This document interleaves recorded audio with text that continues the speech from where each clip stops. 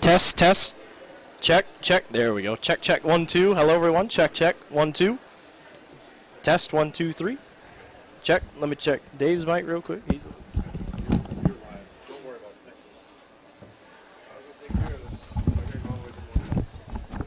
keep me updated, okay? Check, check. 1, 2. Hello. Test, test. 1, 2.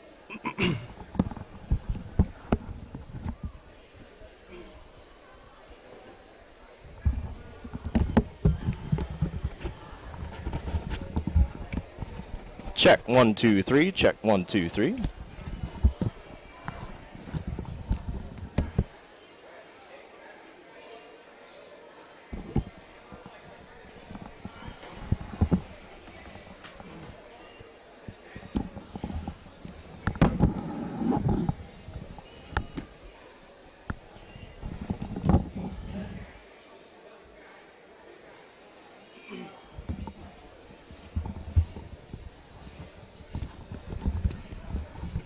Check, check. 1. Check, check. 1, 2.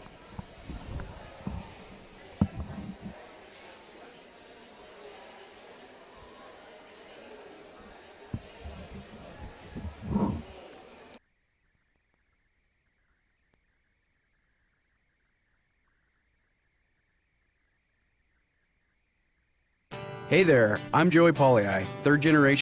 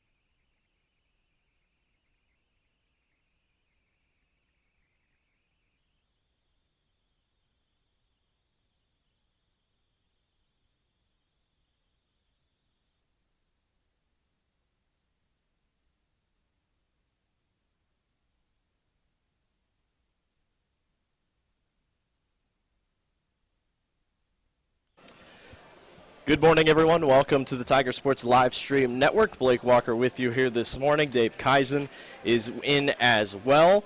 We are going to have a little bit of an unorthodox or a little bit of out-of-order live stream today. We've had a couple things come up, which has had to change our schedule around. My dad, Dan Walker, is not here today. He will try to get here just a little bit later. Something came up this morning that he had to attend to. So it is just myself and Dave Kaizen. Dave's going to join me up in the booth here in just a few minutes. We have our Grinnell Tiger Duels here on December 10th of 2022.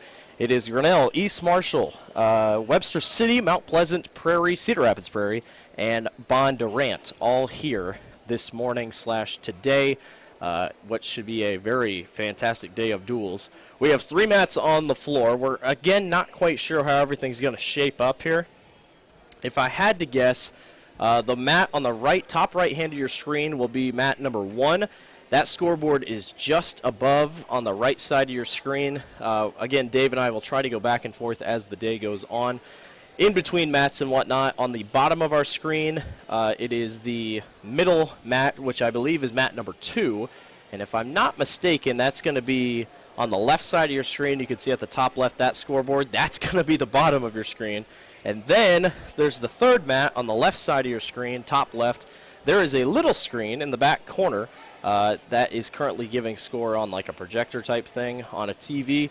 We'll also try to be giving you scores all throughout the day. But at all times, you will be able to watch all of the matches going on.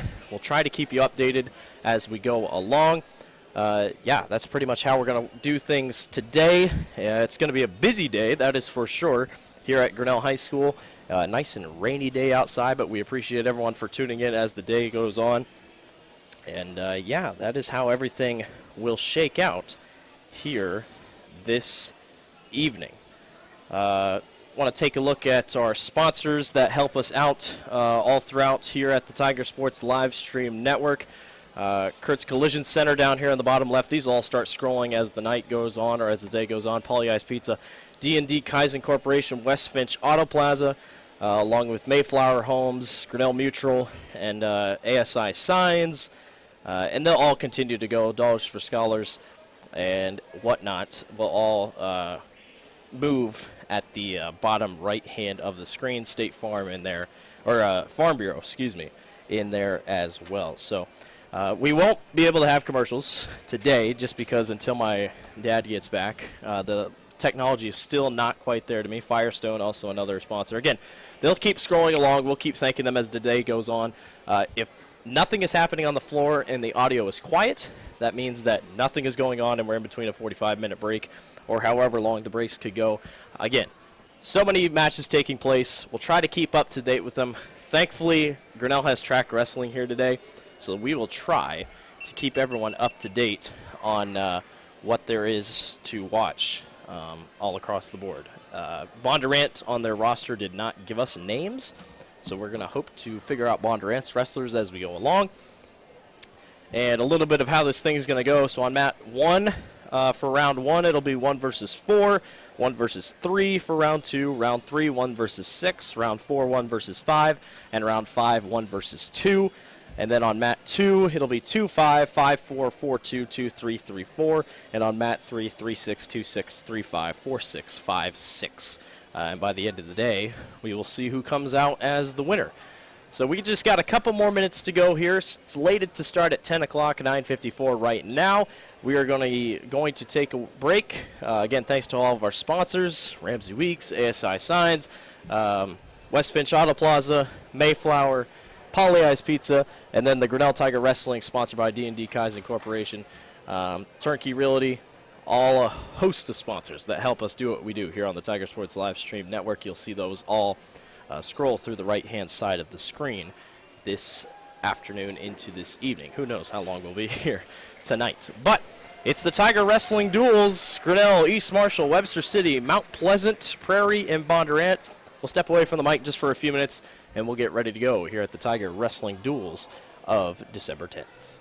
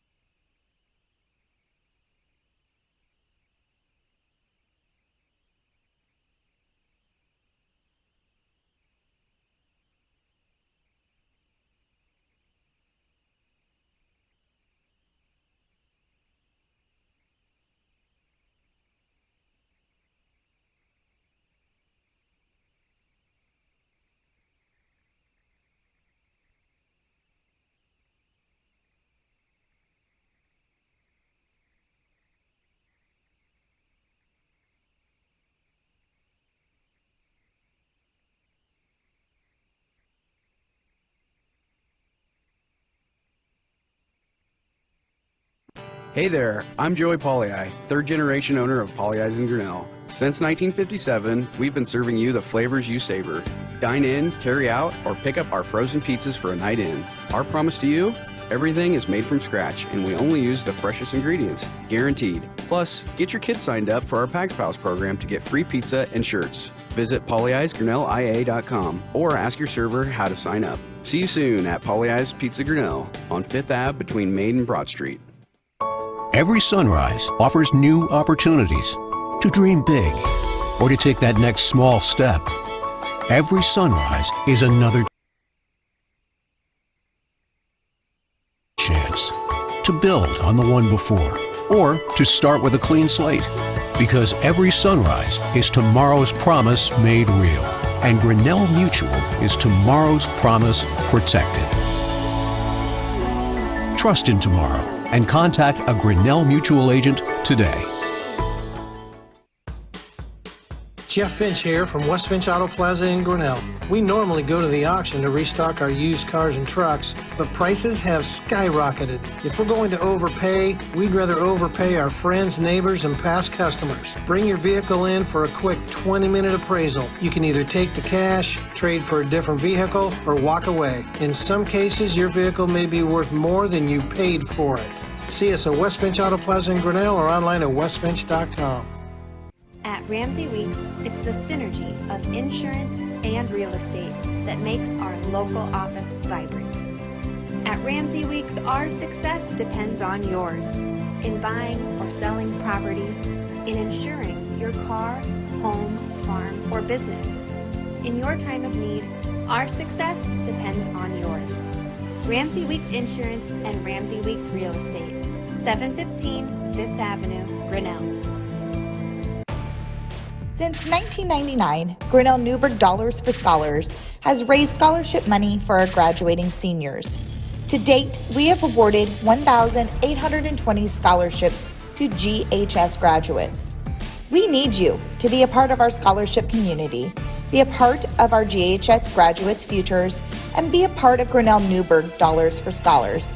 Please consider sponsoring a senior scholarship. Go Tigers! This is a story about signs. It's also a story about people's experiences.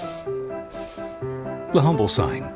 They are everywhere. But signs are more than just a plaque on the wall, an arrow, or letters on a building exterior. Signs help you leave a legacy or start a new chapter in life. All those signs have to start somewhere, and that's where we come in. We're your trusted partner in everything signage.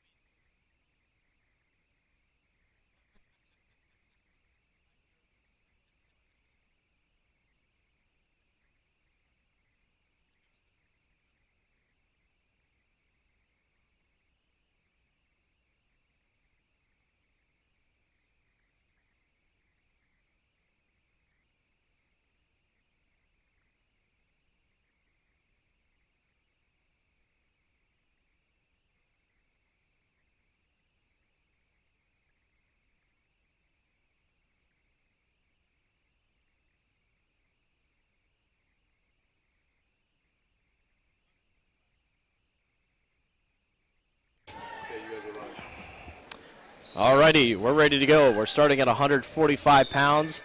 On the top left-hand corner of your screen, it is Prairie and Webster City. Middle of your screen will be Bondurant and East Marshall, and on the right side of your screen, it will be Grinnell Mount Pleasant. Dave, you go ahead. Yeah, we've got a wrestler out there. He's got behind him already and is ready to get, and we got a takedown. Did a nice job of bringing him down to the match. So he's up 2-0. Still waiting on the middle mat, and I don't think we're going to see anything, so it is going to be a forfeit.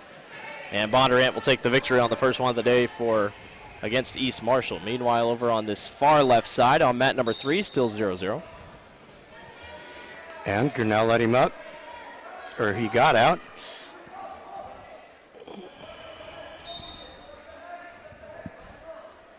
Zero on mat number 2 and 3, the middle and top left-hand corners of your screen. Young man from Mount Pleasant shot in. He's got a hold of a single leg, not able to complete it. Now, young man from Grinnell gave up. Rather give up 2 than give up his knee, so he was able to secure the takedown. Makes it 3-2 in favor of Mount Pleasant.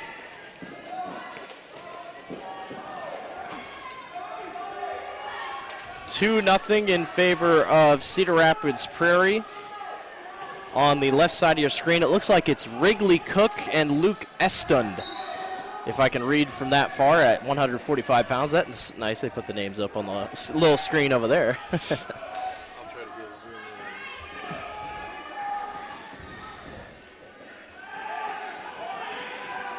in. And Grinnell got himself in trouble by trying to do a move and is going to give up 2 near fall points if you expose your back at a certain criteria. For a 2 count, you give up 2 near fall. Makes the score now 5-2 with the time running out at the first period. All right, so I do have the results up. So this, for Grinnell, it's Taylor Doty versus Bowen Davis. For East Marshall, it's Ty Fuller, and for Bondurant, Marcus Teed. And for on the top left-hand corner of your screen, Luke Estland and Wrigley Cook.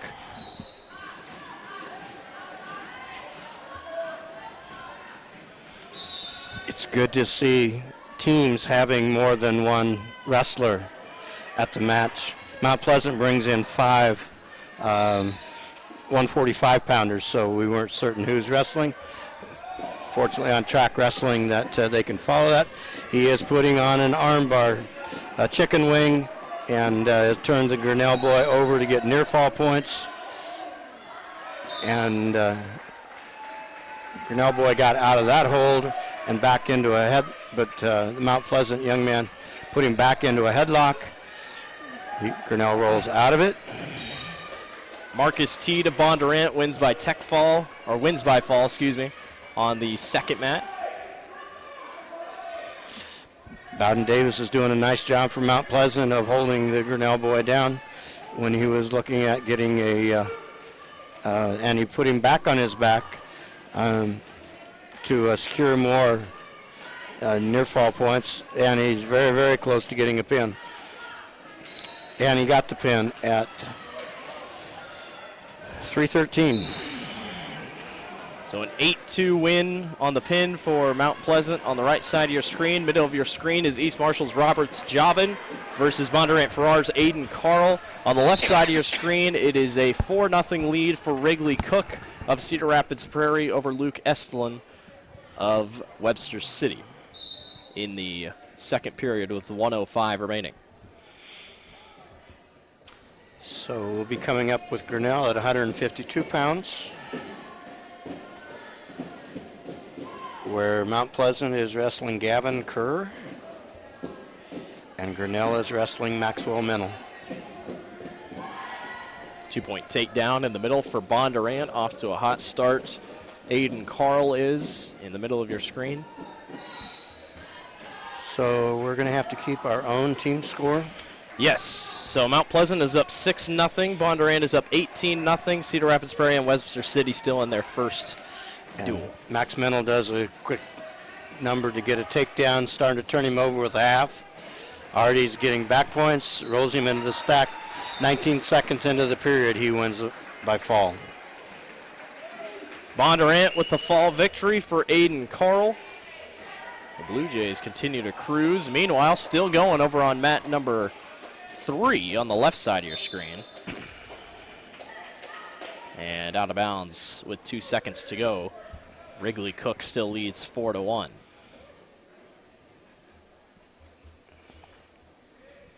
As we await the next ones on mat 1 and 2. So what I'm hearing or seeing from the official is at 160. Yes. Neither one had one.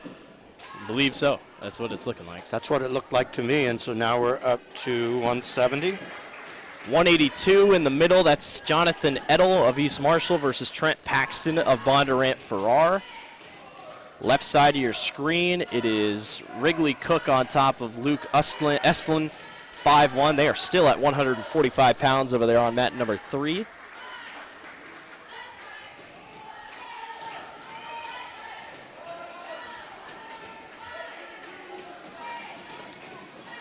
And I tell you what, Wrigley Cook, close to another turn. They're going to lock hands, and the ref will blow time.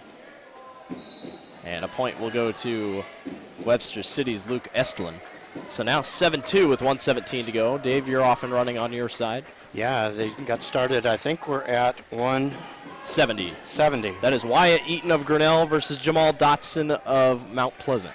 And the young man from Mount Pleasant is very, very quick in his moves. And right now they're just kind of sparring, trying to get an advantage, see who can get an advantage and go in for a takedown. And hand fighting. Nobody wants to take a shot. There, Wyatt takes a shot. But Mount Pleasant is able to knock him off his base, get his leg free. And he gets a reversal. There is also locked hands on the Mount Pleasant young man. So the score should be 3-2, which it is right now.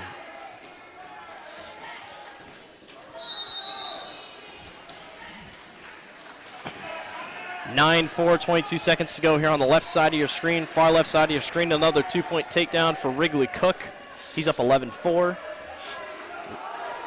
Wyatt has Jamel in a cradle, needs to put the knee in the side, has him on his back getting near fall points, needs to get the inside shoulder down, and there's a fall. Wyatt Eaton. Big points for Grinnell.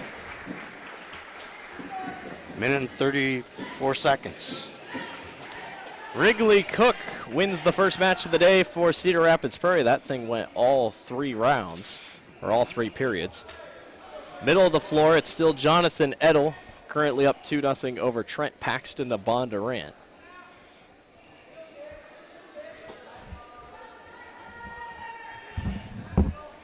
And the middle mat, currently the only one taking place with action. Grinnell and Mount Pleasant about to get going here on the right side.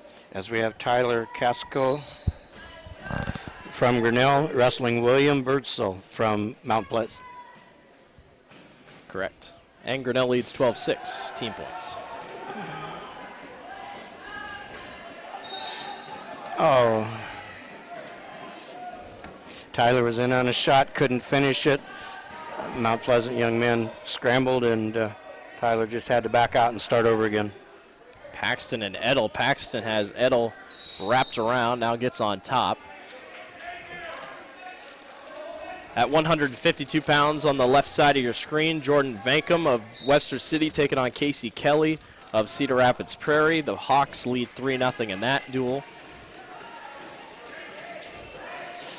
Did a really nice shot. See if he can finish it for Grinnell as Tyler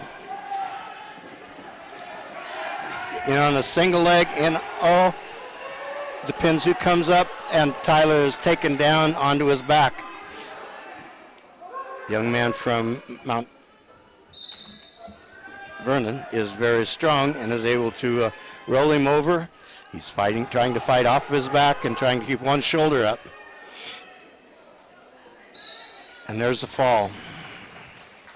Vancom and Kelly still going on mat number 3. That's the left side of your screen. That is at 152 pounds, and they're just getting going in the first period, still 0-0. Meanwhile, East Marshall's Jonathan Edel leads Trent Paxton of Bondurant Farrar 2-0 in the middle of your screen.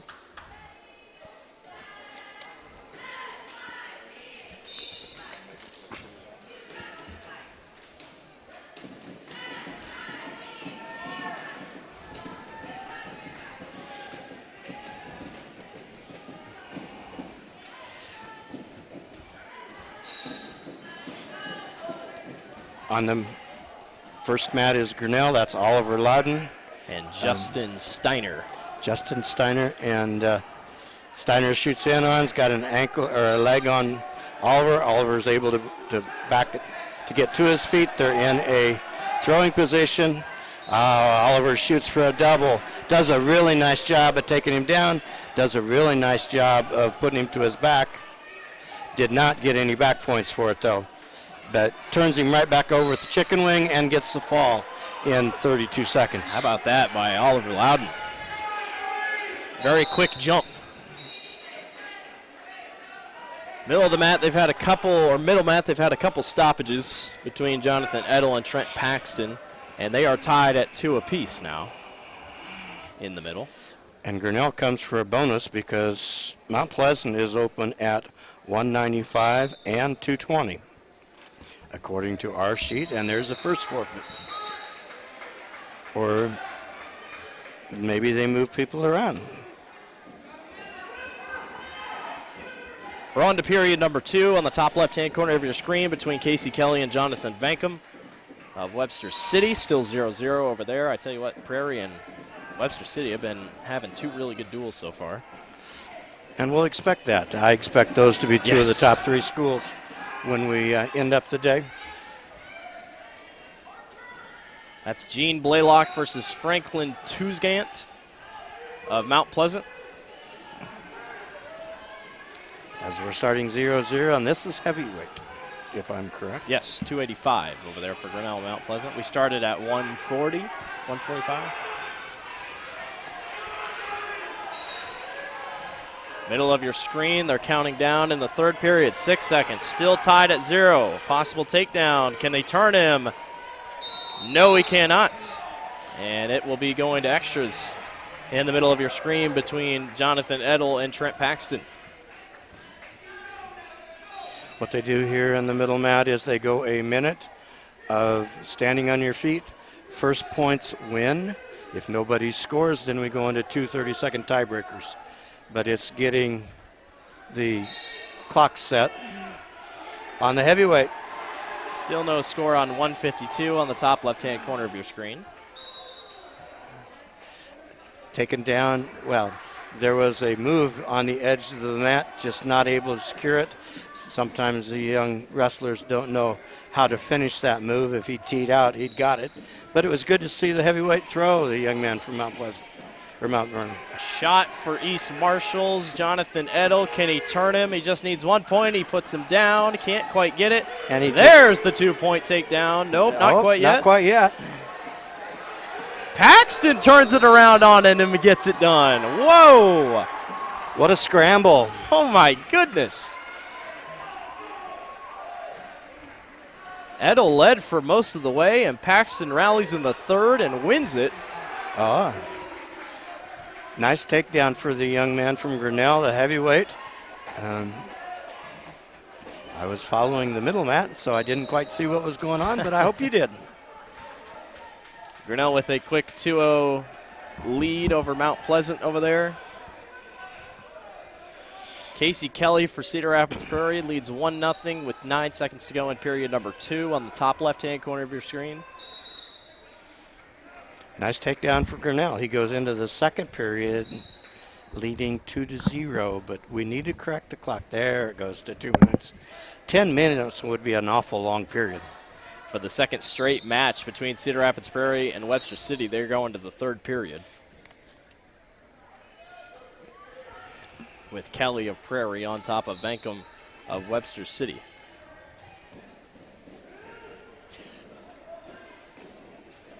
Young man from Grinnell breaks him down real easily. Franklin is able to keep him down. Middle of your mat, East Marshall's Drew Weeder against Bondurant Farrar's Jacob Vanderlinden. Heavyweight from Mount Vernon is coming up. Stands up. Grinnell is able to take him back down and keep control.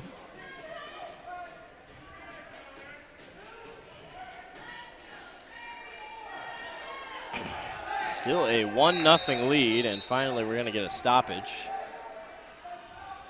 Over here on the left side of your screen, top left side of your screen. Middle of your screen, still 0-0 with 56 seconds to go. There's a shot by Vanderlinden.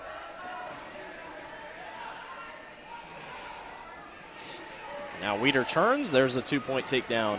And on the Grinnell mat, he is able to turn him and is starting to get back points. Hopefully in 50 seconds he can adjust and get his weight back up on him. And there's a fall. So Grinnell will extend their lead over Mount Pleasant thanks to the 285 match. It's 195 in the middle of your screen, 152 still on the top left-hand corner of your screen. Casey Kelly leads 1-0 over Jordan Vankov of Webster City, and they're going to go out of bounds. And this will get really close here in the last minute with 46 seconds to go. There's a 2-point takedown in the middle for Drew Weeder. So 2-2 in the middle of your screen, headed to the second period between Weeder and Vanderlinden. 39 seconds to go on the top left hand of your screen with Vankov and Kelly. So we had a forfeit at 6, if that's correct, on Grinnell's mat. They are open, both are open at 12, at 13. I have to update the score. Grinnell was updated 30-12 with the lead over Mount Pleasant. 16 seconds to go here on the top left. Vankov, can he turn it? They're not going to say it was enough for a 2-point takedown. And now the coach wonders what else he has to do. And there, they'll give him the 2. So Vankov, at the last second, is going to win it against Casey Kelly of Cedar Rapids Prairie. So Jordan Vankov of Webster City with the win over Cedar Rapids Prairie's Casey Kelly. That was a heck of a match over on the left side of your screen. Still no movement over there for Grinnell yet, Dave? No, they're over at the bench discussing, and they might be discussing. I don't have the weigh sheets in front of us to see if Heater made weight at 106.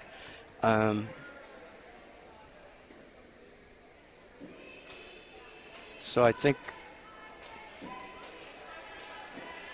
right now the young man that's checking in is Jason Heideball, a freshman. And I think that Mount Pleasant is open. Top left-hand corner of your screen, Webster City's Brady Jessen taking on Logan Reddig of Cedar Rapids Prairie.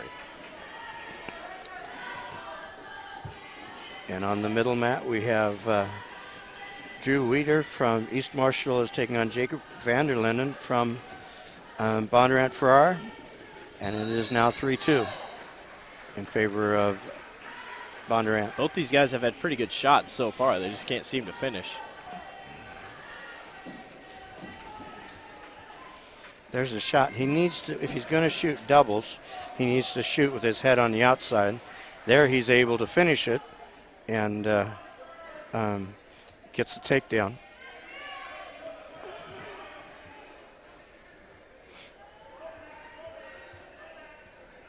Still nothing on Grinnell's side. Well, I'm not so sure we didn't.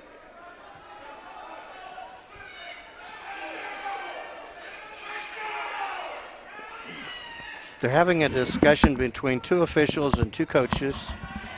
I'm not so sure that Heater didn't go out and get a forfeit at 6, and I don't think he was able to. We have blood time on the left side of your screen between Reddig and Jessen.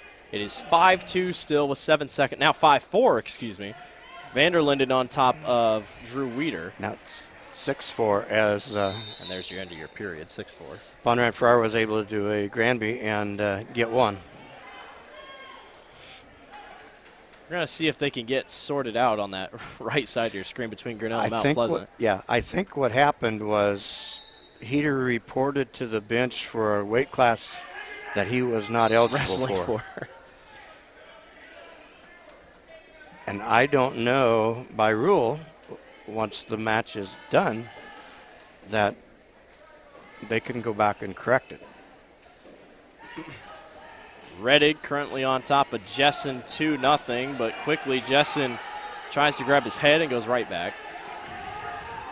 Shot by the East Marshall wrestlers in on a single leg. Bondurant Farrar's doing a nice job of countering it, just not able to pull the East Marshall there.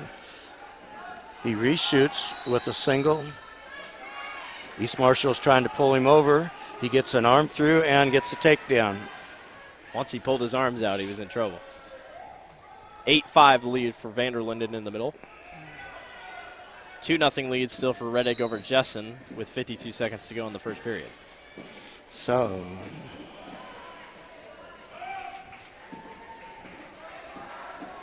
Jamison Heideball gets a forfeit.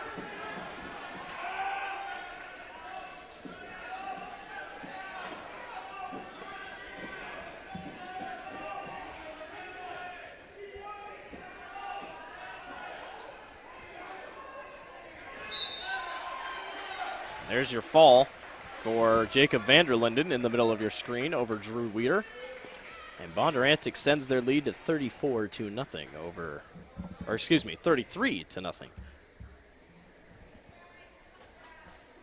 over East Marshall.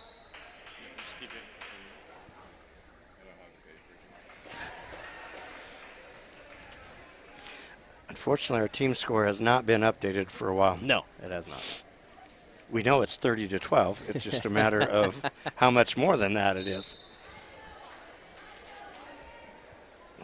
More blood time on the Prairie Webster City match. They have a total of 5 minutes to use, and it's just once they get it plugged and stopped, then the blood time stops, but there's extra time to clean up the mat. But it doesn't count against his blood time. Middle of your screen at 220 pounds, East Marshall's Wyatt Stalzer versus Bondurant Farrar's Keaton Harper. And Harper has a quick 2-0 lead here to start. And quickly, there's your fall. Puts him in a cradle, turns him over, and secures the fall in 36 seconds. Bondurant has not lost a match yet against East Marshall today. And it looks like we are finished with Grinnell and Mount Pleasant. And what do you think? Roughly probably 30, 39, or 40-something to 12? If they forfeited out from 6 on up, that'd be 5? Yeah, something like that. I think we were both open at 13. 1, 2, 3, 4, 5. So that'd be another 30. Another 30 points. So I think it'd be 60-12. Yeah. Don't quote me on that one. We'll tell you when we know. Yeah. But that's what my estimate is. So they will take a break, a 45-minute break over there on mat number 1.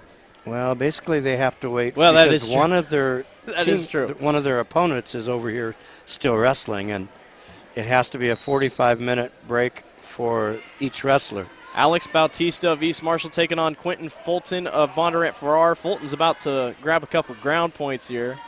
Well, he got him taken down. He put him on his back and was able to secure the fall in 25 seconds. Wow.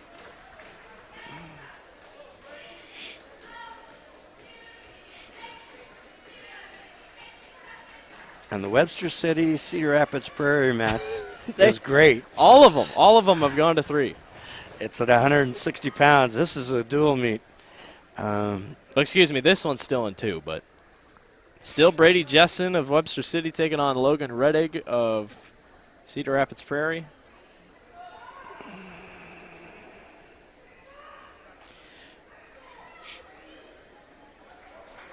Cedar Rapids Prairie gets a takedown. It's a 4-0 lead.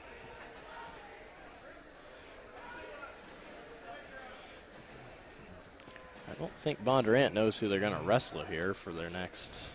Nope, there they go. got one eventually. Well, sometimes they want to.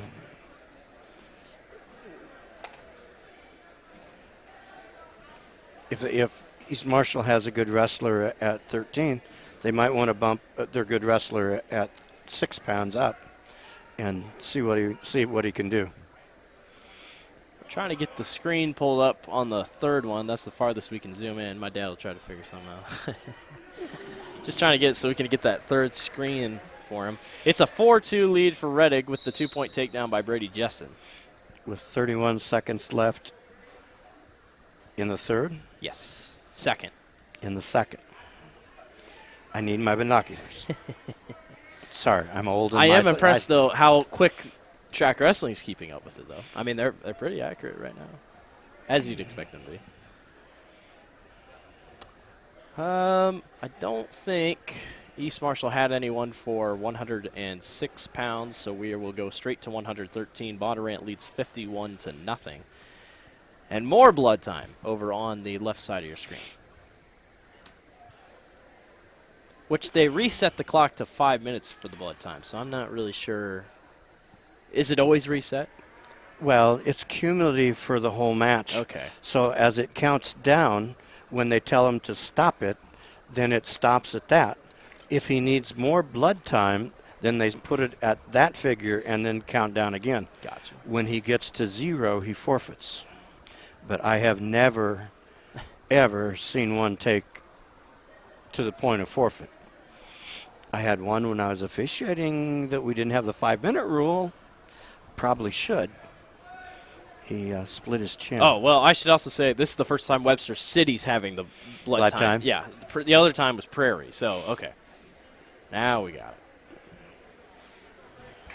So 4-2, Rettig on top of Jessen of Webster City in the third period now, I think, if they take the blood time off the clock.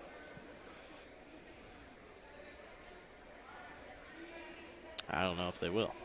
They probably don't realize it's what. I think when he starts the button, it should. There it goes. So 29 seconds in left. Period 2. These guys are quick.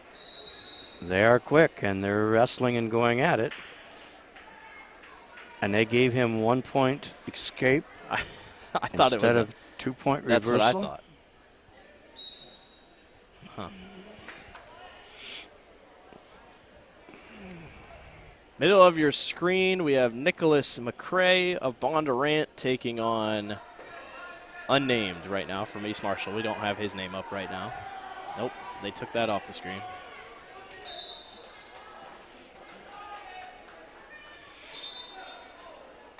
We're going to the third period again for Webster City and Prairie. Sometimes what they'll do is if they get that far behind, they'll start moving matches down to help catch up. So middle of your screen now, 120 pounds. This is Connor Fisher, or Pfizer, taking on Bondurant Farrar, taking on Wyatt Benson of East Marshall. East Marshall looking for their first win here today against Bondurant. Still haven't gotten a win. 57-0 is the team score. As Bondurant Farrar is able to counter shoot and spin around and get the takedown. Throws a half in on it right away. Tries to do a roll, can't get it. Tying up an arm. Over on mat 3, Logan Rettig is up 7-2 with a takedown. They go out of bounds. Rettig's speed is unbelievable. Just watching him jump out as there's a fall for Connor Pfizer in the middle of your screen against East Marshall's Wyatt Benson. Bondurant continues to look pretty good today so far.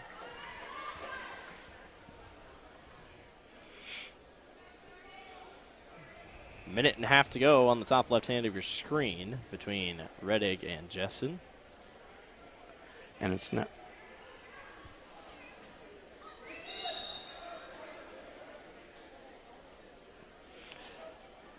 And they go out of bounds to start in the middle. Rettig is a little slow to get up. Yeah. This is different. This is an injury timeout. Got a minute and 30 seconds, as the clock is indicating now. They count down from a minute 30. Looks like. Boy, I tell you what, he's in pain. I was going to say. He might have come down on that ankle wrong. Jeez. Jordan Melling of East Marshall, a freshman in the middle of your screen, taking on Maximus Riggins of Bondurant. And there's 2 takedown for Maximus. He's going to let him go and take another shot. And sometimes it's some kids are really, really good at takedowns, and so this is what they do. They work on getting takedowns. He's got 4 in 52 seconds. He's got 6 in 52 seconds. 12-5 in the middle of your screen. And I tell you what, Red Egg is going to keep going. Stretched it out enough, I guess, with 29 seconds, or excuse me, he had 29 seconds left in his injury time. And With a 7-2 lead. Yeah. I'm pretty sure he just wants to finish this and then maybe. Well, it makes at least a 3-point. Well, yes. No, it makes a 9-point swing. Yeah, it does. If he can't finish, because Brady Jensen would get a pin or 6 points for, and he is up 7-4 now. Yeah, Jensen's not going away here. But he's going to have to either let him up or something because he's only got 45 seconds to go. You know, he's got 45 seconds. If you can, all he's got to do is turn him once. Just a matter of if you can do it and if the official will stay out of it.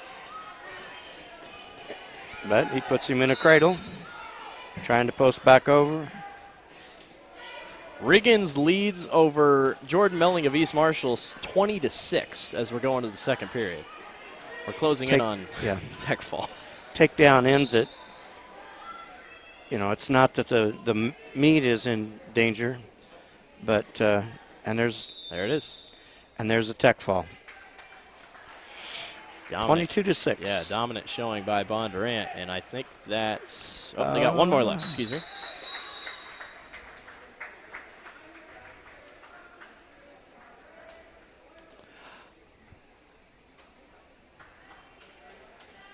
So Prairie wins over on the top left-hand corner of your screen, 8-5. I don't know what was. Oh, I think he threw an extracurricular crossface. So it might be 8-4, or that might have been a team point if it happened after the whistle. It's very possible. So 8-5 roughly is what we believe. 8-5 is what I think the score is. Now we'll just have to check when they update team points to see what happened. East Marshall and Bondurant, one more on the middle mat at 132 pounds.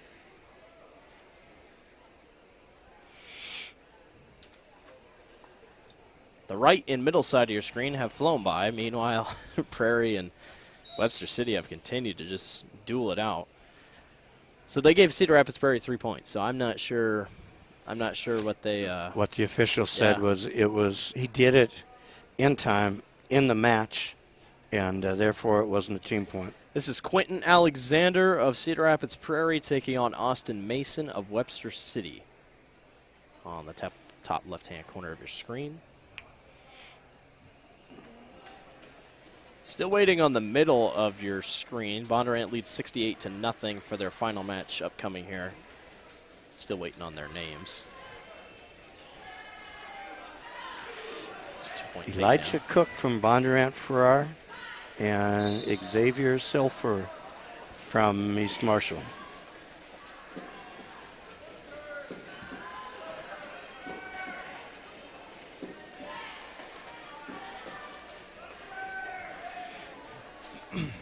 Two more points to Austin Mason of Webster City. He leads 4-0 in the first period. For a near fall, the team score, because we haven't had very many matches, Cedar Rapids Prairie 6, Webster City 3. A lot of points to be decided yet. Near takedown, and there's your fall. So the The first match between these two that didn't go to 3 is a takedown for Webster City to take back the lead. And the fall was in 1 minute and 20 seconds. So they're on to the 180s now. Still is Xavier Sliffer and Elijah Cook in the middle of your screen. Cook's currently trying to grab that arm of Sliffer. Already got a takedown, just trying to take a half and turn him over. Got 1 count, but didn't get the 2nd count, so he didn't get any points. Starting to get a little high. East Marshall young man can get it through the leg, but Bondurant Farrar is able to use the crossface to pull him off the leg. 182 on the top left-hand corner of your screen. Dylan Burnett Bingham of Webster City taking on Will Wicks of Cedar Rapids Prairie. Webster City leads overall 9-6. And we have a stoppage on the center mat, so the young man from East Marshall can adjust his headgear and get it back where it's supposed to be instead of across his eyes.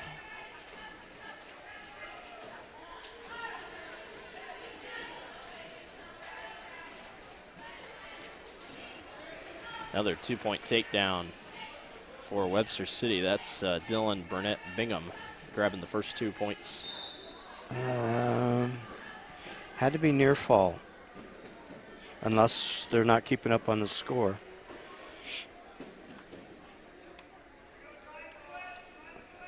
Anyway, the score should be 4-0, but so far track wrestling isn't keeping up. And neither is the scoreboard. It had to have been near fall then, because if it would have been. Now he's going to get him on his back. Whoa, look out. If it secures the fall like he should from this position. Wicks is trying to turn underneath. Ooh, close.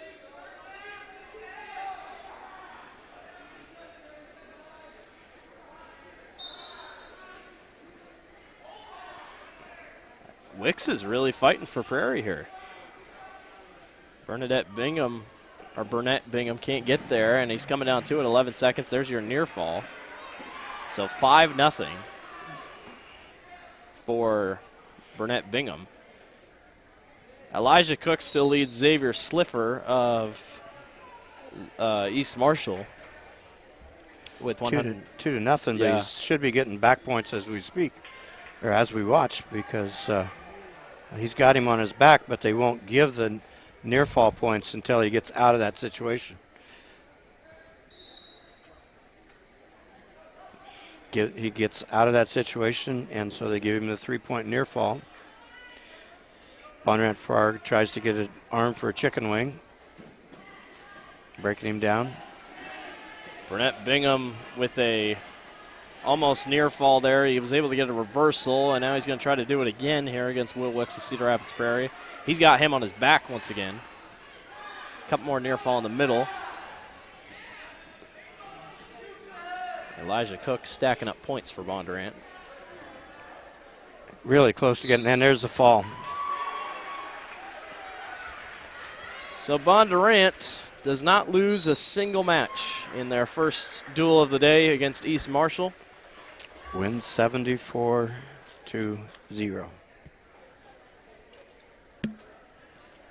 East Marshall had a couple close matches, that's for sure, but now they got one more, don't they? We started at 140. What am I missing? Start at 145. Oh, okay, 138. I was like, I think we're missing one. We might be. This is the final one. This is Skylar Scott of Webster City taking on Connor Bistricty of Cedar Rapids Prairie at 195 pounds. Webster City leads overall 15-6.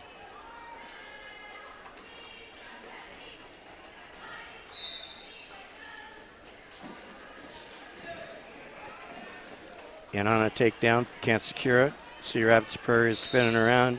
Both men were out for a bit, so we'll go back neutral in the middle.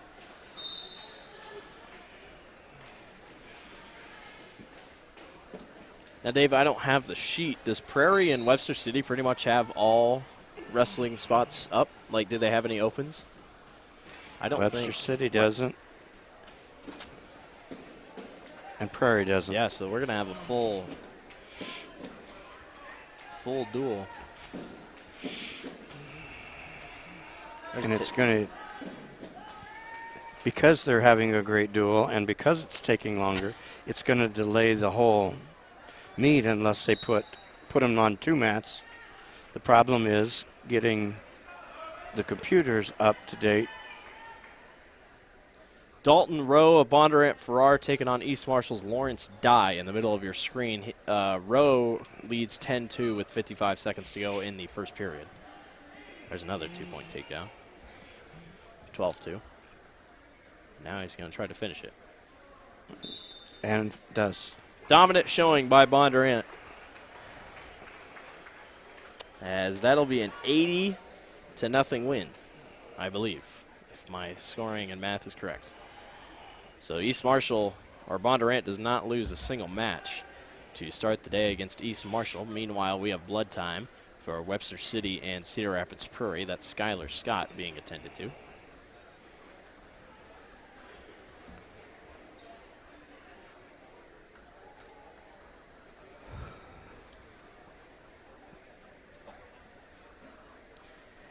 Connor Bistricki of Cedar Rapids Prairie, just a freshman. He's the one standing on the mat there. Currently 4-0 this season, according to Track Wrestling.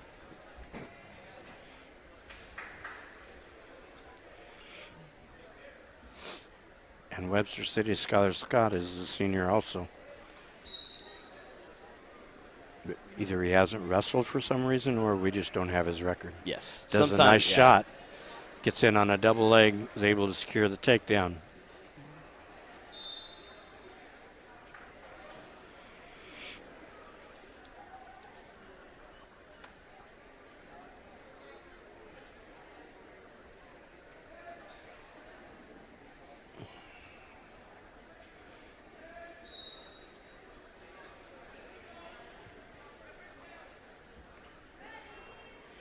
Gets a chicken wing in. Has to block the other arm. Really works better if you're down on the mat like he is now.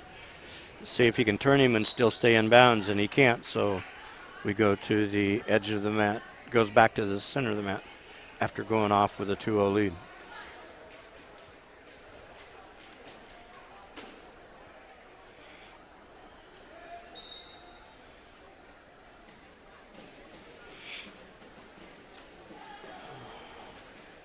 In round 2, we'll have Grinnell versus Webster City.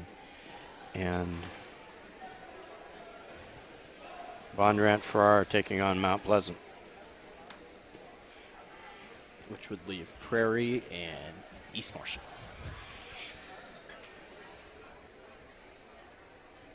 Skylar Scott is not letting Connor get up here. Doing a nice job of riding right now. He's got in a cross-body ride. Just is not able to. Not sure what he wants to do. He's just waiting out the end of the period to go into the second period up 2-0.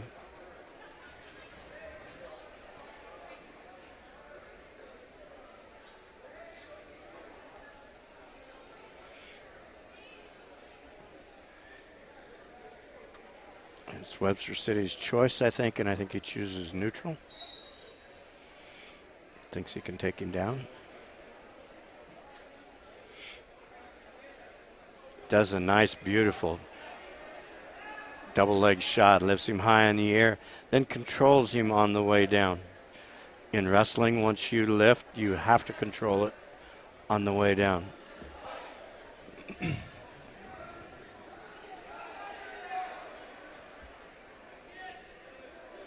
Ooh. 6-1. Boy, you kind of try to take that leg out while he's underneath. Man, it's tough. Tough fall. Currently just watching action on the top left-hand corner of your screen. The middle and right sides are just warm-ups. Nothing going on pretty much besides what's on our left side of our screen between a very good match so far. Good duel between Cedar Rapids Prairie. It's been, every match has been tight. Yeah. except for maybe one that ended in a fall. I think we might need new headgear for Skylar Scott. How much extra headgear do they carry? It's just a matter of borrowing somebody's that will fit, that will stay. I don't know whether it broke or whether it's just not. The problem is finding somebody that's got the same size. That does not fit. And there's maybe coach was able to fix it so that he can get it. It's always best to have your own. It's supposed to fit. Young man from Webster City said, I'd rather take you down than try and ride you. So I'll give you a point start of the period, and we'll go from neutral. 6-2, beautiful takedown again.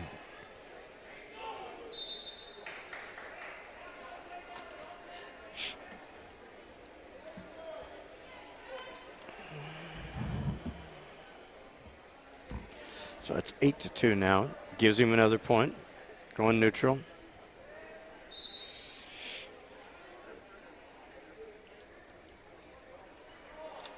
He's really good at taking those legs. Really good at getting past the arms, taking the legs, puts him down to his back. He might got a 2 near fall there. 12-3 now. If he can't pin him, then it's a 15. If he gets a 15-point score, it ends the match. 15-point differential. Puts in the leg. And a half Nelson on the same side, which, and he gets reversed by the young man from Cedar Rapids Prairie. Normally, when you put a leg in, it's a cross-body ride, which means you go across the body. And he tried the half on the same side. 20 seconds to go in the period.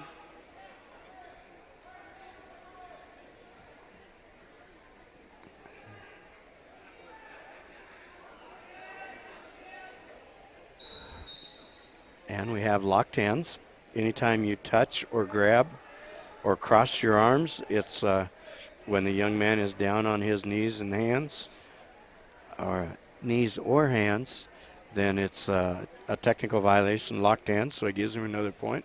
13-5. And a caution on green. The referee didn't like the way that he started. 5 seconds to go in the period. And he gets one.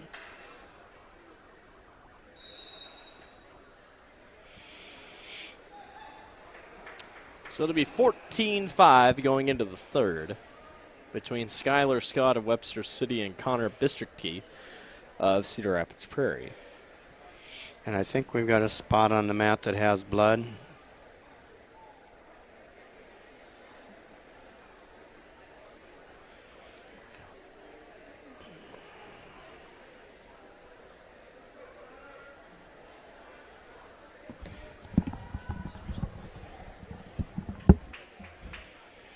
Cedar Rapids Prairie chooses down to start it. Young man from Webster said, I'd rather be on my feet. So Silas Scott gives Connor a 1 point to put him on his feet. Skylar has done a tremendous job of being able to shoot doubles. There's another one. Able to keep his knees in.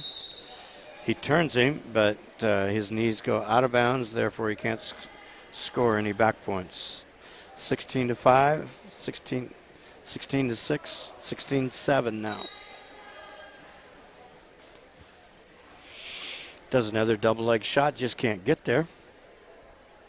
So we go back up on to the neutral. Period 3. Another takedown where Connor tries to throw him and is not able to, and he slides around and gets it. 18-8. It's really hard to get 15 points going 2-1. Connor gets a takedown.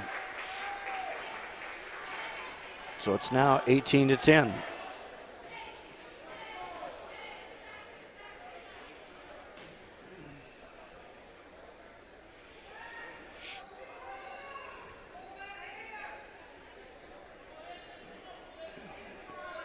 Not a lot of action. 43 seconds left in the third period.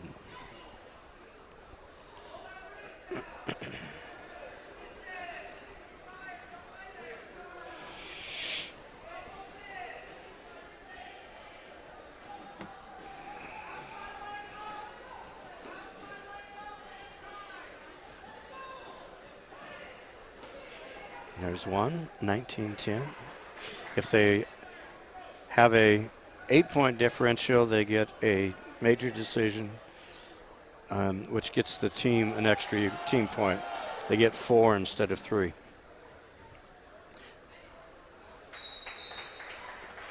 And that ends this match.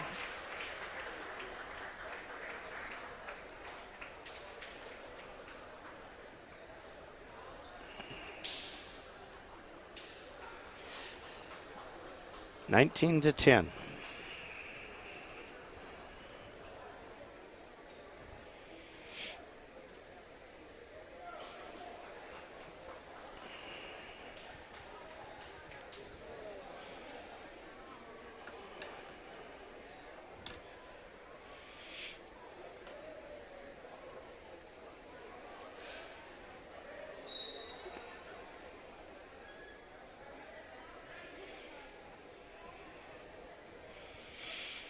What they're talking about now is, can we move some people to another mat to speed it up?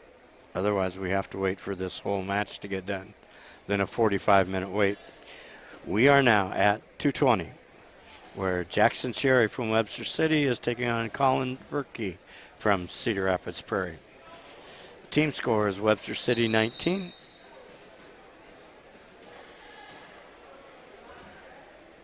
Cedar Rapids Prairie 6. I think one of the coaches said something to the official and he didn't like it.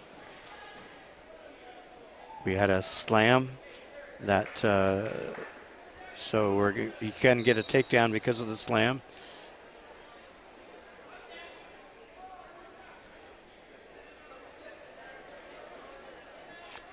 Webster City, Jason shakes him down to his back, has him in a tight hold, getting near fall points, whether or not he can secure the fall. And there's a fall. In 51 seconds at 220 pounds.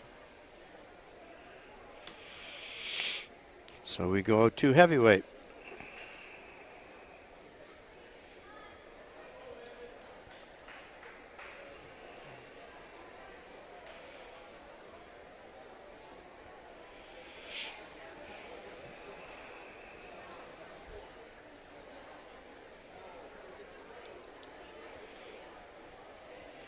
Team score now gives Webster City 25, Cedar Rapids Prairie 6.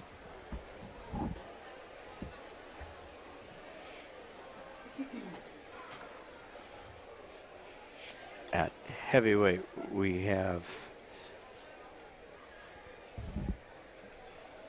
Carter Donnelly from Cedar Rapids Prairie against Landon Griffin, a junior from Webster City.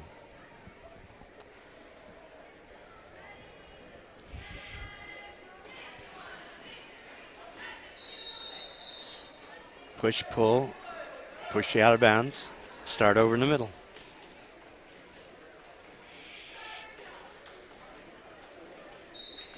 If it's correct, Carter Dawley has had a very busy year, 7-3 record. Oh, nice.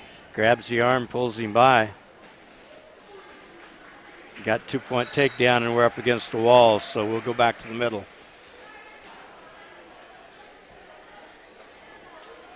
Is kind of a dangerous spot over there. Go against the wall. Luckily, it's padded there. Yeah. But it's still a dangerous spot. But when you lay down 3 mats in the Grinnell gym, that's the way it has to be. So we have a caution green. The official told him what he did wrong, but we can't hear that up here, so. He didn't like the way he wanted to start.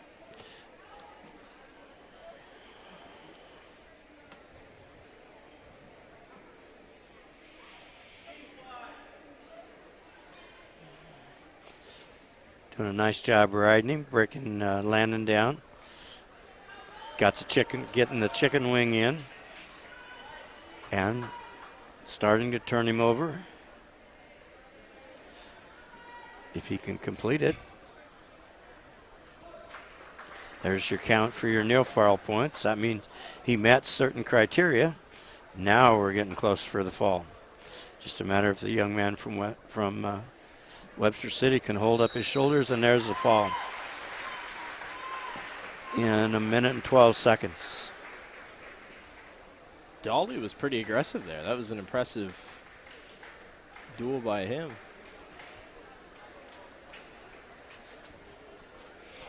So now we go to the little ones. Starting at 106 pounds. While we do that, want to give a thanks to our sponsors, Grinnell Firestone, Turnkey Realty, West Finch Auto Plaza, Grinnell Mutual, Mayflower Community Home, Ramsey Weeks Insurance/Real Estate, Polly Eyes, and D&D Kaizen Farms. Appreciate all the sponsors that allow us to bring these young men to you via the screen. And out by the concession stand, they got it up on the screen, so people have been able to watch it while they're getting their concessions. I want to thank everyone for watching today, like you said. This is, Dave, you want to take a shot at that Webster City name? I'm not sure I want to try that one. It's Linden Fet Exofen. Exophone? Something. Versus Dylan Munson of Cedar Rapids Prairie. Excuse me, I can spell it for you. I just can't say it. Let's just go first names. Linden's doing a nice job of setting him up.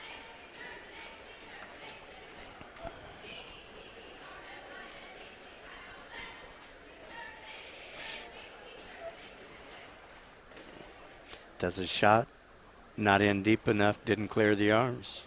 Webster City does a reshot, gets a single. Was able to keep 1 foot in, got the single up. Dylan tries a roll through, can't get it, and gives up a takedown to Linden.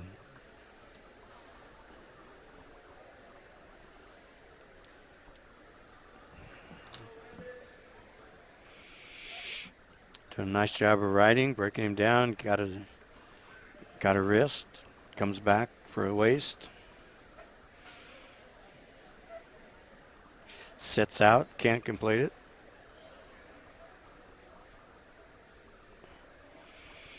.30 seconds left in the first period. Doing a nice job of riding, but neither one of them's really doing a lot to improve their position. There he tries to do a roll through to put him on his back to get near fall points. Not able to complete it. Dylan had his leg in kind of a precarious situation that had he not been able to get it out, it could have been dangerous. It's probably bad that we don't know Linden's last name because his older brother is a 2-time state champion and currently is at Iowa State University for wrestling. So, Linden, we apologize, but shout out to your older brother, Cameron. Because I was going to look it up, see if I could find out how to pronounce the name, and his brother comes up. I'm like, oh, there you go. And he chooses down, or he is down to start the second period. Didn't make a really big move on the first, but trying to stand up.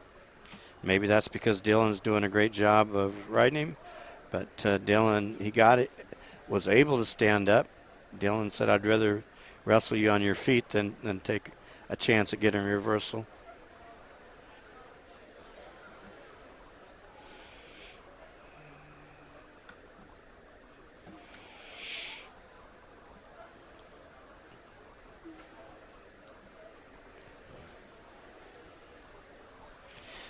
Each wrestler has to get 45 minutes of rest between his first match and his second match. So it's going to extend our time here today that we're able to bring matches to you today just because of that rest feature. Is it a benefit for these? I mean, I know you get 45 minutes, but Grinnell's getting a little bit more, obviously. Is that a benefit, you think, for Grinnell at all? And for sometimes, but only if you have somebody that really needs it. Yeah. Yeah. You know, we're used to going 2 hours in practice hard. Yeah. So the benefit of an extra 15 minutes of rest is not that significant. Problem is keeping the sweat going and keeping your muscles loose so we don't have injuries. Yeah. 3-0. With a takedown in the first and an escape in the second. Shoots in to get a leg. Dylan is able to counter it back on her feet. With 11 seconds left on the second period.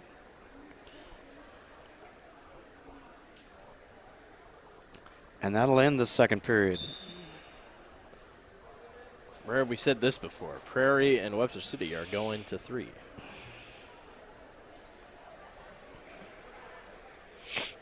Cedar Rapids Prairie chooses down. We'll see how well Lennon can ride.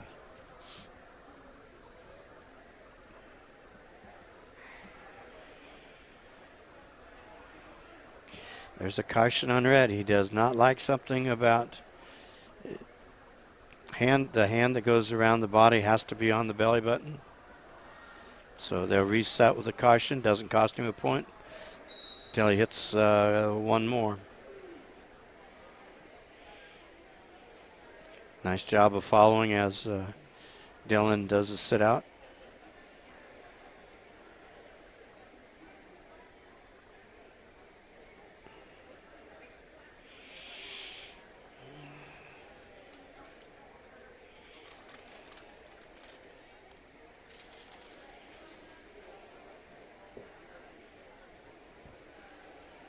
Not really letting him move very much. He's just doing a nice job riding, but he's not doing anything to improve his position. Some officials will tell him to speed it up a little bit with the stalling calls. So far, this one's been content to let them rest.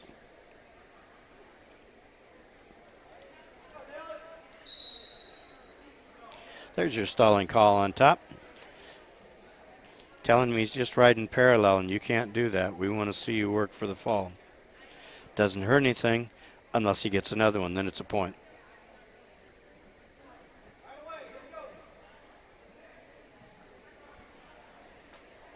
Reset, ready to start. Oh, and he fires out. So it was an advantage to the Cedar Rapids Prairie. Now it's 3-1. Lennon takes a half shot.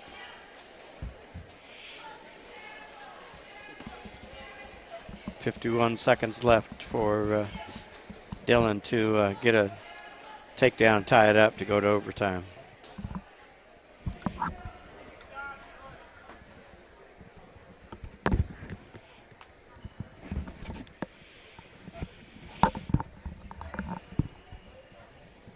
Trying to get our cords untangled over here.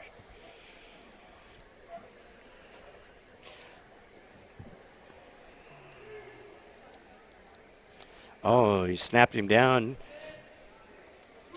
And Lennon was able to shoot in, secure another takedown to make it a 5-1 lead.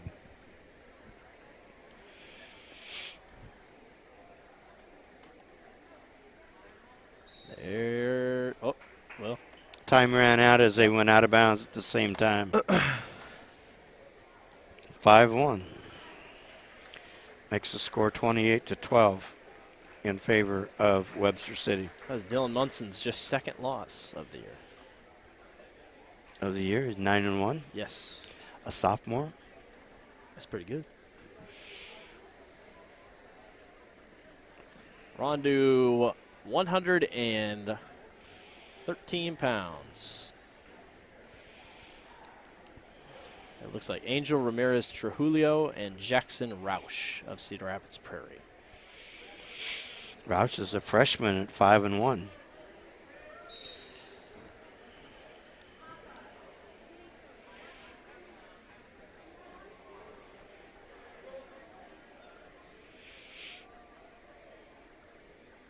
I've just been so impressed by how even all these guys are. I mean, just very, I mean, known really good wrestling programs, but very even across the board. Able to get him in the cow catcher. Able to secure the takedown. Not able to put him on his back. I was going to say Prairie could have used some points here. Not trailing by a ton, an easy win a couple, get right back into it. But.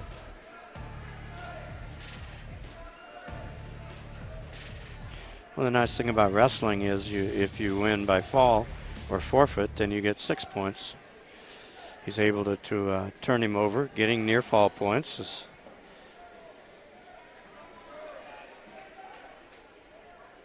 I was going to say, had to have been pretty close.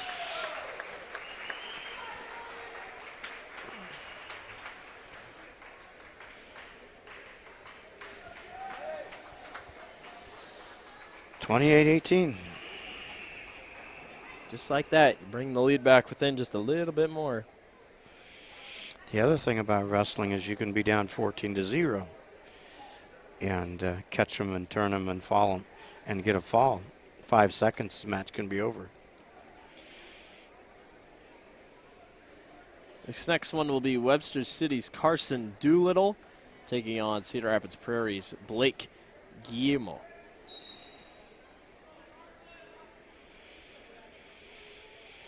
Doolittle, no record, but Blake has a 10-1 record, according to Track Wrestling. Junior versus a senior. Carson is a junior, and though we don't know the record, I can guarantee he's got some.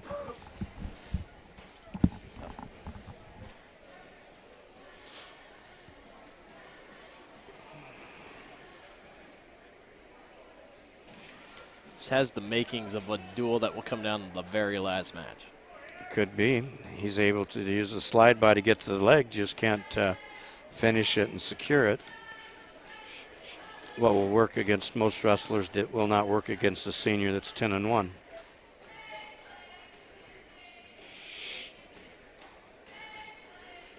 Blake shoots in for a leg, doesn't come up with anything, comes back out to his feet. Boy, both are very good at just getting low. It's going to be hard for either or to take shots, I feel like.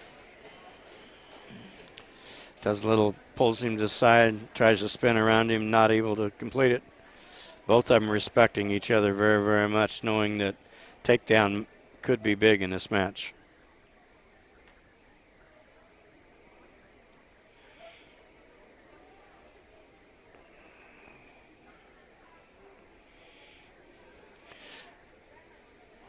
Shoots, able to get in, got a single, switches to a double. There's their two. Nice job of finishing the move with just 13, 14 seconds left in the first period.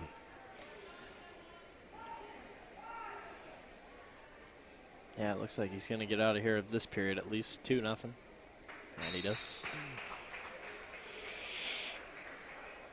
It's a big one for Prairie to at least get it whacked within single digits, the team score at least.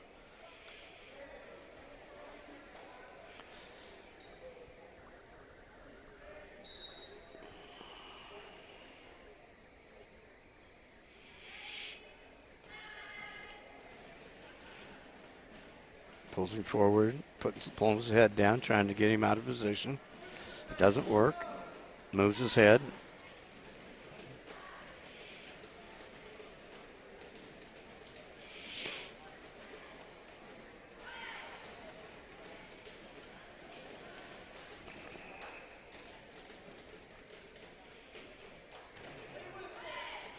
Throws him by, just can't catch him on the way by to get the takedown.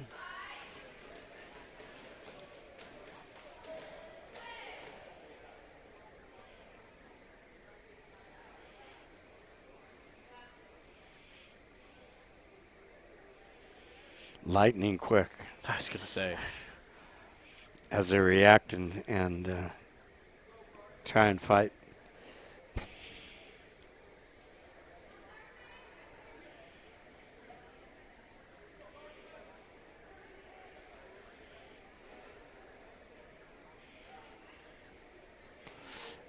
Slide by, gets behind him. There's the takedown. Nice job of continuing to work for the takedown and get it.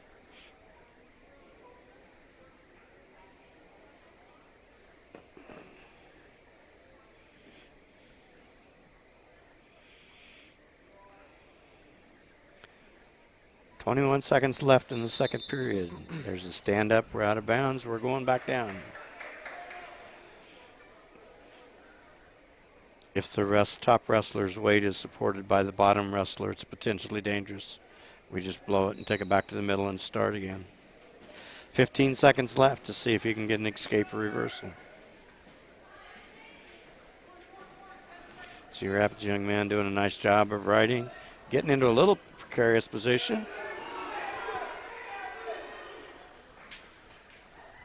With 1 second left, he is able to secure the reversal for a 4-2 score. Carson Doolittle's not going away, though. It's going to be an interesting third period here.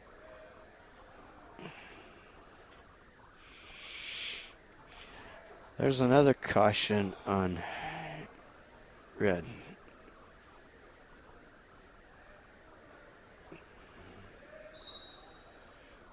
So they adjust and get started.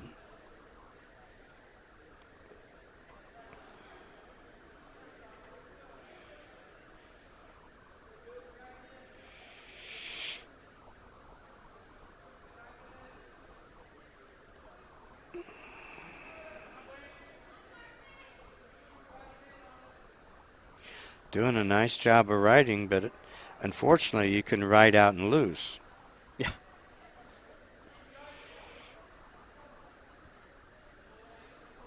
Yeah, Carson's really, I mean, he's changed up his way here a little bit. Well, at some point you either got to decide. Coaches from Webster City were wanting back points, and the referee's saying, sorry, it's not in criteria.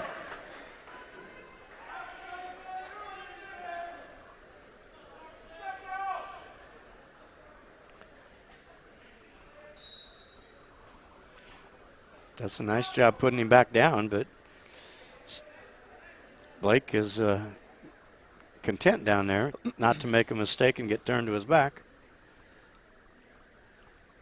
Gets to his base, goes back down to his belly.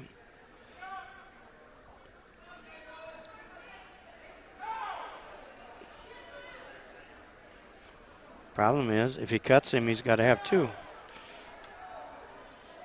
There's one. Makes it 5-2.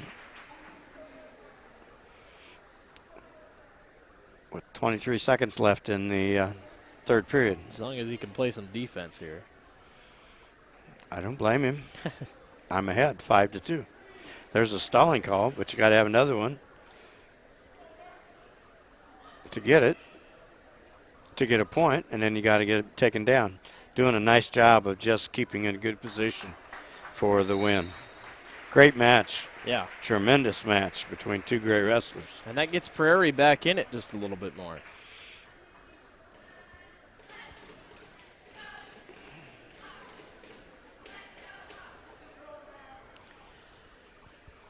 Coming up at 126 pounds. Got Braden Henley of Webster City taking on Alex Bumba of Cedar Rapids Prairie. We have 3 more matches to go before this dual meet will be decided.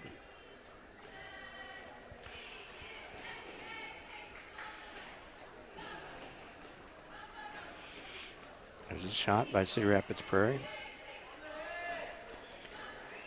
Oh, did a nice job of taking him down. Just couldn't hold on to the leg and get the 2.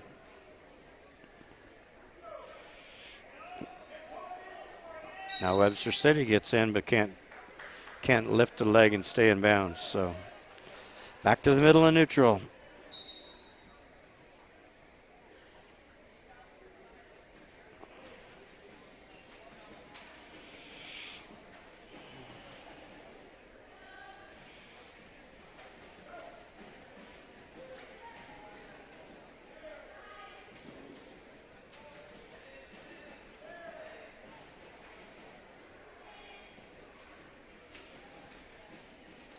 Nice shot.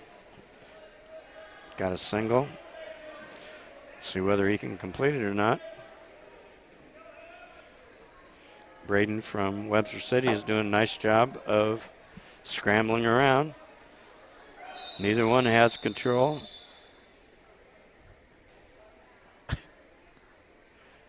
And the referee stops the match.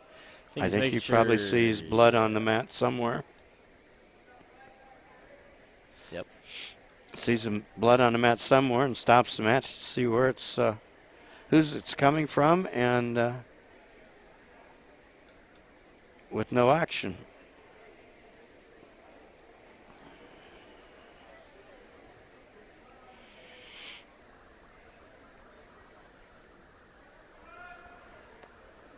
Yeah, so the blood time will start. And stop. Yes. Very quick. I'm not so sure both of them.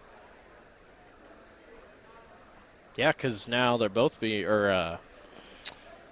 Alex was being attended to. If it's just cleanup, the blood time shouldn't be started, but they're running the blood time, so they've already stopped it. We have plenty of time.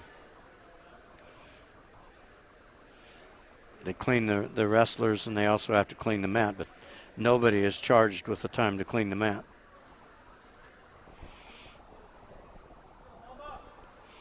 Referee throws his flip disc down so he can find the spot again rather easily. 0-0. No takedown. Here we go again on from neutral.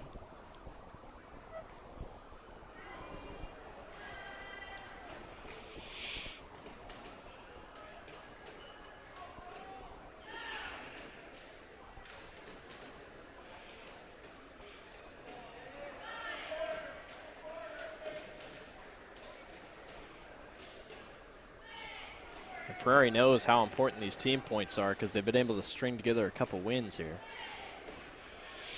And they're behind by 7 with 3 matches left.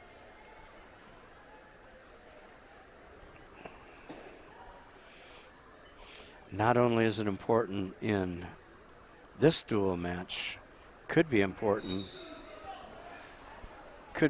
for where they place on the day. Yeah, yeah.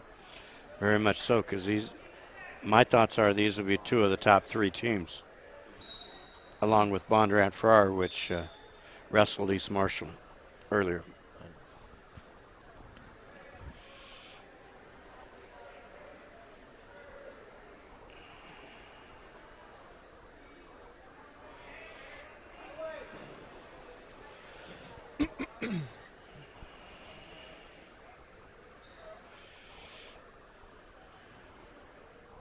Getting set for the second period. Ooh, there's a flinch. I assume caution green. Somebody was going to get a caution.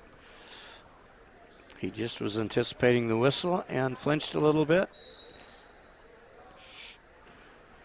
And got a caution for it. Doesn't hurt him unless he does it a couple times more. There's an escape by Alex from Cedar Rapids Prairie for the first score of this match.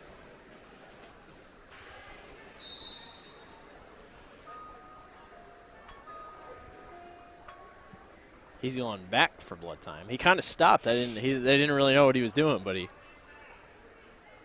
still bleeding just a little bit. Well, now they'll pick up his blood time and where they ended it. But once they get it plugged, then it stops. So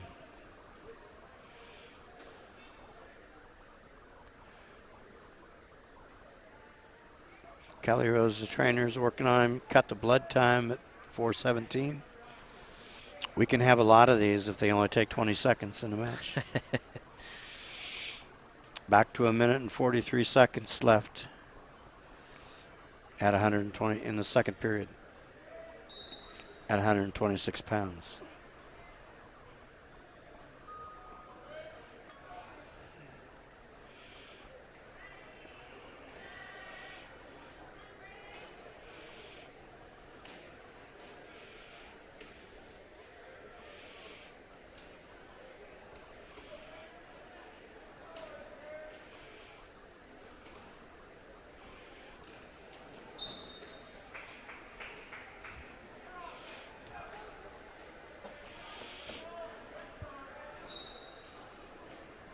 Yeah, still in the second period, 1:13 to go here.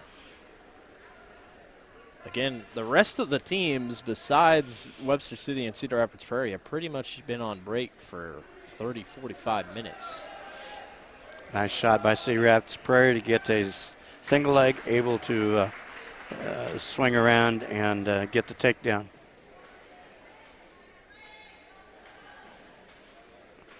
For a 3-0 lead.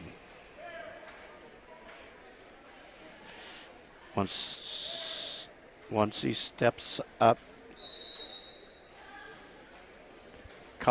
once the Webster City young man comes to his feet, the Cedar Rapids Prairie young man has 5 seconds to attempt to take him down to the mat.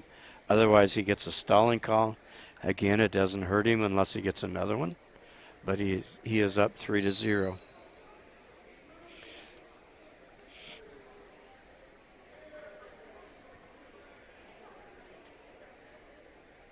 This time he lifts, goes down for a single, goes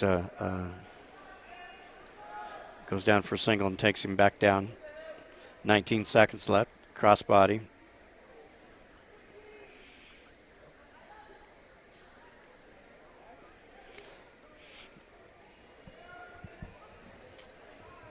Winding down the second period.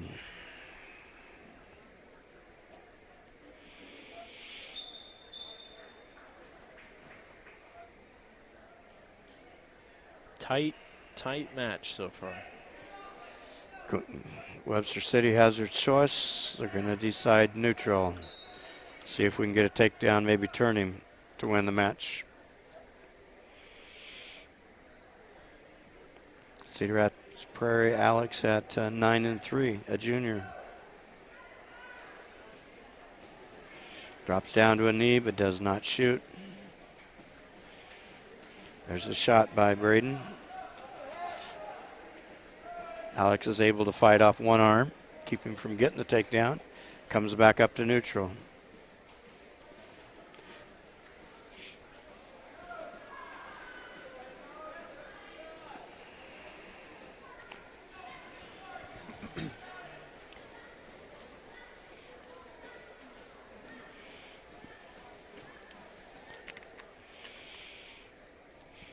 Prairie puts on a rush and tries to trip.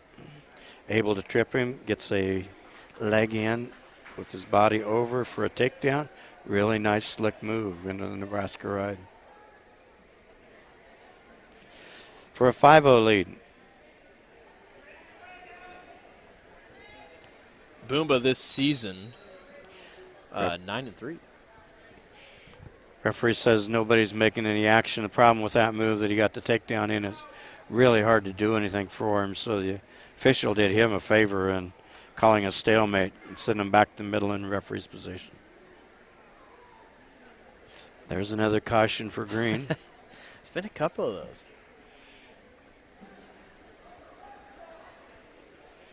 That's his second one. I think the next one will cost him a point.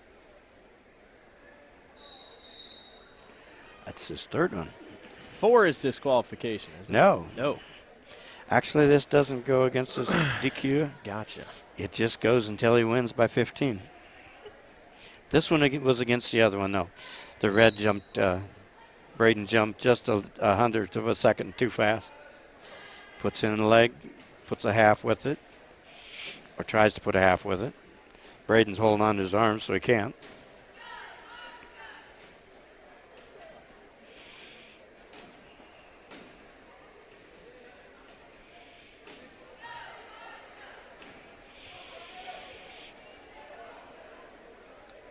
Trying to turn him with a crossbody ride. 14 seconds left in the third period.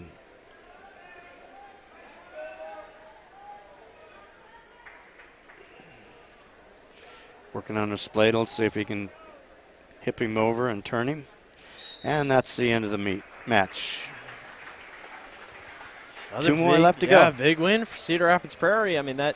Yep, everyone gets them closer. Down 28-12 at one point. Now it should be 28-24. 2 matches left. See who does what or who's got what there.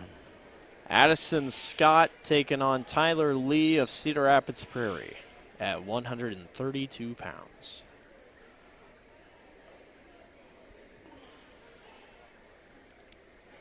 Lee is 9-2 on the year. No stats for Addison Scott. Just that he's a sophomore. Yep. Wrestling a junior. That just got taken down. He's going for... And he's got a Turk in. Turn him to his back, getting near fall points. Well, maybe not yet. Yeah. Got to get the shoulders of 45 and we're going back to the middle. Addison had pretty good strength to keep his back arched. Never really let him get to his back quite.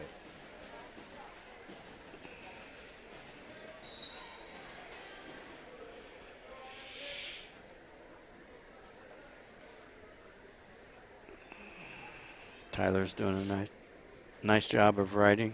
Got a chicken wing in, able to turn him.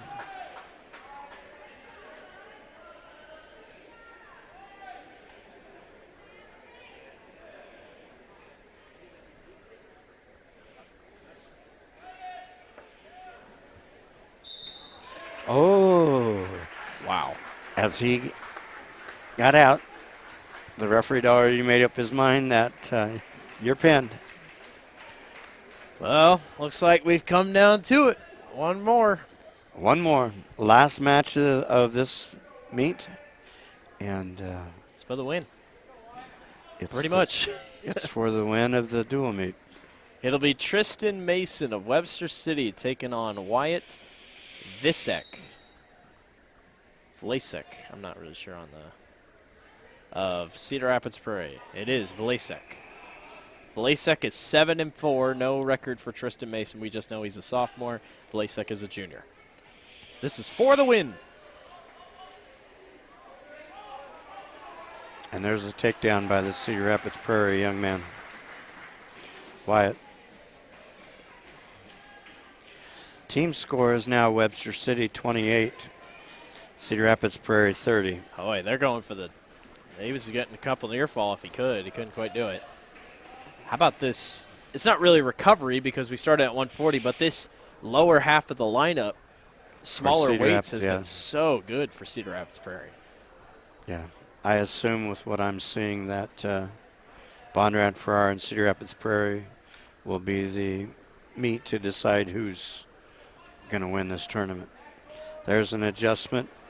Should be getting near fall points.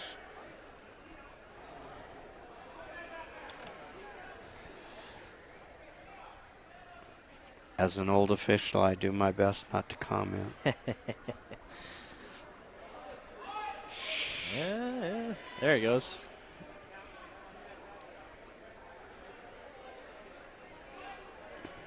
Prairie trailed 28-12 at one point, and now closing in on a victory.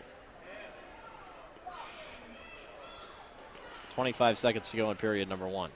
With a 5-0 lead. I'm impressed, though, Tristan Mason was able to get up at least from his back. Blood again. Start the new 5-minute. This duel between these two teams started at 10 o'clock. We have gone an hour and 36 minutes into this duel. I don't know what's coming out of Cedar Rapids Prairie Corner, but they're having a discussion between the official and the coaches. I think they were wondering the same thing about near fall points. But if he didn't call the first one and he gave him a 5 count, you can't get the same. You can't get 2 sets of near fall points from the same move.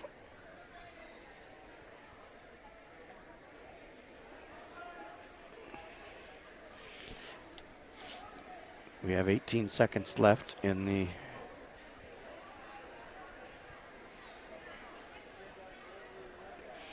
first period with the 5-0 score, and blood time's ended. except for we got to clean up the mats, so they'll get a little more rest.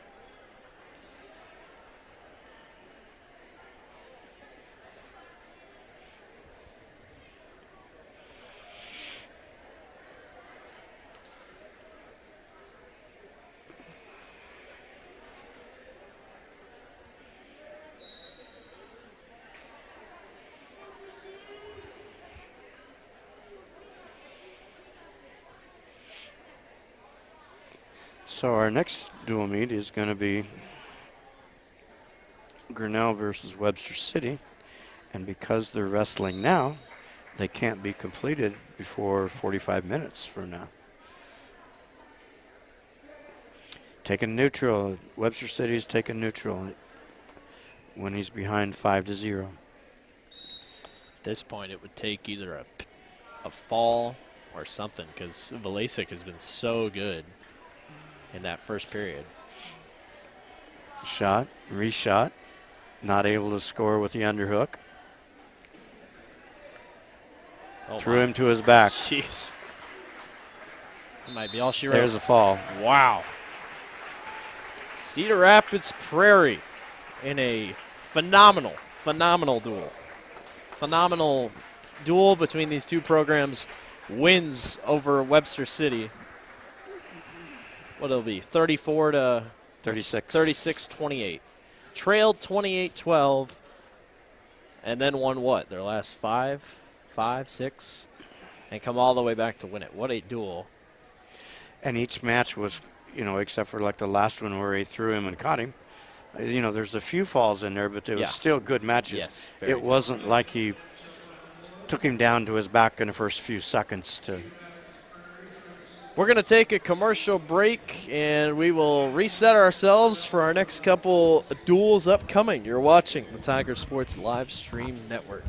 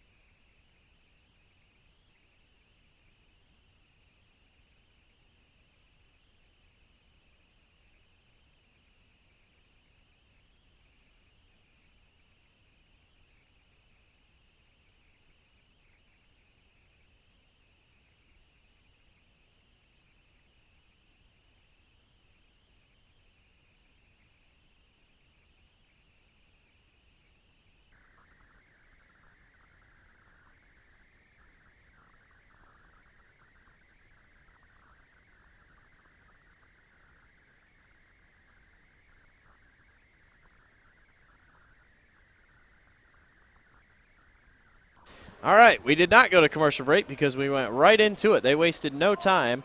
Bondurant and Mount Pleasant going at it in the middle of your screen as they're off and running. Now the others then have to wait. So Bondurant, Mount Pleasant can get started as long as they want. The others, though, have to wait. So Grinnell will face Webster City on the right side of your screen, and top left will be Mount Pleasant. Or excuse me, the far side will be Cedar Rapids Prairie and East Marshall. But right now, as we're trying to get our scores figured out, Dad, you think you got some scores on the page, maybe? Just got to figure out where to put it. This is Jack Lewis of Bondurant Farrar taking on Jared Dorothy of Mount Pleasant, and I already missed what happened. I think there was a takedown. So there you go. Already a start. And Grinnell and Webster City have already gotten started because at 1:40 they, I guess, had a long enough break. So Maxwell Mental is taking on Jordan Vankum of Webster City. And Maxwell Mental went down hard, and he is in a lot of pain. So not a good sight for Grinnell to start. Maybe.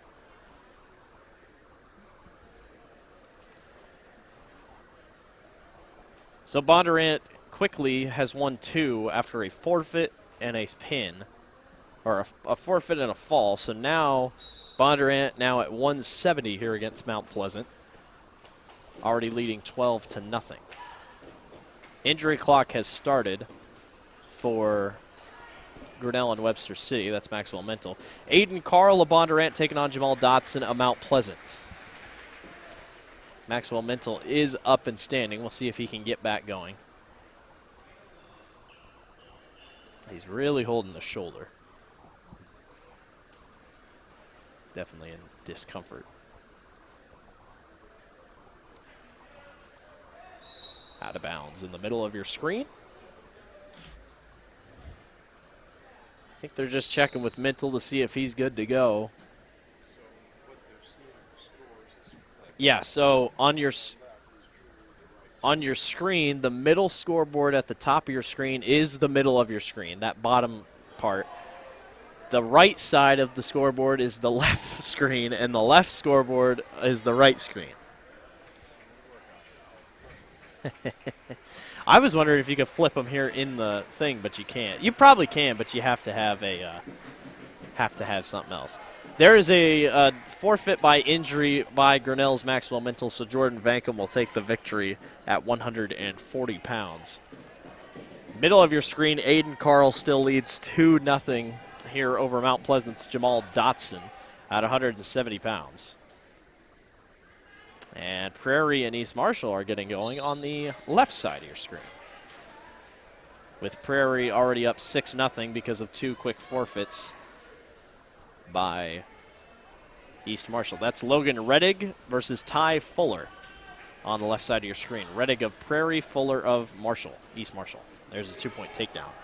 Middle of your screen, Aiden Carl still on top of Jamal Dotson, 2-0 here as they close down with 7 seconds to go in that first period. Right side of your screen, Grinnell is about to get going once again with Webster City. Couple near fall points for Aiden Carl makes it a 4-0 lead for him over Jamal Dotson. They'll go again here in the period of number 2. Grinnell and Webster City get going. That's Wyatt Eaton of Grinnell taking on Austin Mason of Webster City.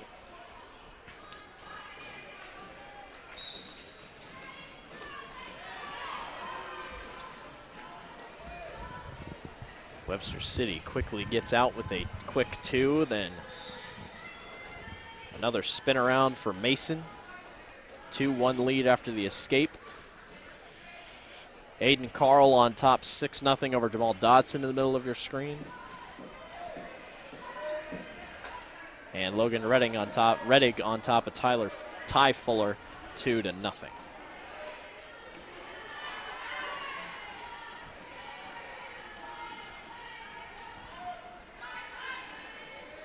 The right and middle sides of your screen are in 170 pounds. Bondurant's Aiden Carl gets the fall over Jamal Dotson. Bondurant will extend their lead. Bondurant did not lose a single match in that first part against East Marshall.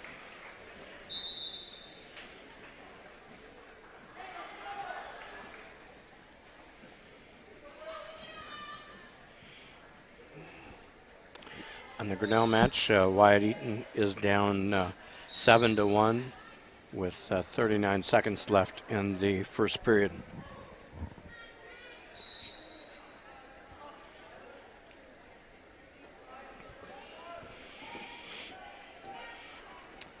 And Austin would rather go neutral, so he gives Wyatt a escape point. Top left of your screen, they're going to period number 2 with Logan Reddig on top 2-0 over Ty Fuller of East Marshall. Middle of your screen, this is Trent Paxton of Bondurant Farrar taking on William Birdsell of Mount Pleasant. And there's a fall in minute and 41 seconds. For Austin Mason. Austin Mason of Webster City over Wyatt Eaton of Grinnell.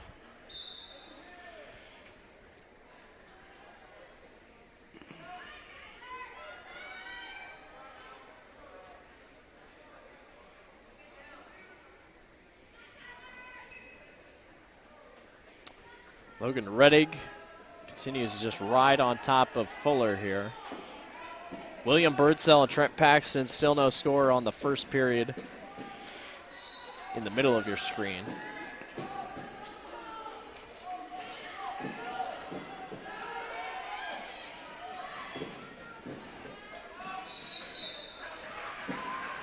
There's a fall for Logan Reddig over Ty Fuller. And Prairie extends their lead over East Marshall. East Marshall still looking for their first win of the day. Meanwhile, in the middle, still 0-0 between Paxton and Birdsell. And there's your 2 points for Paxton.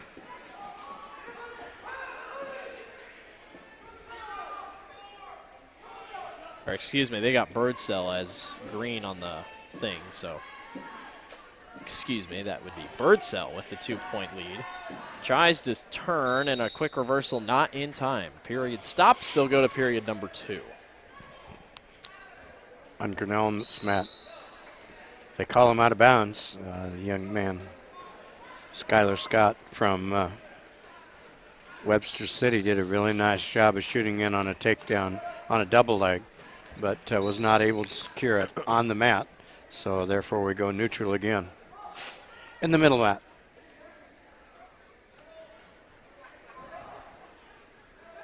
Yavin of East Marshall taking on Quentin Alexander of Cedar Rapids Prairie on the top left-hand corner of your screen, and Quentin Alexander off to a hot start. Grabs a 2-point takedown and wants to let him back up. It's 2-1.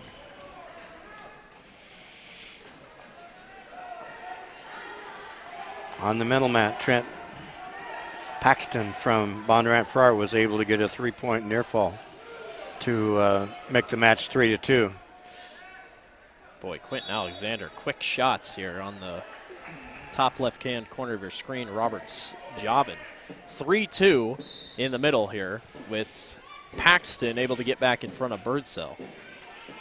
Skylar Scott was able to get a takedown on Tyler Costco from Grinnell. And that ends the first period with a 2-0 score.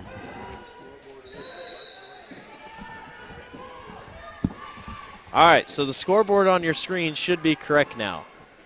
On the screen here on the live stream, the right scoreboard is the right, middle is the middle, left is the left. My dad did some magic. Glad we have him. 2-0, starting in a neutral position in Grinnell's meet. Quentin Alexander with the fall over Yavin. 18-0 in favor of Cedar Rapids Prairie. Middle of your screen, Paxton still leads Birdsell 3-2. That's a good duel. And Skylar Scott still leads Tyler Costow of Grinnell 2-0. On mat 3, we have Jonathan Edel from East Marshall got a quick takedown on Will Wicks from Cedar Rapids Prairie. And Edel barely lost his meet here in the middle against Bondurant, so Edel trying to become that first win of the day for East Marshall. They'll get some. That's a good storied program. Just a matter of when and where today. He was looking at possible near takedown points. Now, out of bounds. Just saved by the bound line, if anything. Yeah. Oh, there's a crossface that was hard from Webster City's Skylar. Didn't call it. Didn't call it.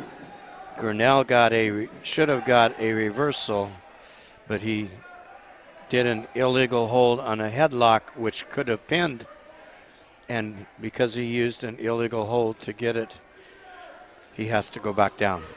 Big turn of events because you didn't know to put the arm in a circle around the head. I tell you what, Paxton is doing everything he can to get back up and grab an escape point. Birdsell knows he can't give it up. They'll give 2 to Birdsell, or excuse me, Paxton. He's going to go for the near fall and the fall, 5-2. There it is. There it is. Paxton, Trent Paxton, keeps Bondurant undefeated on the day with a fall. That's a good duel. Jonathan Edel still up 2-0 over Wicks. Edel's going for the takedown. For the fall. Oh, the fall, excuse me. And there it is. East Marshall, first win of the day. It'll go to Jonathan Edel. Lost his first match of the day just in the final seconds pretty much, but gets a big win there. Good for East Marshall.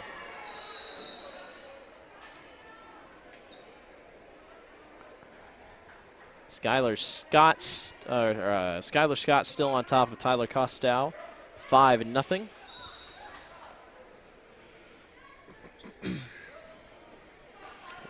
Drew Weeder of East Marshall takes on Connor Bistricty of Cedar Rapids Prairie on the top left-hand corner of your screen. Middle of your screen, Jacob Vanderlinden of Bondurant Ferrara takes on Mount Pleasant's Justin Steiner.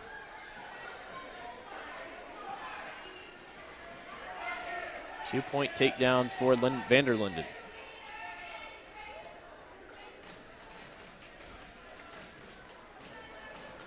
And immediately to his back. And there's your fall. Grinnell chose up. Skylar was from Webster City, was able to get out, takes him right back down for an 8-0 lead. Minute and 30 seconds left.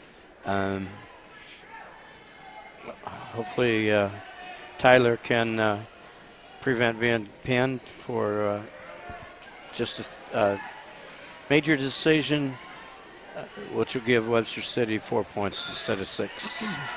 And there's a fall for the second win. Hey, East Marshall. Drew Weeder over Connor Bistricty. And if I'm not mistaken, that is Bistricty's first loss of the year. He won his last match of the day, or his previous match today, came in 3-0, moved to 4-0, and now East Marshall quickly grabs 2 straight. On Grinnell's mat, it's 40 seconds left in the third period. 8-0 lead for Skylar Scott from Webster City. Top left-hand corner of your screen, East Marshall's Wyatt Stalzer taking on Cedar Rapids Prairie Colin Velke. And middle of your screen, Quentin Fulton of Bondurant taking on Franklin Tuscant of Mount Pleasant. And a quick fall for Quentin Fulton for Bondurant Ferrara, and the Blue Jays have still not lost today. 20 seconds left in the Grinnell match. With and there he's down 8-0, goes back to referee's position, and there's a half Nelson, driving. Hopefully he can hold it off for another 7 seconds. Gives him 2.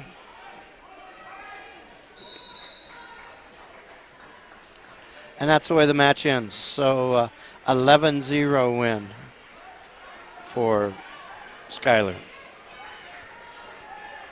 Colin Velke of Cedar Rapids Prairie trying to get a fall here against Wyatt Stalzer. A couple near fall points there for Velke.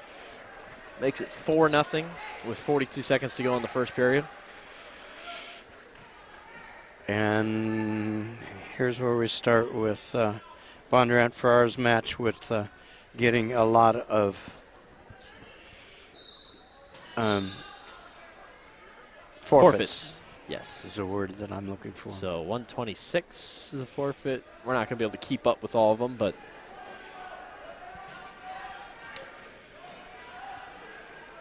you got who it is over there for Grinnell? It's not popping up on mine. I don't. It's got to be Oliver. Oliver Loudon versus Dylan Burnett Bingham. And Dylan is able to take him down with a really nice ankle pick to score the first points for a 2-0 lead. Oliver's trying to sit out. Dylan pulls him back. Doesn't get doesn't get near fall points because they're out of bounds. They're headed to period number 2 between Velke and Stalzer of Cedar Rapids, or of East Marshall.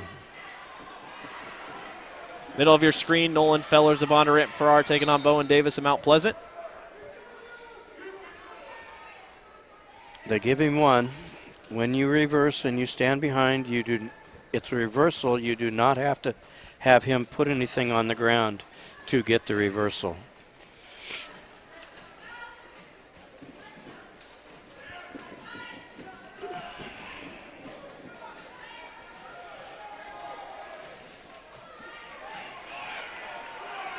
East Marshall. I was going to say, he's not going away here. Stalzer's playing pretty well here.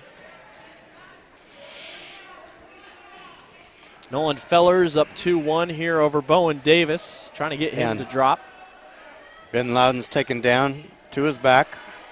This does not look good. Maybe he's able to roll through and not give up any back points. That's a tremendous move by Oliver not to give up back points when you go down to your back. Nolan Fellers up 4-1 here in the middle of your screen. With him cranking on the arm for a chicken wing, squeezing the head with his legs and trying to get.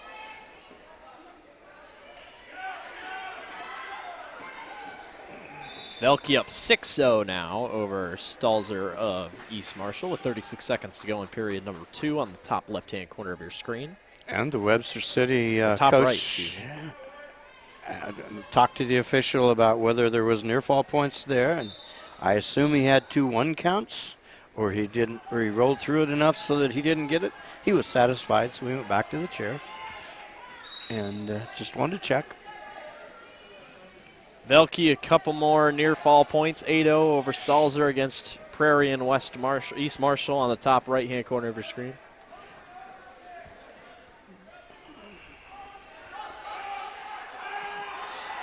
Young man shoots in on Oliver. He's able to fight it single. I thought they went out of bounds and he blew the whistle for it, but he didn't. The referee says keep wrestling, and Oliver, young man shot in. Oliver's trying to spin around.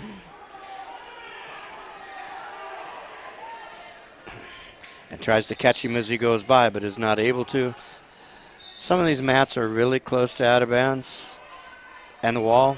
Let's just go back to the middle. Fellers still up 4-1. They're going to call a stalling call in the middle. Velke and Stalzer in period number 3, 1:46 to go. Velke on top 8-0. 4-1, Bondurant Farrar on top and is almost turning him. On Ben Loudon's match, the young man shoots in from Webster City. Ben's able to fight it off for a little bit, just not able to score. See, now he's there. There's a takedown. Yeah, nice job by Oliver. I think the coach knew. Now, if Ben would come under that shoulder that's wrapped in a deal. But in that scramble, there's no near fall points there.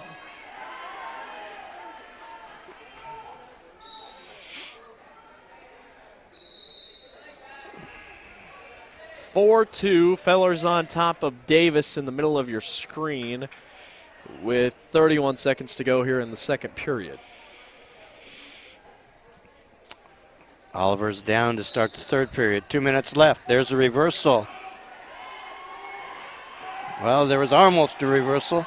And there he's able to catch him. Thought Oliver had it there for a second. So did I.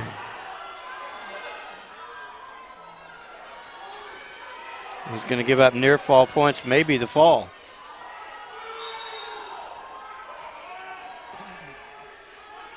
Oliver's trying to hook his leg.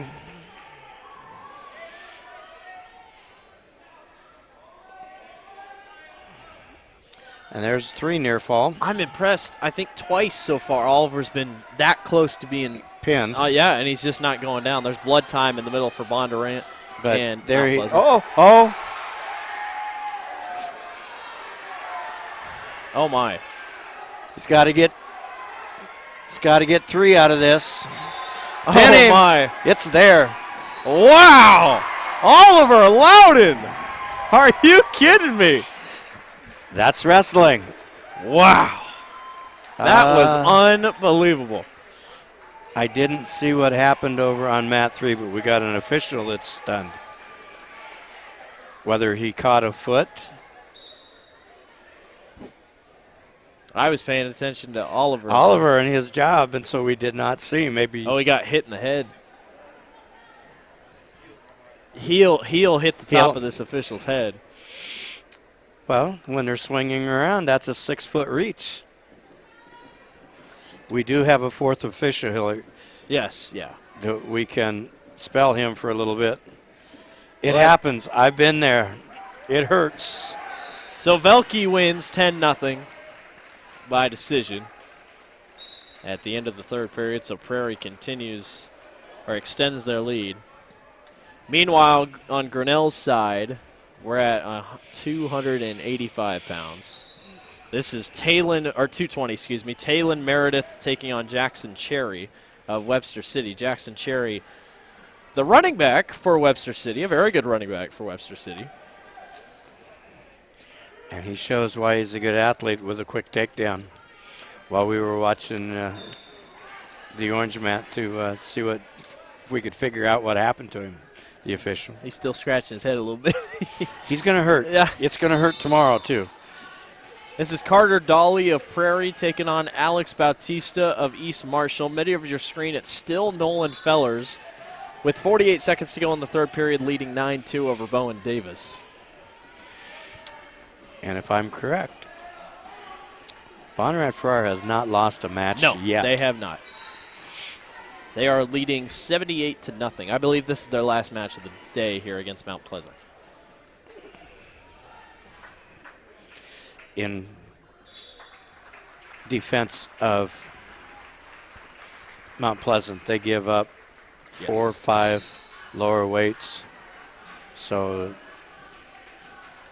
there's a reversal. Carter Dolly of Cedar Rapids Prairie with the win by fall over Alex Bautista of East Marshall. And on Grinnell's mat, at 220 pounds, there is a fall. Forfeit at 106 for East Marshall, and I believe we're going to get another forfeit. Nope. Yes. Another forfeit at 113 for East Marshall. At 220, Jason Cherry was able to secure the fall on Talon Meredith. Yep. Bondurant defeats Mount Pleasant. I think 84-0 maybe. Bondurant has still not lost today. And Gene Blaylock for Grinnell. What did he win by? 9-4? Yeah, 9-4. Then 3. So it'd be 81-0. Bondurant goes 2 duels and doesn't lose a single match. We're on to 120. Wyatt Benson of East Marshall taking on Blake Guillemot of Cedar Rapids Prairie. Prairie leads 40-12. This is Gene Blaylock of Grinnell taking on Landon Griffin of Webster City at 285 pounds. So we started at 152.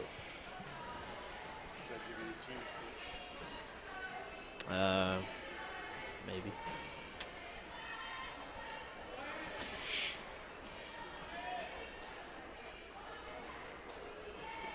I don't know.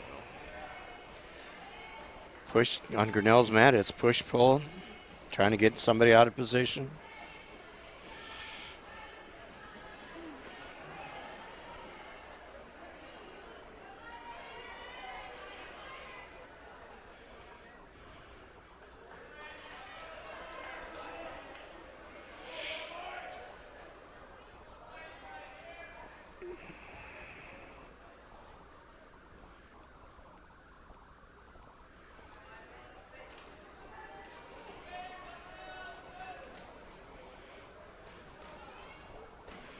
Trying to tip him on the third mat. Don't know if he got it done enough. One. There, he got it. The fall.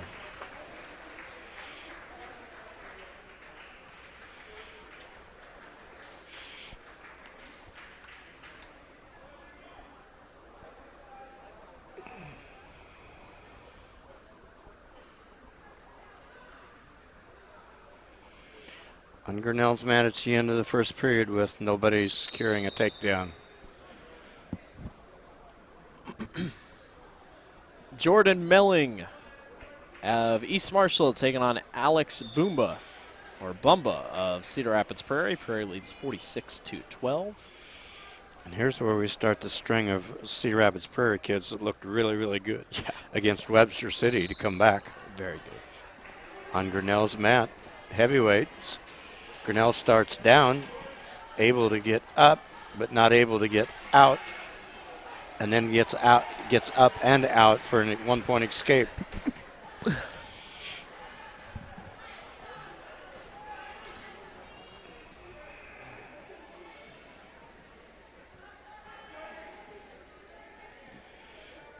Bumba let Melling back up to take a couple more shots. And there's a takedown for Grinnell.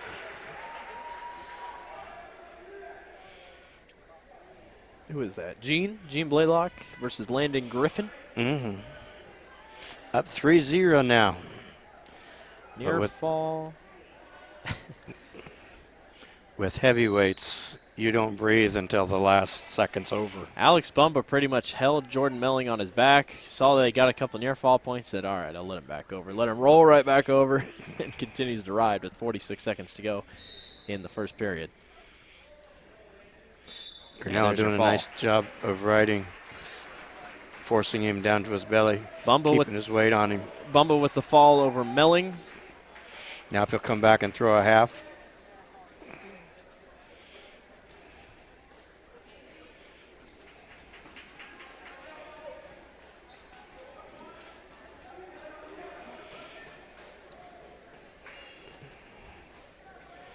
Grinnell's trying to do some things to turn him over. It just hasn't got the combination figured out.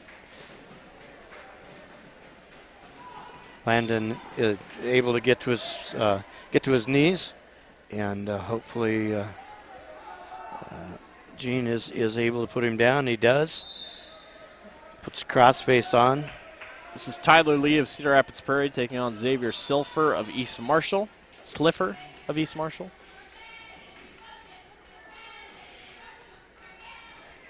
In the last few seconds of the second period, Grinnell's heavyweight is up 3-0. First period just getting going here. 1.5 minutes to go. Tyler Lee on top 2-0 over Xavier Sliffer. I want to thank everyone for watching on YouTube today. If you like what you see, leave a like, subscribe. Don't forget, if your quality is not great, you can click on the little gear in the bottom right-hand corner of the screen, and you can get up to 1080 HP to watch today's stream. There's a fall for Tyler Lee over Xavier Sliffer. And Dave, like you and I said, this younger or this lower, smaller part of the lineup for Prairie is just very, very talented.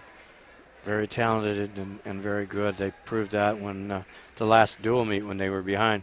On Grinnell's match, they started neutral, able to take him down for a 5-0 lead. Just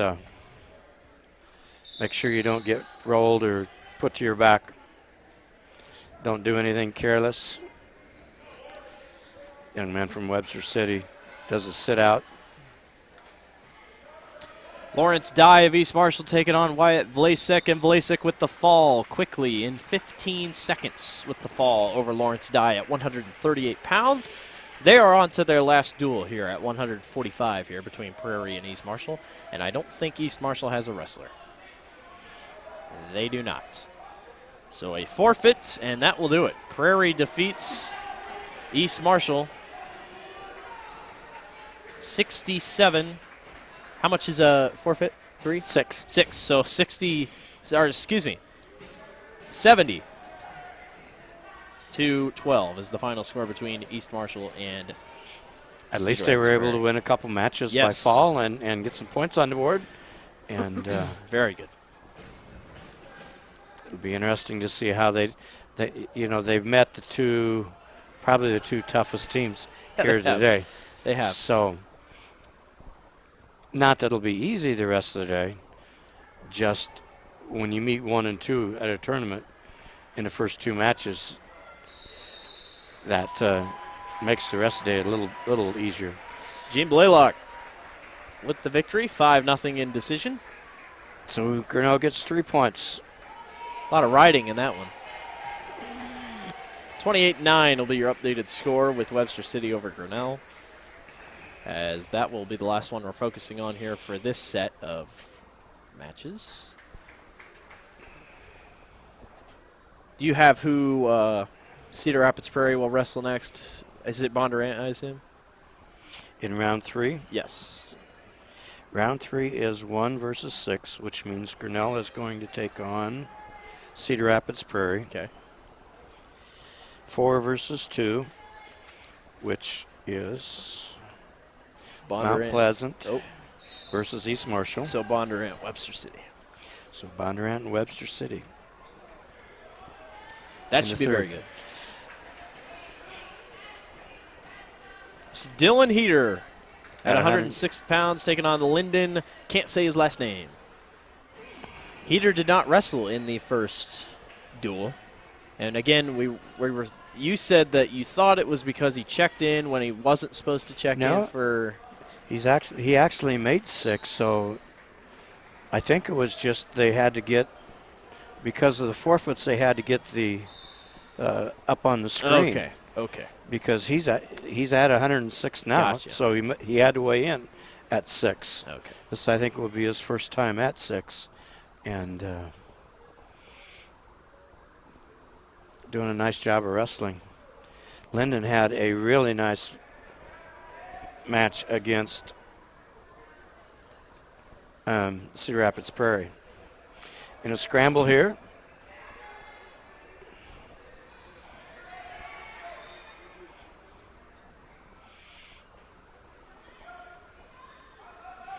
Dylan has his ankle, so he cannot score it.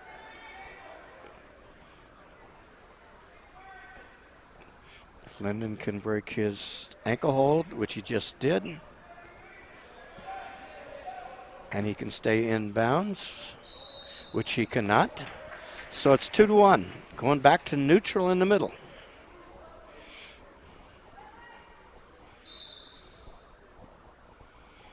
.30 seconds left in the first period. Makes us a bad shot. That if you're going to shoot, commit and go.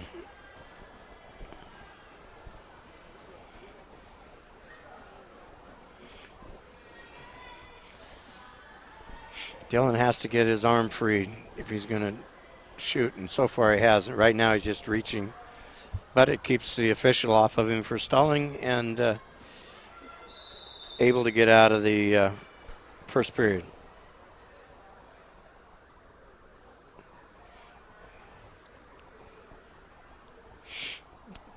Dylan, it's his choice. He defers to the third period, and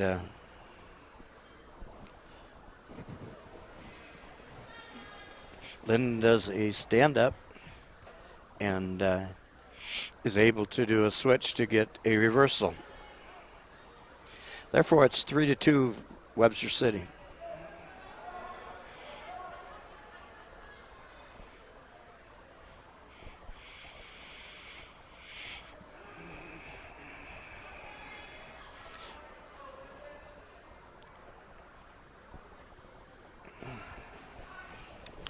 Lyndon's doing a nice job of riding Dylan out.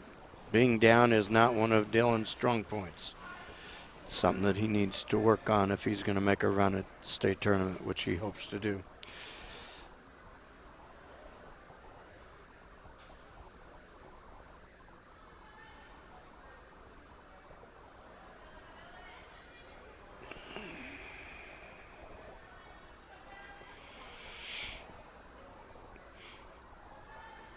Time's burning in the second period, but the young man on top is making absolutely no attempt.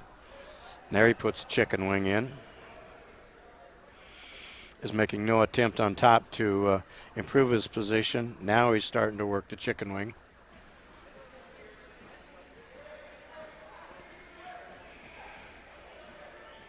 Heater, yeah, just can't go anywhere here on the ground. Probably just want to take this out to the period. Problem is, if you can't get out, stalemate, 15 seconds left, nobody's improving. Blood time. Blood time. Maybe that'll give Dylan a chance to get some energy back, and at least it's a chance for him to talk to his coach. Yeah.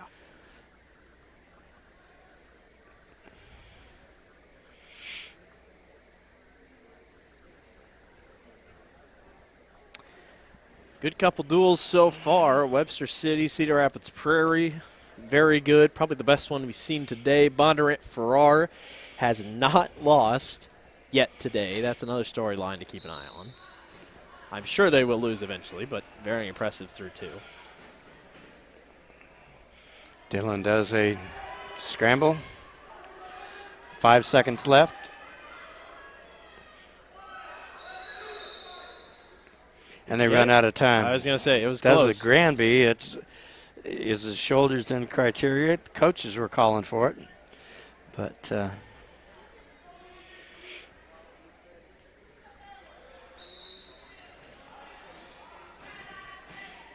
Lennon's doing a nice job of riding Dylan. Dylan just cannot escape here on the bottom and to at least tie it.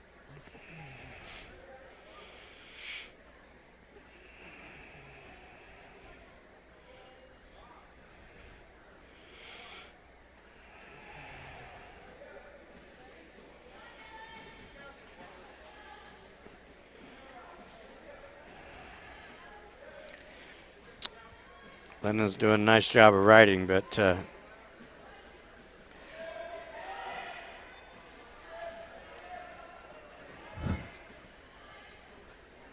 interesting. Lennon just about pinned himself, and the referee was looking at it. And there's your stalling call because Lennon is not doing anything. That one doesn't hurt. But if he doesn't improve and he gets called again, that will tie the score. Dylan, he's going to cut him loose rather than get another stalling call. 3-3. Do you think that was on purpose? Yep. Ooh. Said rather than getting a scramble and give up another stalling call, or I think I can take you down. And he can. And he did. So now it's 5-3.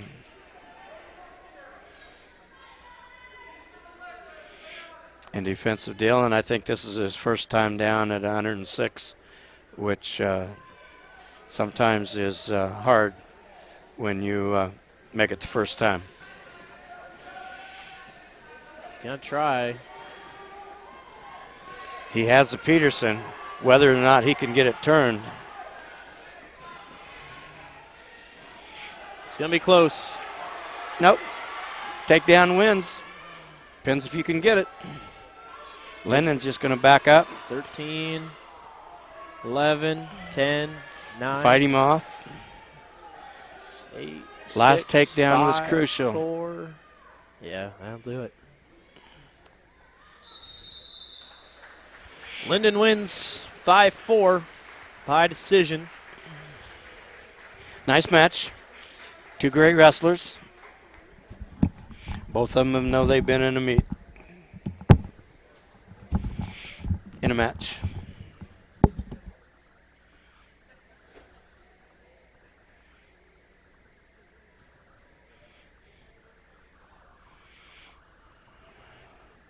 So we're at 120 pounds. No, 113 pounds, my fault. Where Grinnell had to forfeit to 120 pounds. Where Jameson Heideball will be taking on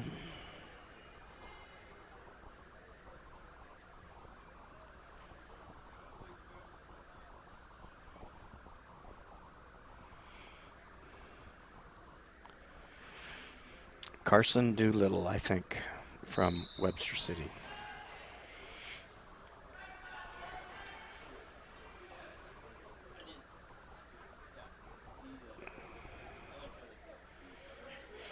Doolittle scores a takedown first few seconds.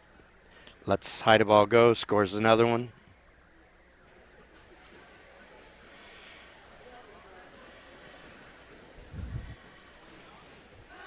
Webster City on top, 37-9 is the score. Team score.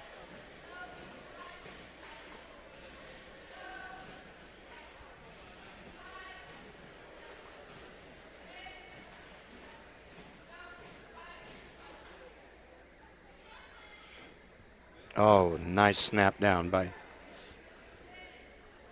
Carson. Doolittle lets him go again. It's 8-4. Ankle pick. 10-4.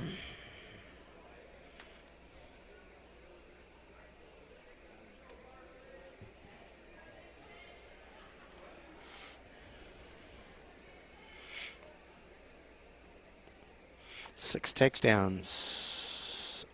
7.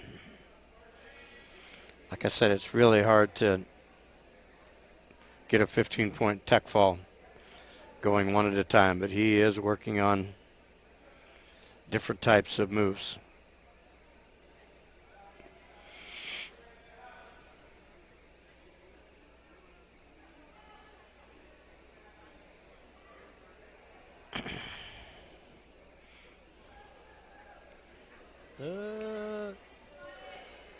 Seems like now he wants to pin him. Yeah. There it is. 7 seconds left on the clock in the first period, and there's the fall for Carson Doolittle over Jamison Heidelbaugh.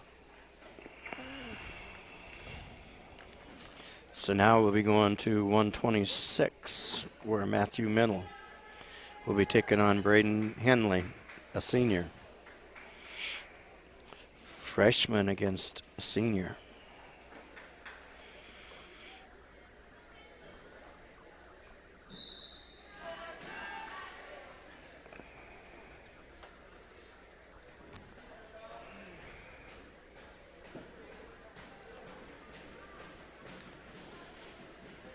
Matthew doing a nice job of faking.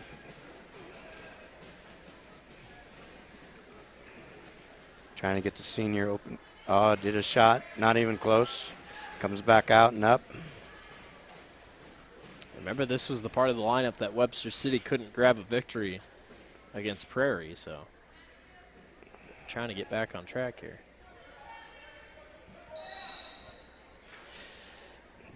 Matthews in on a shot, just not able to finish it before Braden pulls him out of bounds.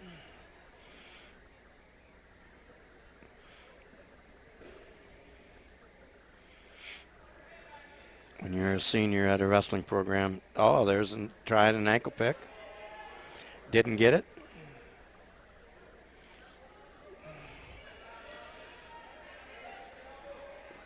Both of them shot at the same time. Neither one able to get in on it.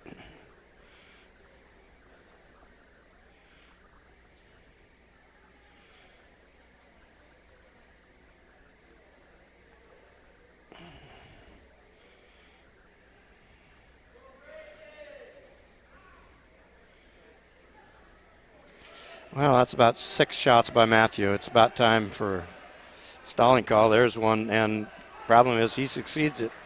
Got Matthew's arm out of position, was able to get in and get it.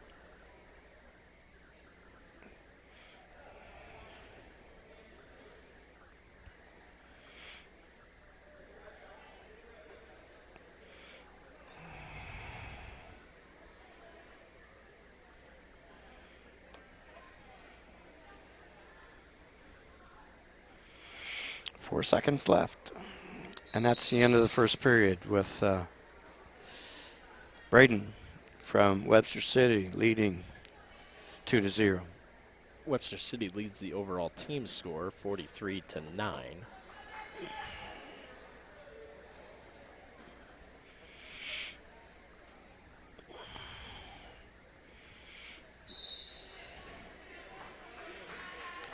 1.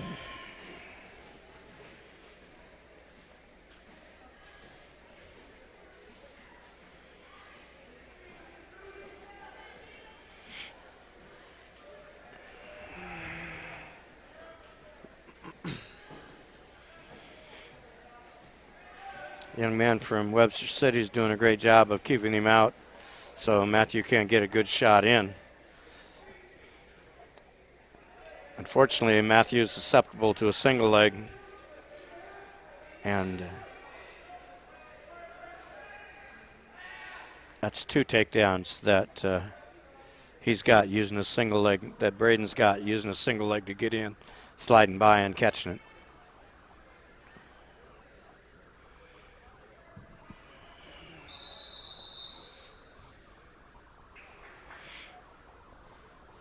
And blood time? Yeah.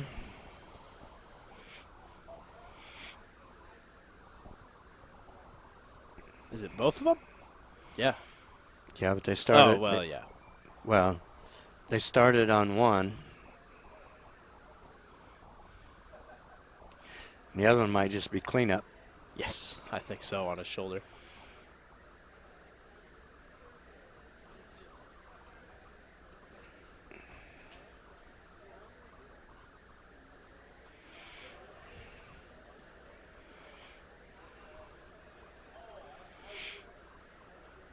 And it might have been, you know, they butted heads, and Coach ran and got a water bottle, and he might have cracked his lip or something.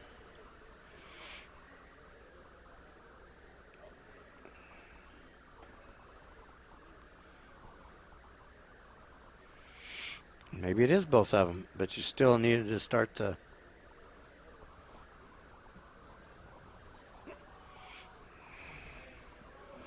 Blood time.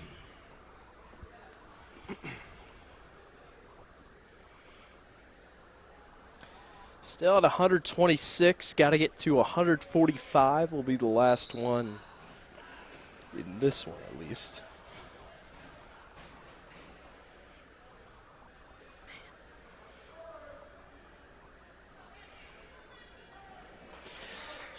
Matthew's able to get up, stand up, and get out. So it's 4-2. Just doesn't have an answer for getting a takedown.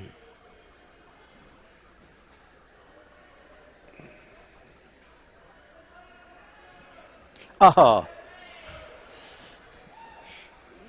Just had his young man shot, didn't get it, had his foot there. He just grabs it for an ankle pick for his 3rd takedown.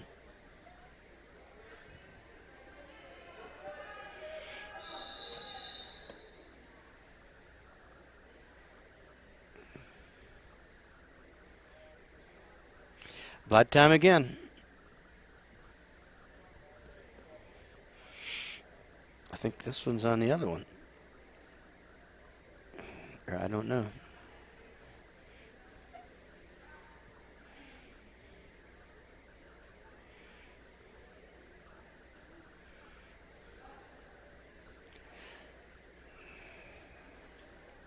So I don't know whether they're keeping the blood time on stopwatches there, or whether they're keeping it on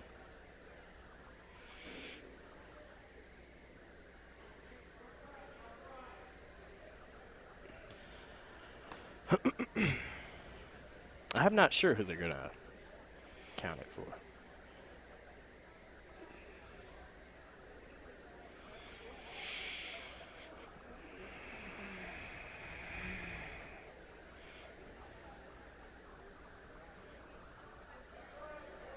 a lot of action, a lot of banging on the heads. Both of them have had blood time now.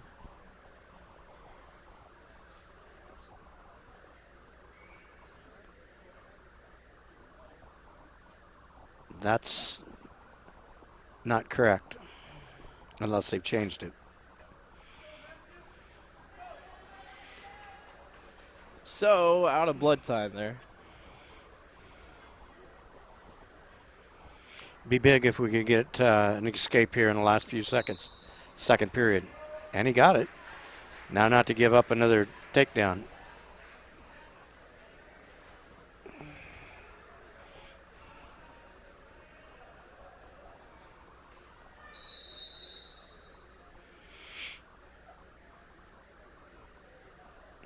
Green wants to go neutral, so I've taken you down 3 times. I can do it again.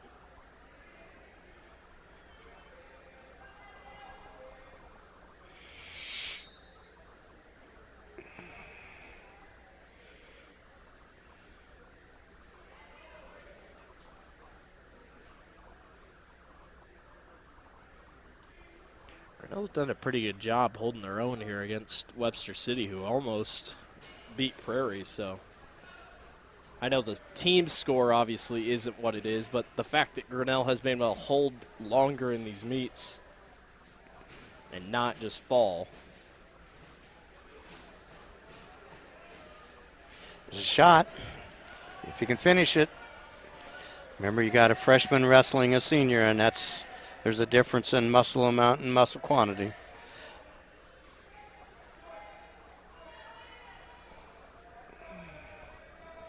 Braden does a nice job of fighting it off so that Matthew can't score.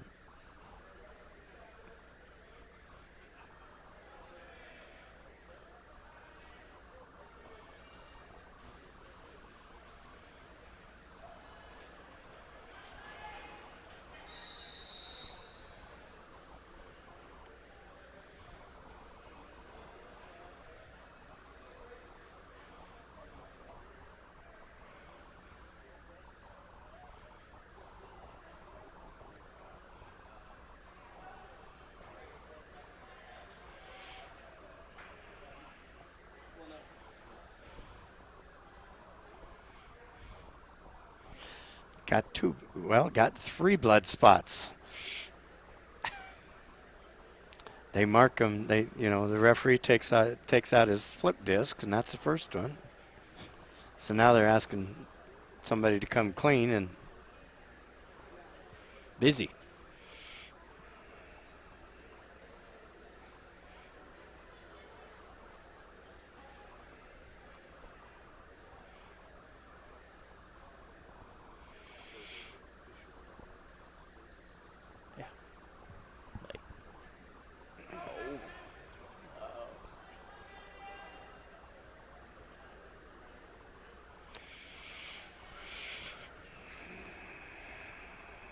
need to bring out a wet one to wipe up and then bring out a dry one to get the mat dry so somebody doesn't slip.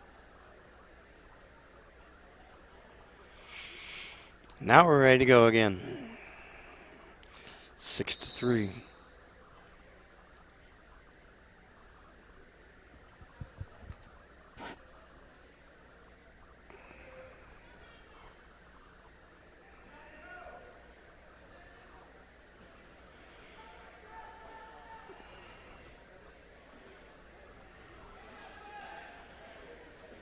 Senior's just doing a nice job of keeping Matthew back far enough so he can't get the shots that he normally can.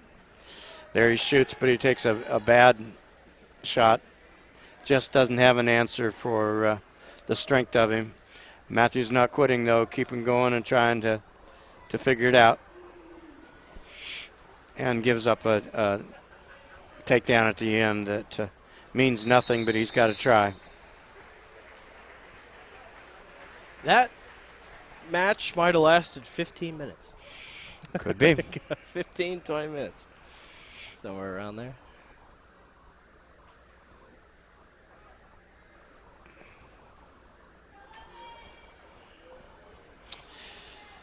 At 132 pounds, we have Logan McDonald. Will be wrestling Addison Scott from Webster City.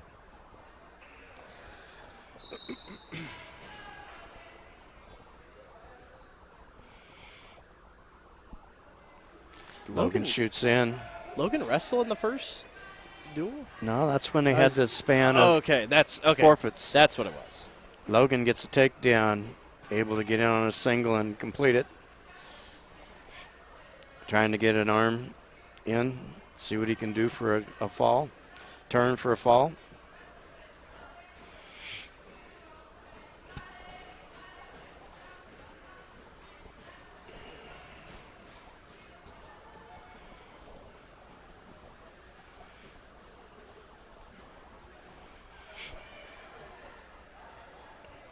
got the chicken wing in. Got him turned, getting near fall points. Close. He's not really in position to. He can get the 3 near fall really easy. Whether or not he can get adjusted back with the way he did it to get the fall.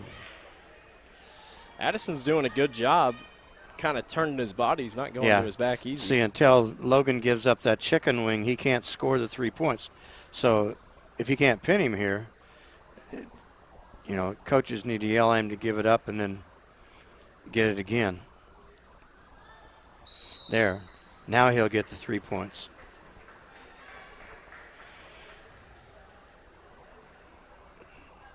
For a 5-0 lead. 28 seconds left in the first period. Got a caution on Grinnell. Started just a little bit soon.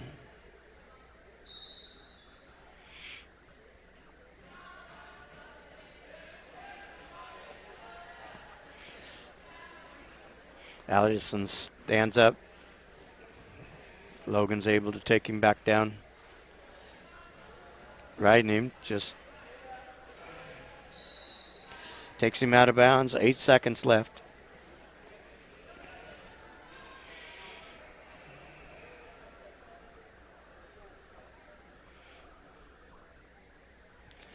It's the second one.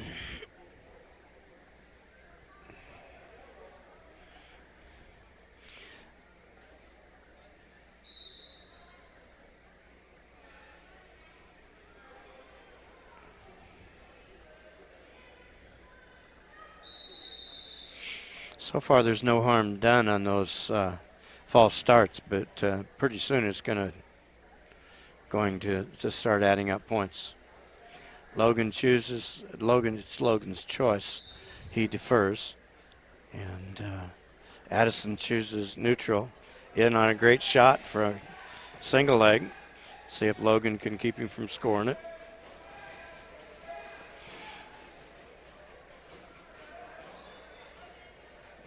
Oh. And Logan is able to get a leg in, able to score it, and now goes straight to a cross-body ride. See what he wants to do with it. Some people are comfortable in this cross-body ride on top. Some people are not.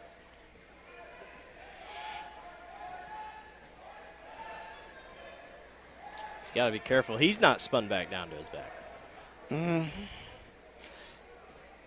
Like I say, some people are flexible in there. Once they start to count, then he can lock up around the head and make it a lot tighter.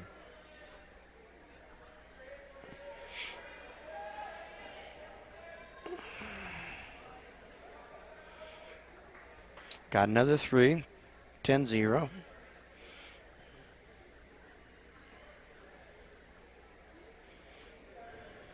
Gets the arm. Oh. There's a scramble, and he gets reversed. Lost the leg. So we'll see what Addison can do on top. So I don't want to mess. I'll give you one.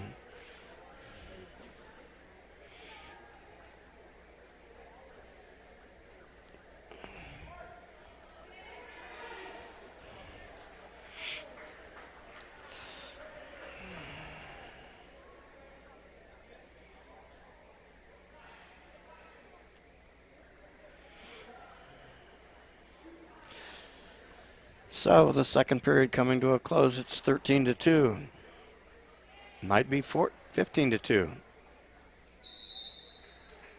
As he got another 2 near fall points. 2 more and it's a tech fall.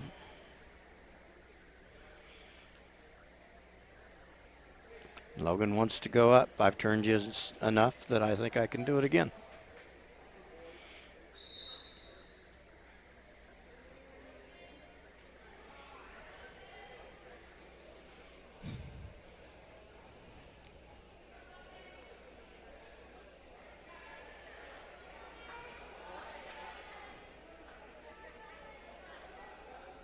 He's going to pin him. He's got to do it now.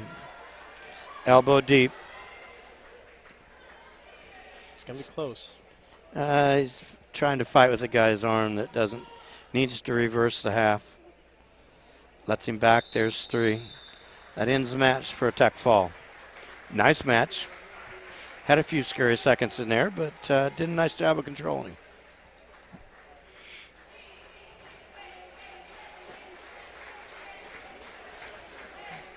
So we go to Alex Pfeiffer and Tristan Mason. And I guess, well, and it might not be. yeah, 138. Yep, Alex Pfeiffer and Tristan Mason.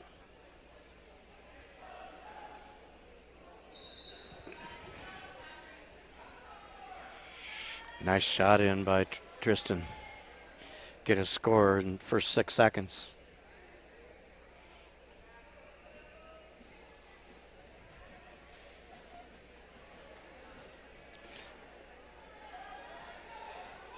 Almost able to roll out and finally able to go through, but he's still got a 2-point near fall.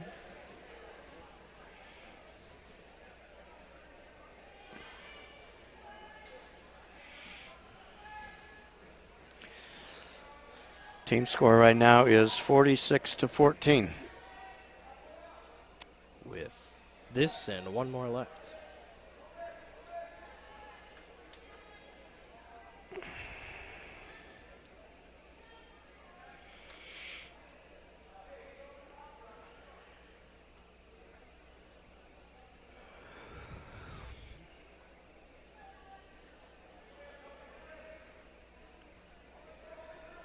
Rolls him through, just not able to hold him there long enough to get a near fall.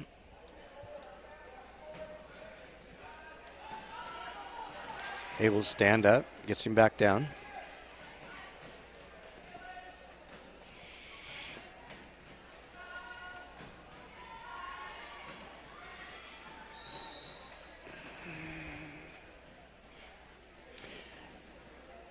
Go out of bounds near to the walls, so go back to the middle with Grinnell being down. Stands up. Ooh. Some people will call that. Some officials won't. When you lift, it's your responsibility to bring him down in a safe manner. Whether or not what that constitutes is up to the discretion of the official.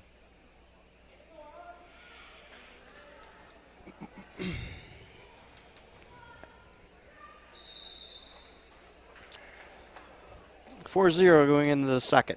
Want to give a shout out to our sponsors once again.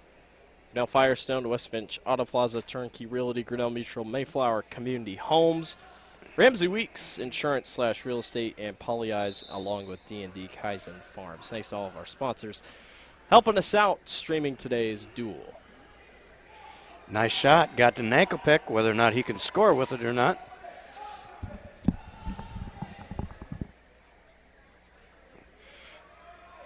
If he can reach for the head, help himself.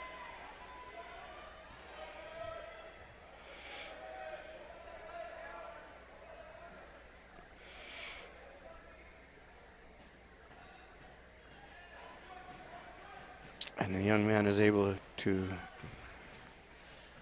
from Webster City. Tristan was able to get out of the hold and able to score the takedown. 6-0 going in a minute and 15 left in second period. Riding with a half, or did it have a half?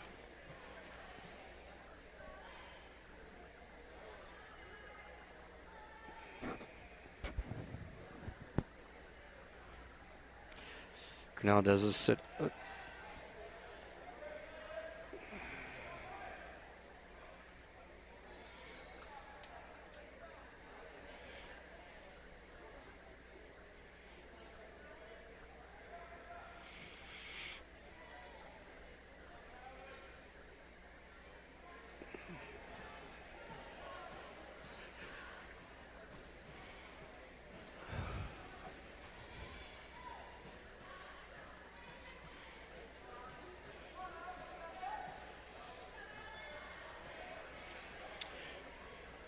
Grinnell tries a little Granby roll that's not successful. Now he's down on his belly, needs to come to his base. 10 seconds left in the second period. Tristan has a chicken wing, not able to use it. And that's the end of the second period.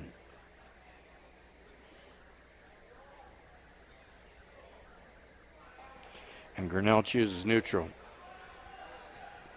Taken down 3 times. I'm not sure that's a wise decision. Oh, he shoots in. Unfortunately, he gets one leg and he goes down to his belly, which is not good. And Tristan is able to spin around to get the 4th takedown.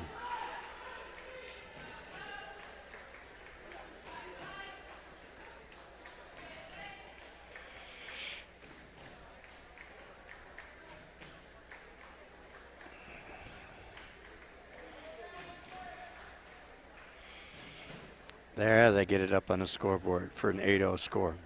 Minute 26 left in the third period. Sometimes it just takes a little bit extra.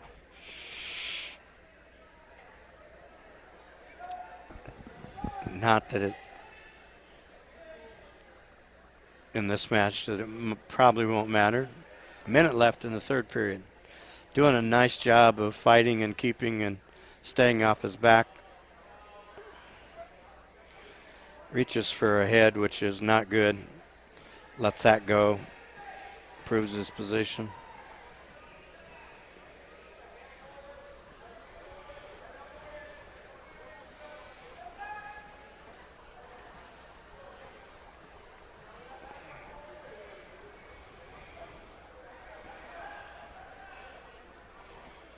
Trying to come up to his base. Needs to get up to his base and get to moving. So far, Tristan is doing a nice job of riding him. Not really working for the fall very hard, but able to ride him and keep control.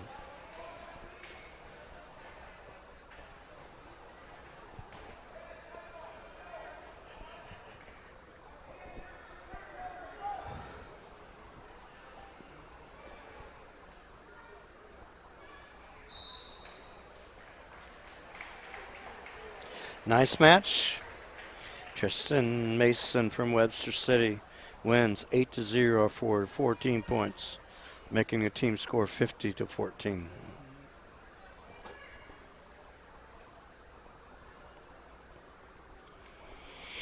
At 1:45, we have Taylor Doty will wrestle Luke Estlin from Webster City.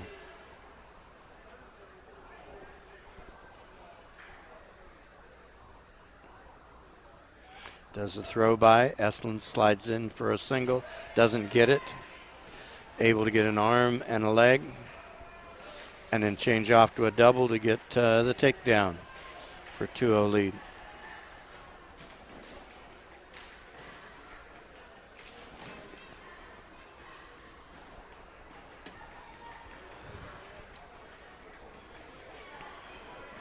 Taylor stands up. Got a single. Should have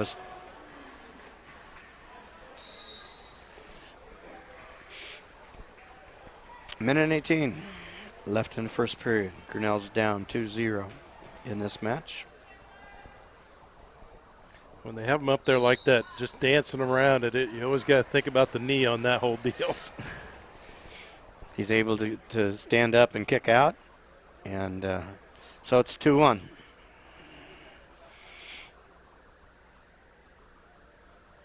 Does a shot. Unfortunately, he goes down to his base and not able to complete it. Luke is doing a nice job of sprawling, which puts Taylor's on his base, gets locked up in a cradle, turned to his back. Able to break the cradle, but he gives up 3 near fall.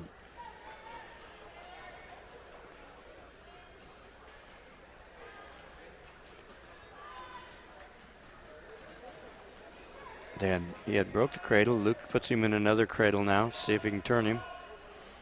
And he does.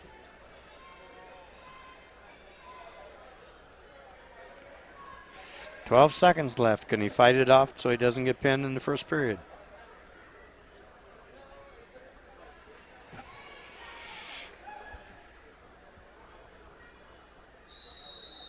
And that's the end of the first period.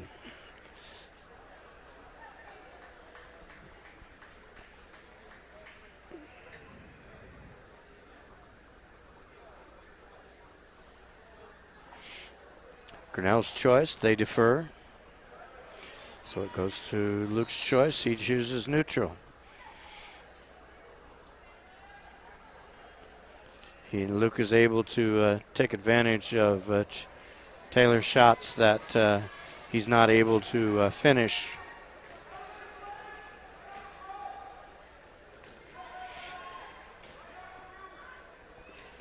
Taylor shoots in, but not able to finish it. Luke's able to slide around and get the takedown.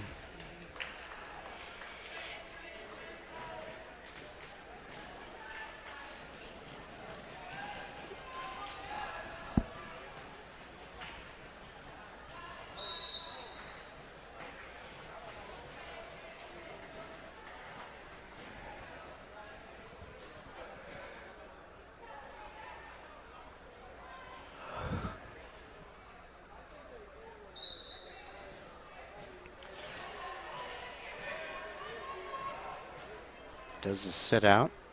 Luke's able to follow it.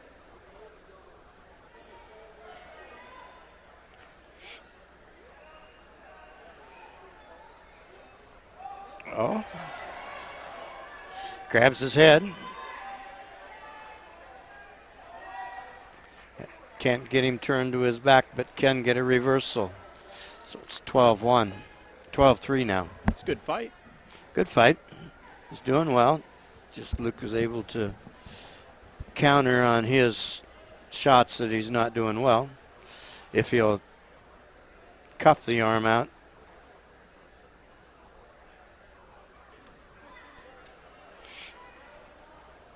Lifts him to throw him back to the mat.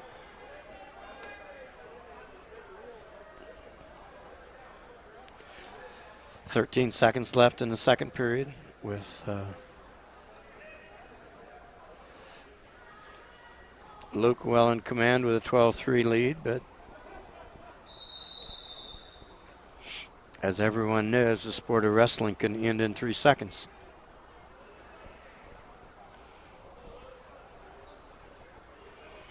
Chooses top. We'll see where this goes.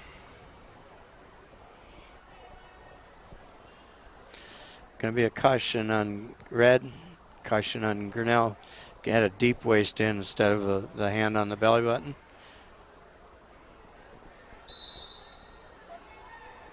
Luke does a sit out. Young man's able to fight it off, and Luke gets an escape.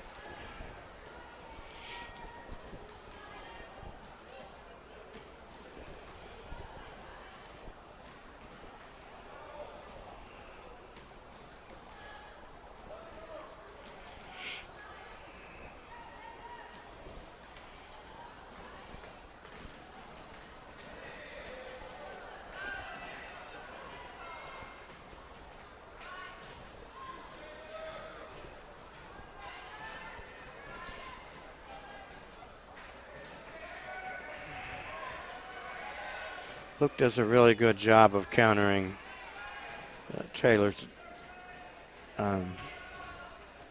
shots. Right now he's got a whizzer in. And Luke is able to come around, negate the whizzer.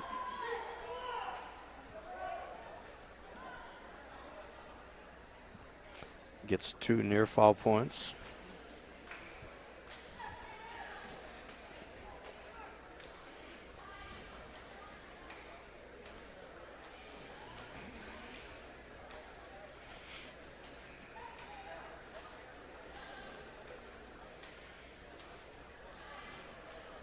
Closing in on possible tech fall range, maybe.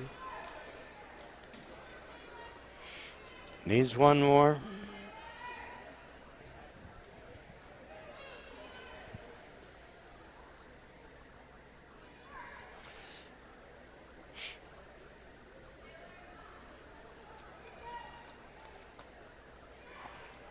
Taylor just needs to hold on, not give up another point. And there's the end of the match, 17-3.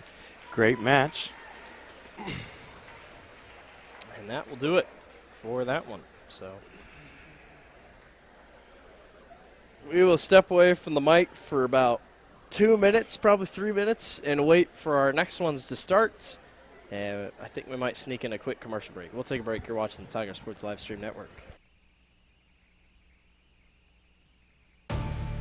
Since 1999, Grinnell Newberg Dollars for Scholars has raised scholarship money for our graduating seniors. To date, we have awarded 1,820 scholarships to GHS graduates. We need you to be a part of our scholarship community, be a part of our GHS graduates' futures, and be a part of Grinnell Newberg Dollars for Scholars. Please consider sponsoring a senior scholarship. Go Tigers!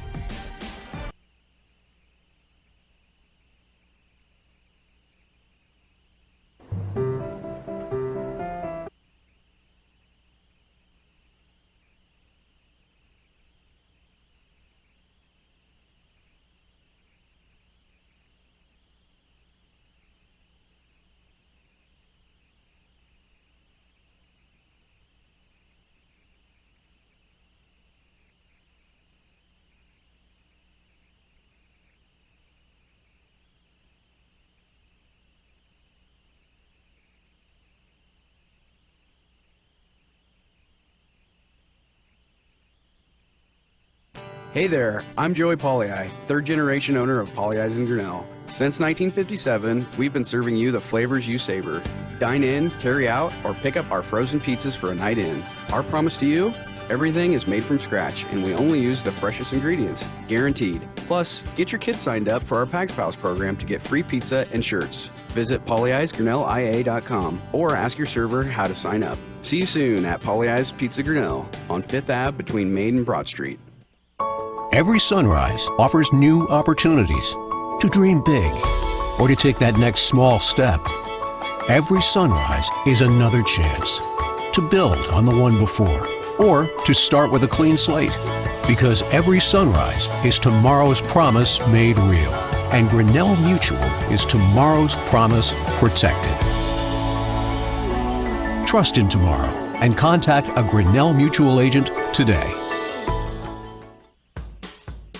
Jeff Finch here from West Finch Auto Plaza in Grinnell. We normally go to the auction to restock our used cars and trucks, but prices have skyrocketed. If we're going to overpay, we'd rather overpay our friends, neighbors, and past customers. Bring your vehicle in for a quick 20-minute appraisal. You can either take the cash, trade for a different vehicle, or walk away. In some cases, your vehicle may be worth more than you paid for it.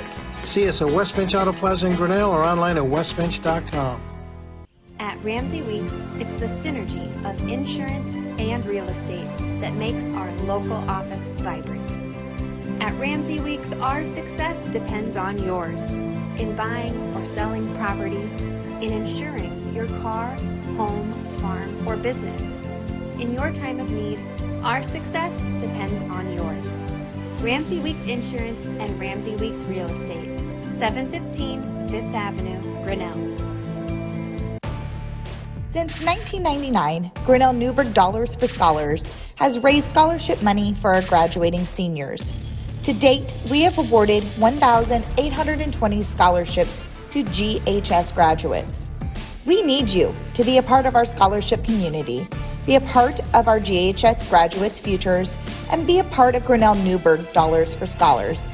Please consider sponsoring a senior scholarship. Go Tigers! This is a story about signs. It's also a story about people's experiences. The humble sign. They are everywhere. But signs are more than just a plaque on the wall, an arrow, or letters on a building exterior. Signs help you leave a legacy or start a new chapter in life. All those signs have to start somewhere, and that's where we come in. We're your trusted partner in everything signage.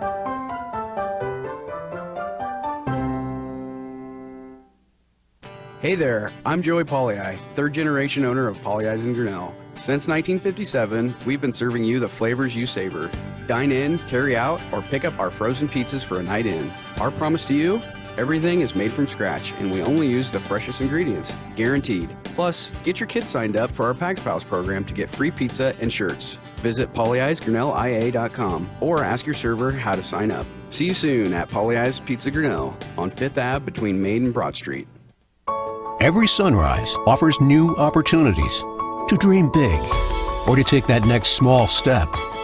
Every sunrise is another chance to build on the one before or to start with a clean slate, because every sunrise is tomorrow's promise made real, and Grinnell Mutual is tomorrow's promise protected. Trust in tomorrow and contact a Grinnell Mutual agent today. Jeff Finch here from West Finch Auto Plaza in Grinnell. We normally go to the auction to restock our used cars and trucks, but prices have skyrocketed. If we're going to overpay, we'd rather overpay our friends, neighbors, and past customers. Bring your vehicle in for a quick 20-minute appraisal. You can either take the cash, trade for a different vehicle, or walk away. In some cases, your vehicle may be worth more than you paid for it. See us at West Finch Auto Plaza in Grinnell or online at westfinch.com. At Ramsey Weeks, it's the synergy of insurance and real estate that makes our local office vibrant. At Ramsey Weeks, our success depends on yours in buying or selling property, in insuring your car, home, farm, or business. In your time of need, our success depends on yours. Ramsey Weeks Insurance and Ramsey Weeks Real Estate, 715 5th Avenue, Grinnell. Since 1999, Grinnell Newberg Dollars for Scholars has raised scholarship money for our graduating seniors. To date, we have awarded 1,820 scholarships to GHS graduates. We need you to be a part of our scholarship community, be a part of our GHS graduates' futures, and be a part of Grinnell Newberg Dollars for Scholars. Please consider sponsoring a senior scholarship. Go Tigers! This is a story about signs. It's also a story about people's experiences. The humble sign. They are everywhere. But signs are more than just a plaque on the wall, an arrow, or letters on a building exterior. Signs help you leave a legacy or start a new chapter in life. All those signs have to start somewhere, and that's where we come in. We are your trusted partner in everything signage.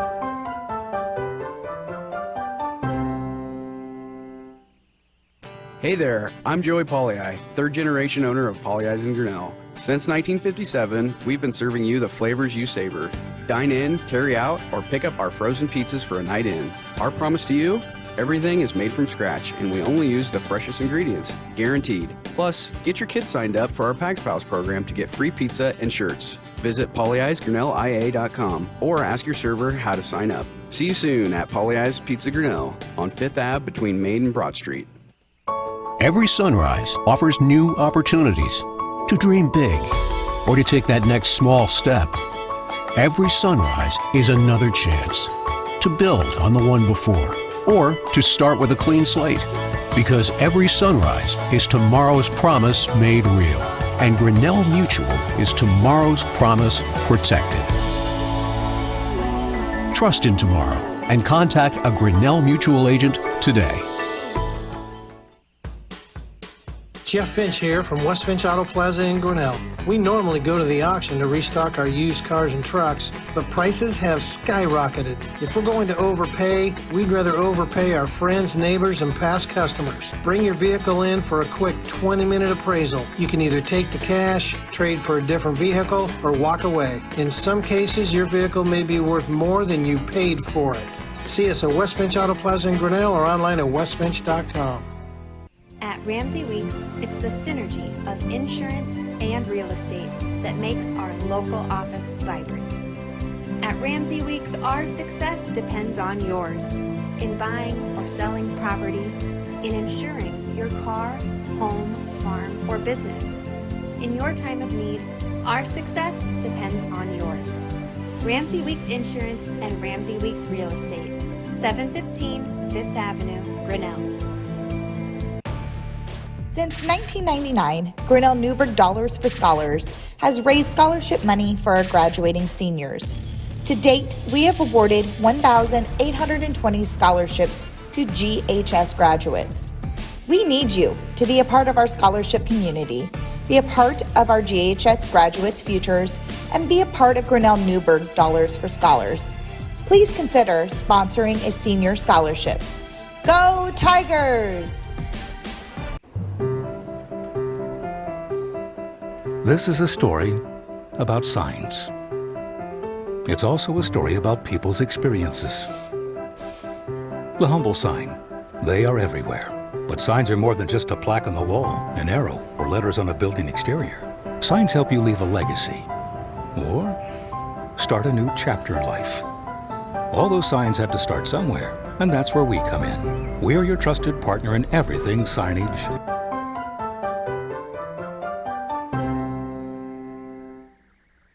Hey there, I'm Joey Pollyi, third generation owner of Pollyi's in Grinnell. Since 1957, we've been serving you the flavors you savor. Dine in, carry out, or pick up our frozen pizzas for a night in. Our promise to you? Everything is made from scratch, and we only use the freshest ingredients, guaranteed. Plus, get your kids signed up for our Pags Pals program to get free pizza and shirts. Visit pollyi'sgrinnellia.com or ask your server how to sign up. See you soon at Pollyi's Pizza Grinnell on 5th Ave between Main and Broad Street. Every sunrise offers new opportunities to dream big or to take that next small step. Every sunrise is another chance to build on the one before or to start with a clean slate, because every sunrise is tomorrow's promise made real, and Grinnell Mutual is tomorrow's promise protected. Trust in tomorrow and contact a Grinnell Mutual agent today. Jeff Finch here from West Finch Auto Plaza in Grinnell. We normally go to the auction to restock our used cars and trucks, but prices have skyrocketed. If we're going to overpay, we'd rather overpay our friends, neighbors, and past customers. Bring your vehicle in for a quick 20-minute appraisal. You can either take the cash, trade for a different vehicle, or walk away. In some cases, your vehicle may be worth more than you paid for it. See us at West Finch Auto Plaza in Grinnell or online at westfinch.com. At Ramsey Weeks, it's the synergy of insurance and real estate that makes our local office vibrant. At Ramsey Weeks, our success depends on yours in buying or selling property, in insuring your car, home, farm, or business. In your time of need, our success depends on yours. Ramsey Weeks Insurance and Ramsey Weeks Real Estate, 715 5th Avenue, Grinnell. Since 1999, Grinnell Newberg Dollars for Scholars has raised scholarship money for our graduating seniors. To date, we have awarded 1,820 scholarships to GHS graduates. We need you to be a part of our scholarship community, be a part of our GHS graduates' futures, and be a part of Grinnell Newberg Dollars for Scholars. Please consider sponsoring a senior scholarship. Go Tigers! This is a story about signs. It's also a story about people's experiences. The humble sign. They are everywhere. But signs are more than just a plaque on the wall, an arrow, or letters on a building exterior. Signs help you leave a legacy or start a new chapter in life. All those signs have to start somewhere, and that's where we come in. We are your trusted partner in everything signage.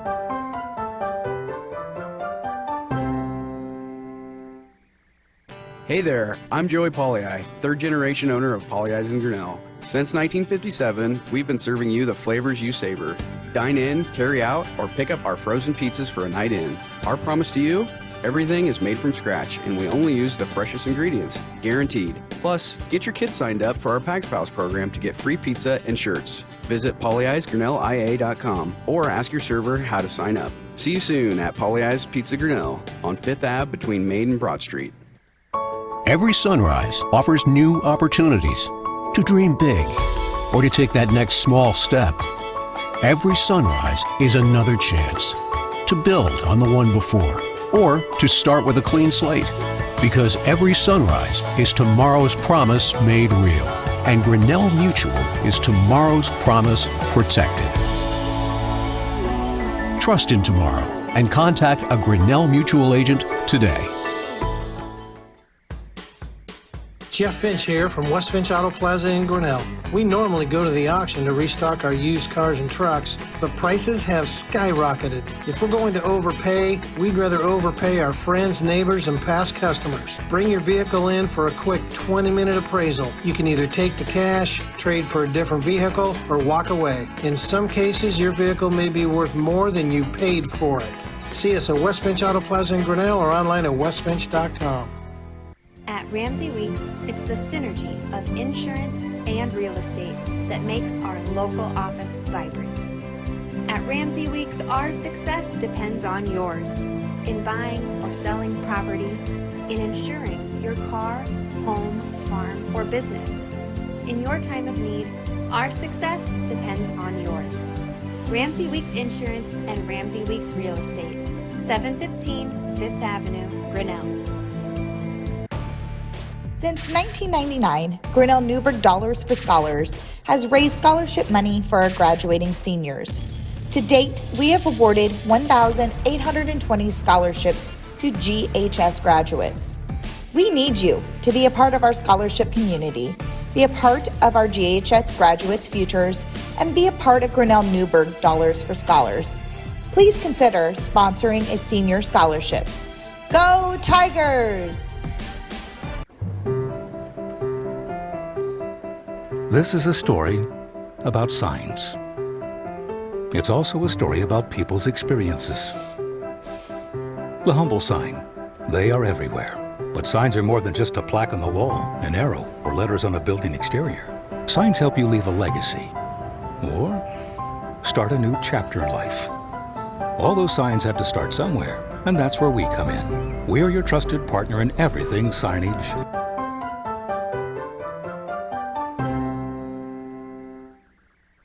Hey there, I'm Joey Pollyi, third generation owner of Pollyi's in Grinnell. Since 1957, we've been serving you the flavors you savor. Dine in, carry out, or pick up our frozen pizzas for a night in. Our promise to you? Everything is made from scratch, and we only use the freshest ingredients, guaranteed. Plus, get your kids signed up for our Pags Pals program to get free pizza and shirts. Visit pollyi'sgrinnellia.com or ask your server how to sign up. See you soon at Pollyi's Pizza Grinnell on 5th Ave between Main and Broad Street. Every sunrise offers new opportunities to dream big or to take that next small step. Every sunrise is another chance to build on the one before or to start with a clean slate, because every sunrise is tomorrow's promise made real, and Grinnell Mutual is tomorrow's promise protected. Trust in tomorrow and contact a Grinnell Mutual agent today. Jeff Finch here from West Finch Auto Plaza in Grinnell. We normally go to the auction to restock our used cars and trucks, but prices have skyrocketed. If we're going to overpay, we'd rather overpay our friends, neighbors, and past customers. Bring your vehicle in for a quick 20-minute appraisal. You can either take the cash, trade for a different vehicle, or walk away. In some cases, your vehicle may be worth more than you paid for it. See us at West Finch Auto Plaza in Grinnell or online at westfinch.com. At Ramsey Weeks, it's the synergy of insurance and real estate that makes our local office vibrant. At Ramsey Weeks, our success depends on yours in buying or selling property, in insuring your car, home, farm, or business. In your time of need, our success depends on yours. Ramsey Weeks Insurance and Ramsey Weeks Real Estate, 715 Fifth Avenue, Grinnell. Since 1999, Grinnell Newberg Dollars for Scholars has raised scholarship money for our graduating seniors. To date, we have awarded 1,820 scholarships to GHS graduates. We need you to be a part of our scholarship community, be a part of our GHS graduates' futures, and be a part of Grinnell Newberg Dollars for Scholars. Please consider sponsoring a senior scholarship. Go Tigers! This is a story about signs. It's also a story about people's experiences. The humble sign. They are everywhere. But signs are more than just a plaque on the wall, an arrow, or letters on a building exterior. Signs help you leave a legacy or start a new chapter in life. All those signs have to start somewhere, and that's where we come in. We're your trusted partner in everything signage.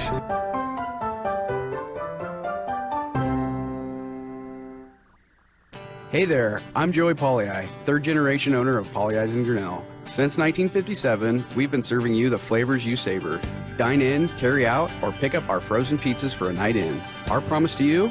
Everything is made from scratch, and we only use the freshest ingredients, guaranteed. Plus, get your kids signed up for our Pags Pals program to get free pizza and shirts. Visit pollyi'sgrinnellia.com or ask your server how to sign up. See you soon at Pollyi's Pizza Grinnell on 5th Ave between Main and Broad Street. Every sunrise offers new opportunities to dream big or to take that next small step. Every sunrise is another chance to build on the one before or to start with a clean slate, because every sunrise is tomorrow's promise made real, and Grinnell Mutual is tomorrow's promise protected. Trust in tomorrow and contact a Grinnell Mutual agent today.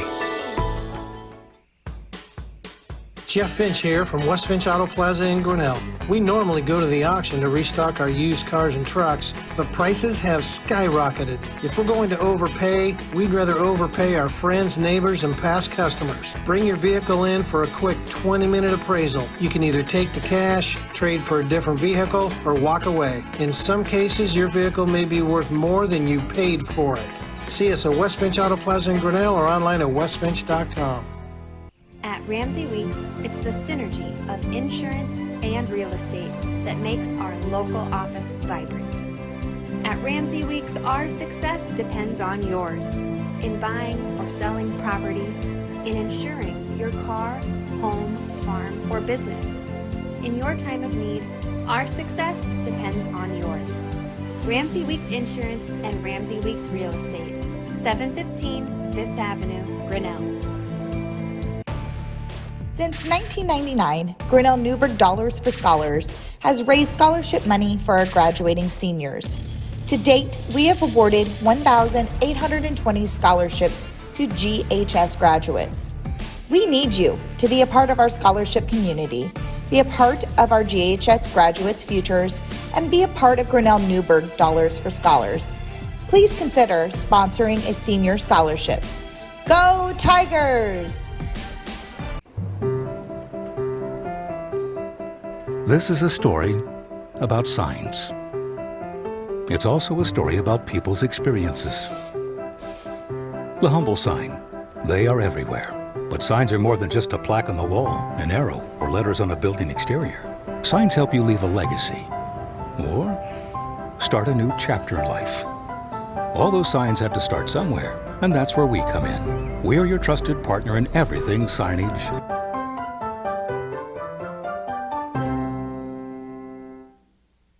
Hey there, I'm Joey Pollyi, third generation owner of Pollyi's in Grinnell. Since 1957, we've been serving you the flavors you savor. Dine in, carry out, or pick up our frozen pizzas for a night in. Our promise to you? Everything is made from scratch, and we only use the freshest ingredients, guaranteed. Plus, get your kids signed up for our Pags Pals program to get free pizza and shirts. Visit pollyi'sgrinnellia.com or ask your server how to sign up. See you soon at Pollyi's Pizza Grinnell on 5th Ave between Main and Broad Street. Every sunrise offers new opportunities to dream big or to take that next small step. Every sunrise is another chance to build on the one before or to start with a clean slate, because every sunrise is tomorrow's promise made real, and Grinnell Mutual is tomorrow's promise protected. Trust in tomorrow and contact a Grinnell Mutual agent today. Jeff Finch here from West Finch Auto Plaza in Grinnell. We normally go to the auction to restock our used cars and trucks, but prices have skyrocketed. If we're going to overpay, we'd rather overpay our friends, neighbors, and past customers. Bring your vehicle in for a quick 20-minute appraisal. You can either take the cash, trade for a different vehicle, or walk away. In some cases, your vehicle may be worth more than you paid for it. See us at West Finch Auto Plaza in Grinnell or online at westfinch.com. At Ramsey Weeks, it's the synergy of insurance and real estate that makes our local office vibrant. At Ramsey Weeks, our success depends on yours in buying or selling property, in insuring your car, home, farm, or business. In your time of need, our success depends on yours. Ramsey Weeks Insurance and Ramsey Weeks Real Estate, 715 Fifth Avenue, Grinnell. Since 1999, Grinnell Newberg Dollars for Scholars has raised scholarship money for our graduating seniors. To date, we have awarded 1,820 scholarships to GHS graduates. We need you to be a part of our scholarship community, be a part of our GHS graduates' futures, and be a part of Grinnell Newberg Dollars for Scholars. Please consider sponsoring a senior scholarship. Go Tigers! This is a story about signs. It's also a story about people's experiences. The humble sign. They are everywhere. But signs are more than just a plaque on the wall, an arrow, or letters on a building exterior. Signs help you leave a legacy or start a new chapter in life. All those signs have to start somewhere, and that's where we come in. We are your trusted partner in everything signage.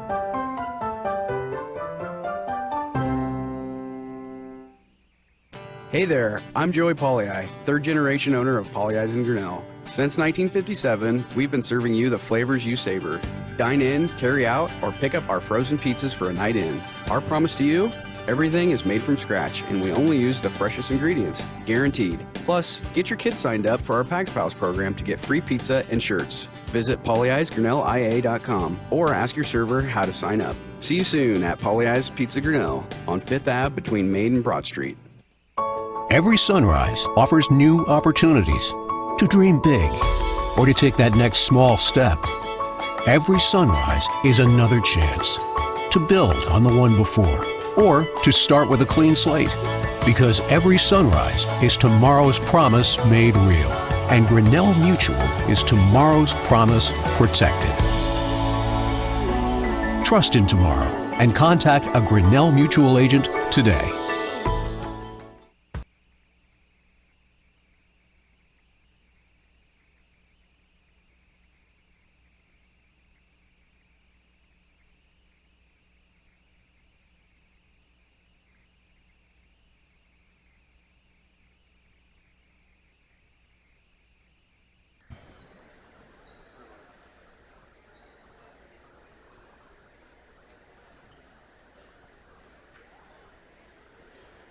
All right, everyone, welcome back to the Tiger Sports Live Stream Network. Thanks for hanging with us. We got more duels, round 3 of 5, ready to get going after a 25-minute break. We got Mount Pleasant versus East Marshall on the right side of your screen. We have in the middle, what am I trying to say? We have Bondurant, Webster City on the top right side of your screen. In the middle is East Marshall, Mount Pleasant, and then on the left side of your screen is Grinnell and Cedar Rapids Prairie. We have to have the scoreboard or the cameras the way it is because it has to fit the scoreboard. So middle scoreboard is what's in the middle, right scoreboard's on the right, left scoreboard's on the left. Blake Walker here with you. Dan Walker, Dave Kaisen's down getting lunch. He'll be back up in a little bit. And we're off and running. The left side of your screen, or right side of your screen, Jack Lewis taking on Brady Jessen of Webster City. So Bondurant's Jack Lewis, Webster City's Brady Jessen. They can start just a little bit earlier because of the 45-minute time clock and whatnot. We're starting at 160 pounds. And they are actually, I get those fixed. So the scoreboard that's on the right one is, they're seeing the right things. It's you and that's I why that have to go backwards. I have to say the left side of my vision is on the right side of the screen. 2-point takedown for Jack Lewis. Once again, I want to thank everyone for watching. Give a quick shout-out to our sponsors as we get back going. Grinnell Firestone, West Finch Auto Plaza, Turnkey Realty, Grinnell Mutual, Mayflower Community Home, Ramsey Weeks Insurance/Real Estate, Pollyi's Pizza, and D&D Kaizen Farms. Jack Lewis on top, 2-0 here to start for Bondurant. Bondurant has not lost a match today. has been undefeated in their first two against East Marshall and Mount Pleasant. And in the middle, we will be starting East Marshall and Mount Pleasant. And I believe, not sure where we're starting there. Waiting for track wrestling to update. Robert Javin of East Marshall and Jamal Dotson of Mount Pleasant. East Marshall got a quick forfeit to start, so they're up 6-0. Jack Lewis leads over Brady Jessen 2-0 on the right side of your screen. And if you have a big screen at home, you can actually see the team score. It's tucked up against the top where it has the team name. Yes. If you're looking at an iPad, good luck. You got to have some good eye vision. And there. if it is blurry, just hit the gear in the bottom right, and you can go up to 1080p. It's always a challenge when you're trying to capture three mats. Duels we do very well on, but honestly, 4 would be easier if yeah, you think it about would. it. Can't fit 4 in here, but 2-point takedown on the backside by Brady Jessen, so tied at 2 apiece on the top right-hand corner of your screen. Meanwhile, Jamal Dotson's up 2-0 over Robert Javin of East Marshall. And we've also started on the 170-pounders for Grinnell and Cedar Rapids Prairie. On the left side of your screen, that is Wyatt Eaton taking on Quentin Alexander. Everybody at 170 except Bondurant and Webster City, who are still at 160. Bondurant trying not to lose their first one of the day. There's an escape for Jack Lewis. Cedar Rapids Prairie quickly up 2-0. Quentin Alexander up over Wyatt Eaton on the right side or left side of your screen. Middle of your screen, it's 2-2 between Robert Javin and Jamal Dotson.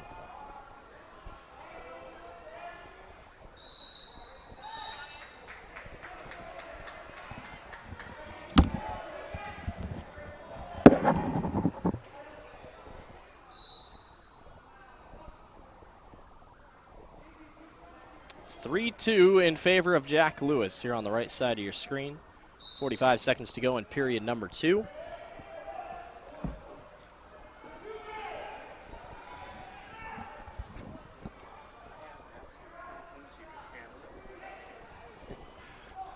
Shot and driven out by Jamal Dotson. Still 2-0 for Cedar Rapids Prairie's Quentin Alexander on the left side of your screen.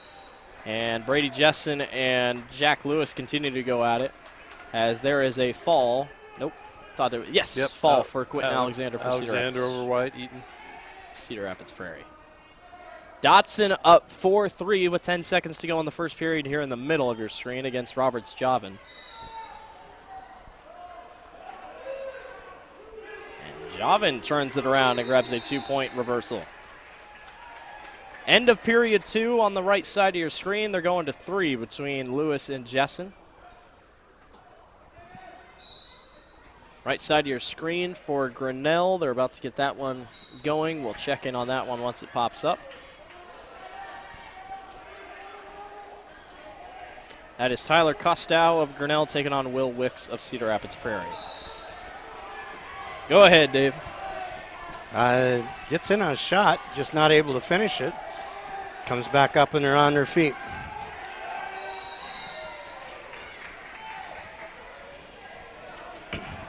And they're tied at 4 apiece over here on the right side of your screen between Lewis and Jessen. 6-4 East Marshall's Roberts Javin is up on top of Jamal Dotson in the middle of your screen. Risky move by Jessen. He's going to let Lewis get back up and try again. Gives him the lead 5-4. Over on the Grinnell mat. Grinnell was taken down. So he's down 2-0. Reversal by Lewis. Gives him the 3-point lead, 7-4. Middle of your screen. Dotson trying to get something going here, and he lets him escape. 7-4 in favor of Javin over Dotson.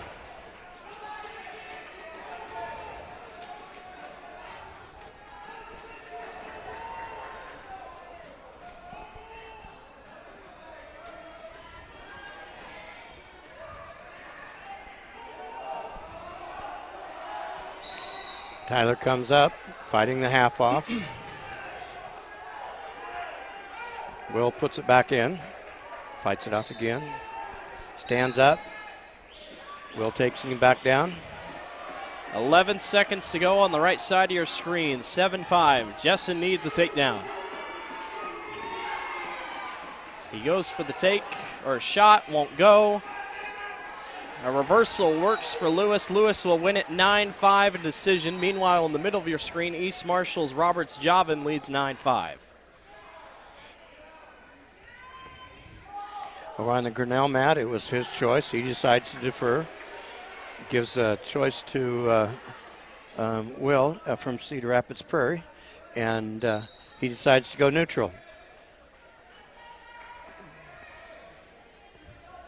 7 seconds to go in the second period. Dotson and Javin in a shoving match, and that won't go anywhere. That will do it for the end of the second period.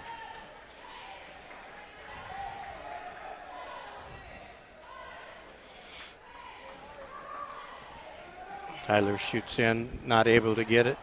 And Will from Cedar Rapids Prairie gets a takedown, gets us an escape there. Aiden Carl of Bondurant takes on Austin Mason of Webster City, top right hand of your screen.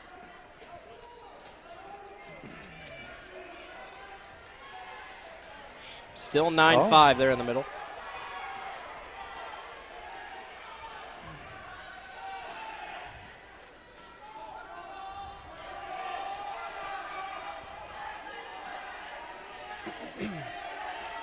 They gave him a reversal here on the mat on Grinnell, so it's and Will from Cedar Rapids Prairie reversed him back, so it's 8-3.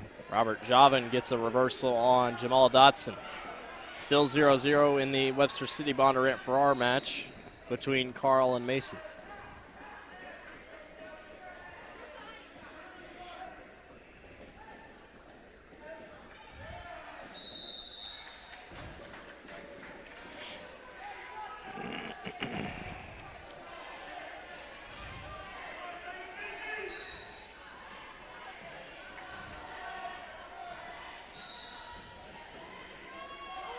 Will from Cedar Rapids Prairie is just comfortable wherever he's at. Riding him out. Tyler needs to get to his base. Broke Tyler down and trying to put a Nelson in so he can turn him. Dotson needs to go 11-6 with 47 seconds to go here in the period. Third period, I should say.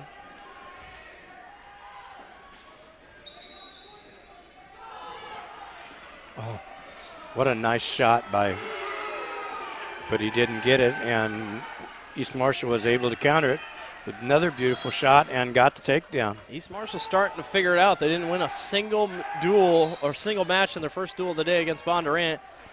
Grabbed a couple in the latest one, and now Roberts Javin looking for another one with an 13-7 lead, Aiden Carl on top of Austin Mason 1-0. In the third period, Grinnell has to choose neutral. Javin wins by a fall over Jamal Dotson.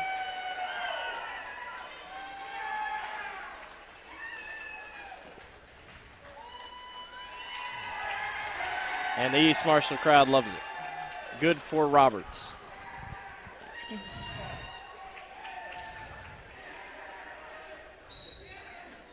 Sometimes it's really great to see those that haven't had a lot of success have a little bit of success, so we can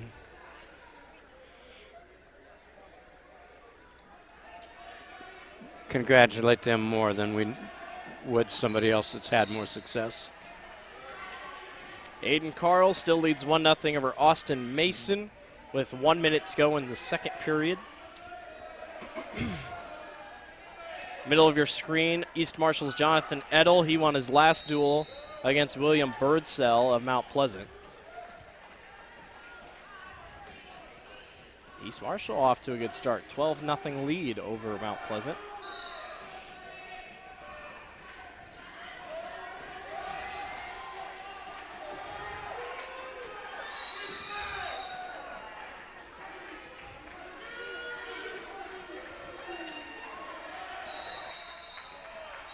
Sometimes like the East Marshall young man there, just needs to learn to keep both knees in.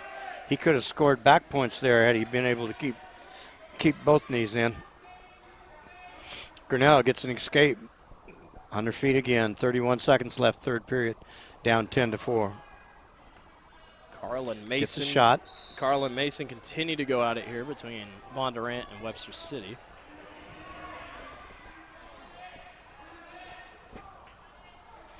It's taken down again for an 8-point lead. So he will net Cedar Rapids Prairie 14 points instead of just the 3.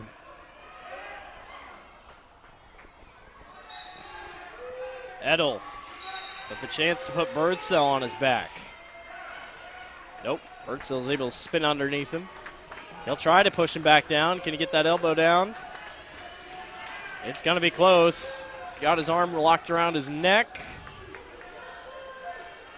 Oh, Birdsell's able to turn right back. They'll get 3 near fall points, though, to Jonathan Edel.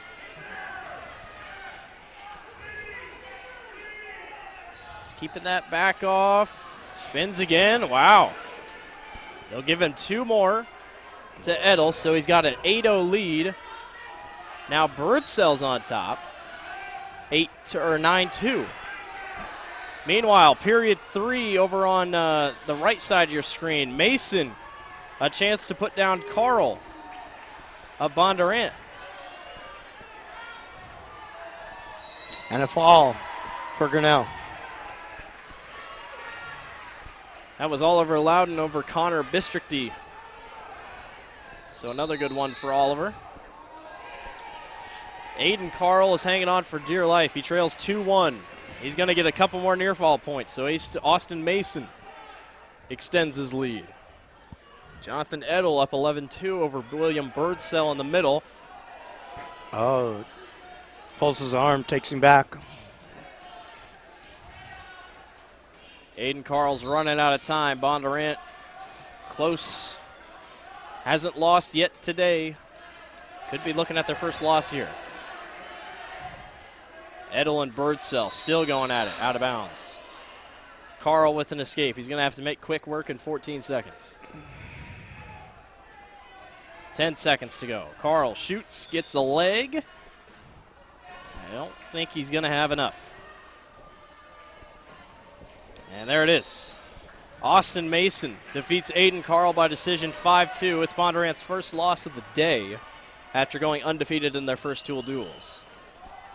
Middle of your screen, Jonathan Edel leads 12-2 with 1:30 to go in just the second period. And on Grinnell's side, Taylon Meredith taking on Colin Velke of Cedar Rapids Prairie. Does a nice job of sliding in for a single leg. Hasn't got the 2 yet, but is getting close. There should be the 2 if he gets it before he goes out of bounds.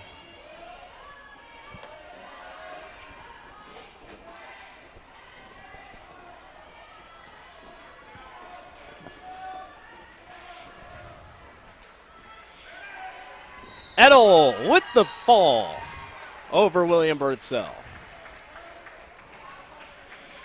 For an 18-0 lead. Yeah. Good start here for East Marshall. Had a tough start to the morning, but starting to figure it out here. They seem to get stronger as the day goes by. They're just in good shape and continue to keep going. Also have faced 2 very good, very good teams. Velke on top of Meredith over there for Grinnell.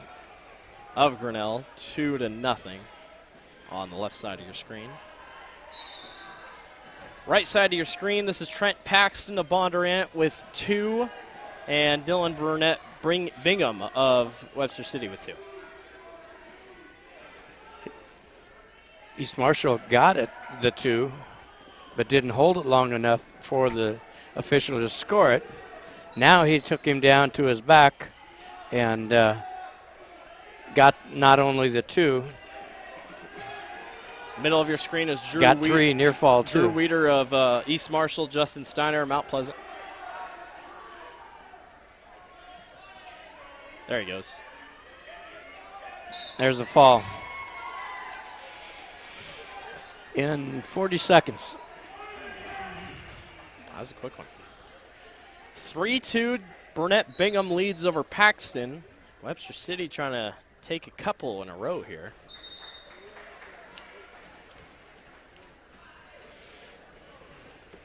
It's the end of the first period. They'll go to the second period in the top right corner of your screen.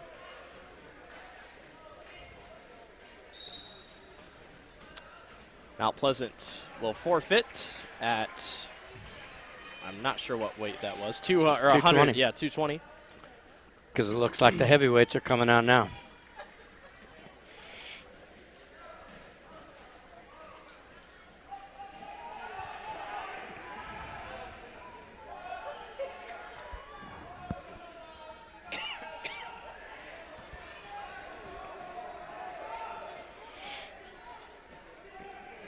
Burnett Bingham still leads Paxton 3-2.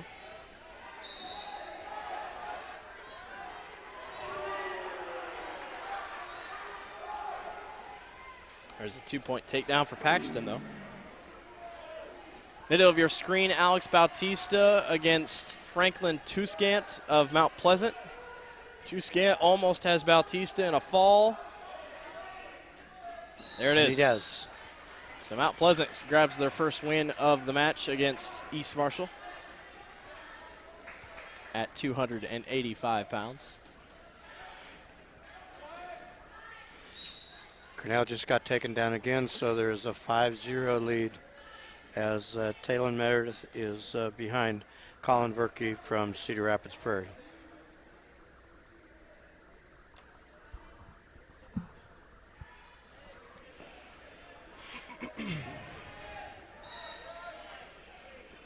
Trent Paxton still on top, 4-3 over Dylan Burnett Bingham of Webster City. That team score is tied 3-3 with 30 seconds to go in the second period.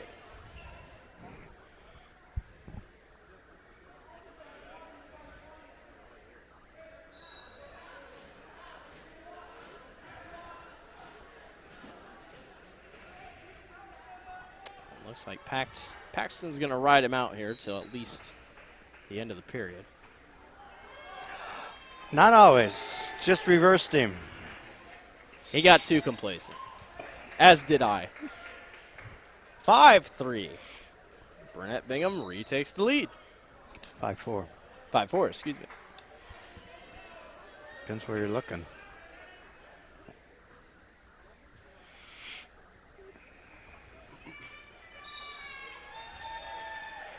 East Marshall wins again by forfeit.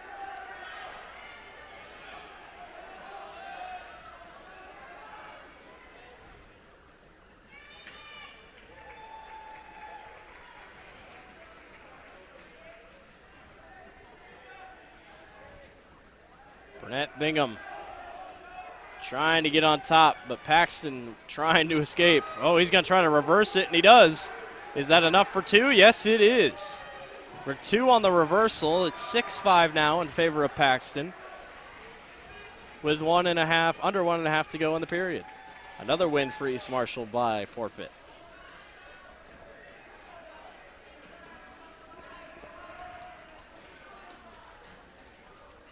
And now Mount Pleasant wins by forfeit. This middle match is flying by. Looks like another one will be by forfeit here. So, middle one's going to be done pretty quickly. They're going to get some extra rest. Meanwhile, 6-5 here on the right side of your screen. Left side of your screen looks like Cedar Rapids Prairie should be able to get away. There's another 2-point takedown. And that's it between Mount Pleasant and East Marshall, I believe. Whole lot of forfeits later. Yeah. That is. Now we line it up. Yeah, so that's it between those two. 6-6, meanwhile, on the right side of your screen. 40 seconds to go. Paxton, can he turn it? Out of bounds. He at least wanted one, and Paxton's not going to get it. 6-6, they'll start neutral. Yeah. Velke. is about to get the win here over Meredith. 23 seconds to go on the right side of your screen. Paxton trying to get on top. How about the strength? That should be 2, and it is for Dylan Burnett Bingham. Oh, and he puts him on his back. Could be big in terms of team points. 6 seconds. 5, 4, 3, 2. Didn't get the Doesn't fall, matter, but got the win. That's a win. Wow. What a duel. So middle of your screen is done between East Marshall and Mount Pleasant. A win to Dylan Burnett Bingham. 11-6 decision.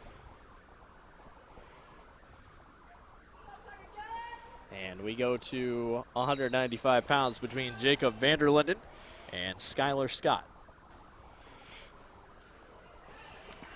Right side of your screen, or left side, Gene Blaylock versus Carter Dawley. Both of them seniors. Carter is a senior with a 7-3 record. Will be interesting to see how he does.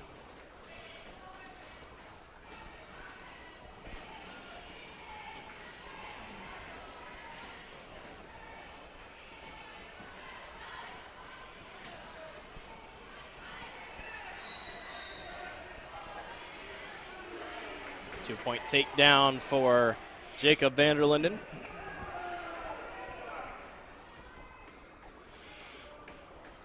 I think the official on the orange mat is getting coached with about 10 Bondurant kids telling him how to do it.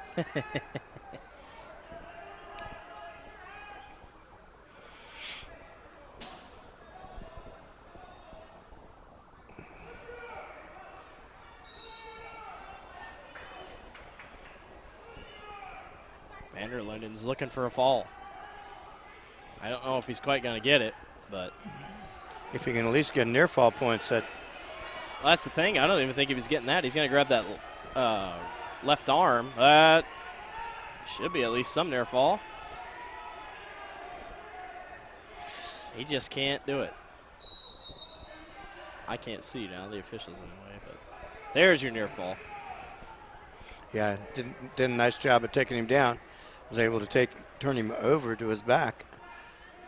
30 seconds to go in the first period. Going to give him one for an escape, restart the match. Said I'd rather be up and on your feet. Vanderlinden trying to get the fall before the period ends. I don't think he's going to get it, but he's still going to get a ton of points. 8-0 here over Skylar Scott of Webster City.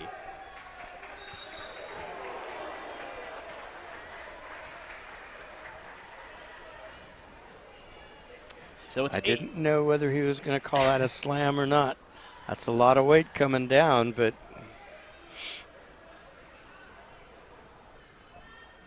8-0 as we go to the second period between Vanderlinden and Skylar Scott.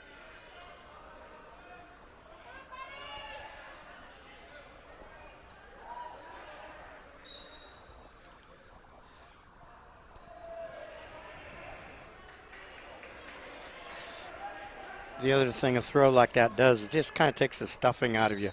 Maybe I don't want to fight this as long. 7-2. Cedar Rapids Prairie is ahead. Skylar Scott has a wrong one. As Carter Dowley from Cedar Rapids Prairie is ahead 7-2 going into the second. Vanderlinden still leads over Scott. Official calls time.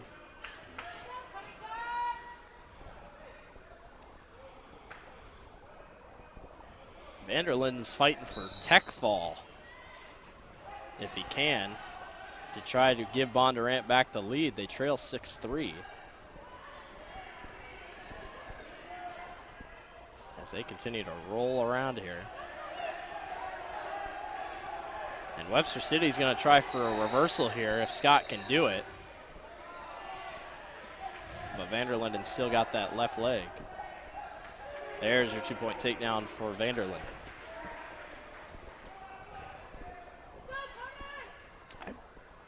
Don't think Tony liked the arm being cranked that direction.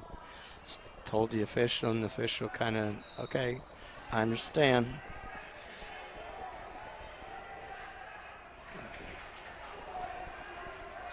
Vanderlinden up 11-0 here. Young man from Cedar Rapids Prairie is very, very comfortable in those locks.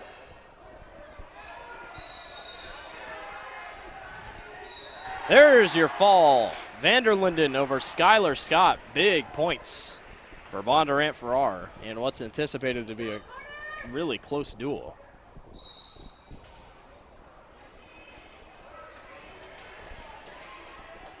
Now, Dave, you can maybe answer this, but I swear, ever since COVID, do the officials just not physically raise arms anymore? Ever since COVID, because of health. Yeah, and they just raise the hand to the side.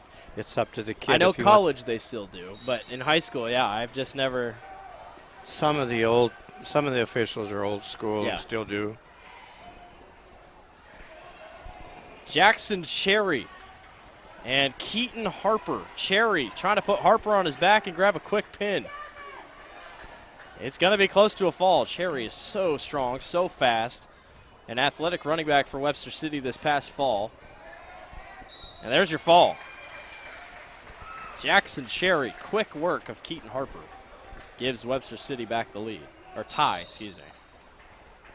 No, lead, 10-9.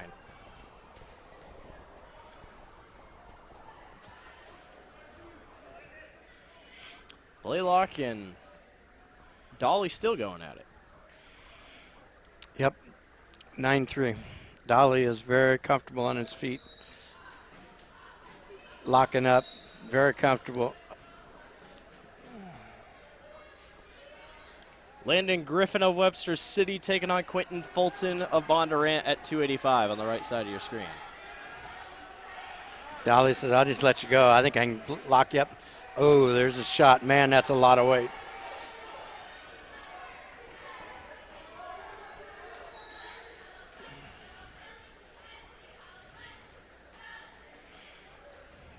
Nice match.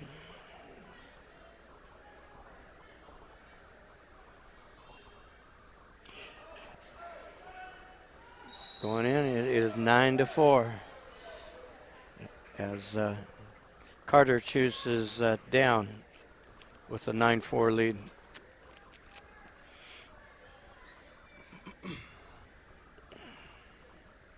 Still 0-0, 1:23 to go in the first period on the right side of your screen between Quentin Fulton of Bondurant and Landon Griffin of Webster City. Oh, just made a mistake in trying to stay with him. Ends up on his back, and there's the fall.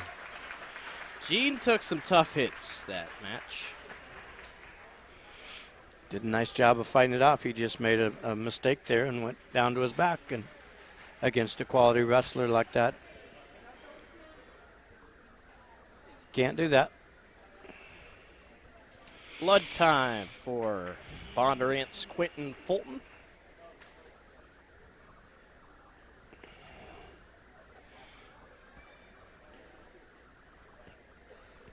Up next we'll have Dylan Heater from Grinnell.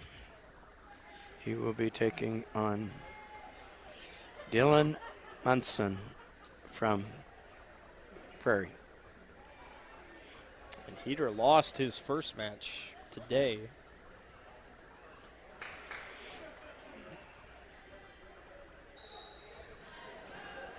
Starts out with a caution. Young man from Cedar Rapids Prairie was excited to get started and was able to move a little soon. Dylan reaches, doesn't get it.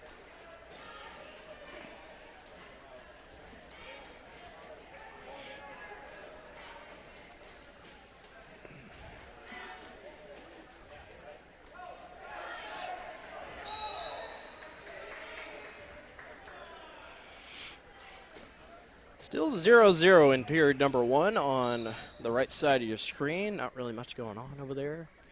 There he shoots. Dylan's just not getting penetration. Got to specify with Dylan. We got two Dylans, Dylan Peter and Dylan Munson of Cedar Rapids Peter. Heater just did not get penetration. He's able to do a scramble and come out of it with a leg. We'll see if he can score it. Cedar Rapids Prairie young man has the young man's ankle, Heater's ankle, all the way back there. Stalemate. Nobody can get anything. Yeah, stalemate, not quite called, but just really nothing going on here between Bondurant and Webster City here. Webster City leads overall 12-9.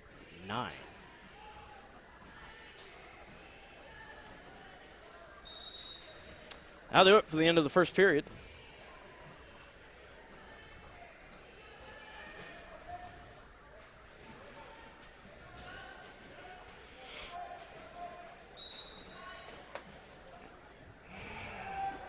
This is his signature move if he can get it. Unfortunately, doesn't have the arm tight enough for Heater to score it. Bounce out of bounds. Still trying to pull him in. Quentin Fulton had a reversal, and then another had a couple near fall points, so 5-0 in favor of Fulton over Landon Griffin.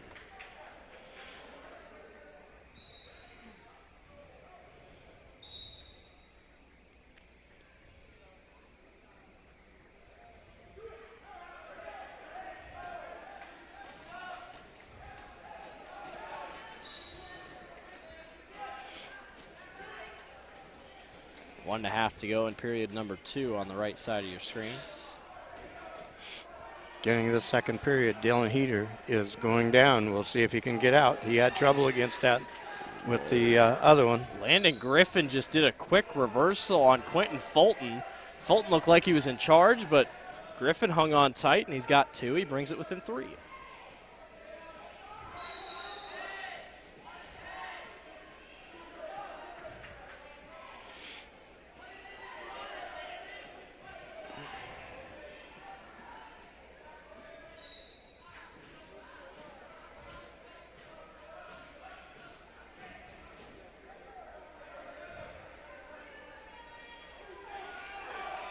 So far, there's a big change of events.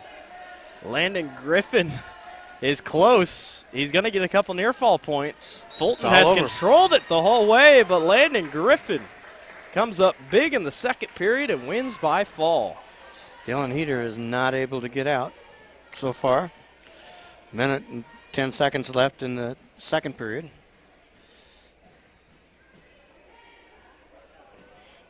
But if you can't get a takedown, which they couldn't in the first period.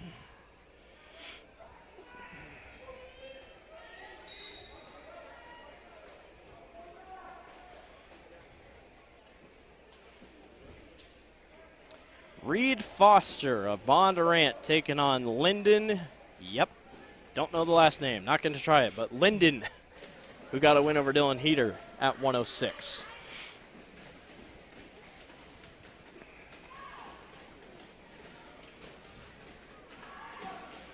Nice shot in, gets the single leg. Whether or not he can score it or not, that's completely different. Heater's just not having any luck getting out today, and that's been one of his problems as he gets into the better competition, is getting out. We got 20 seconds to see if he can.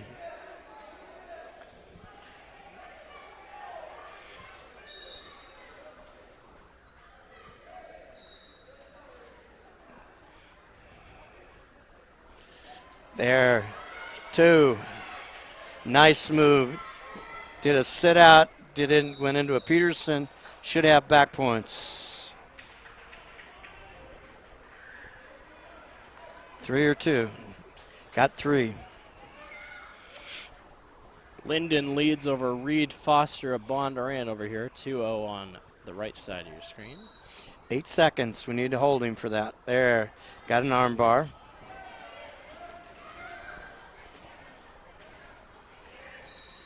And rides out for the second period. Start of the third. He wants Cedar Rapids Prairie's Dylan wants to go neutral.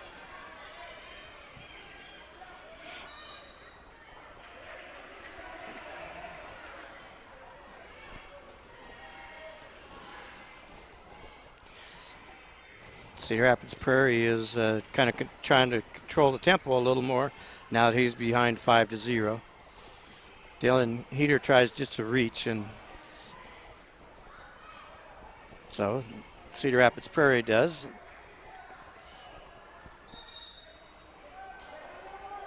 They're going to the second period over here on on the right side of your screen. Linden leads 2-1 over Reed Foster.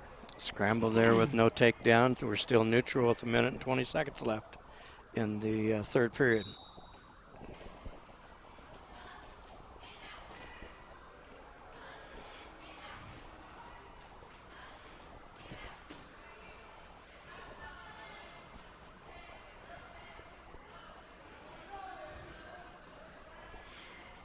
Linden on the escape.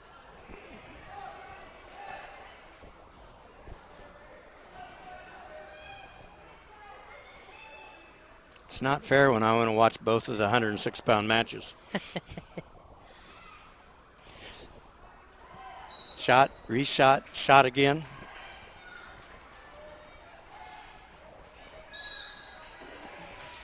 Ref calls time on Bondurant and Webster City.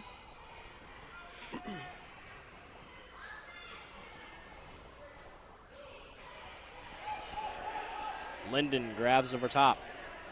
If he can reverse it. No, Foster's got a leg.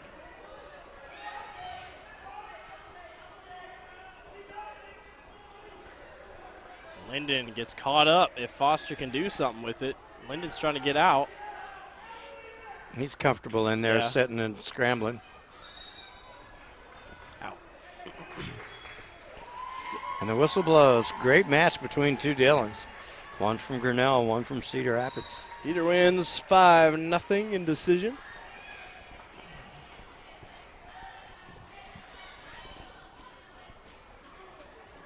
Reed Foster trying to get back into this thing against Linden. It's a 3-1 lead for Linden.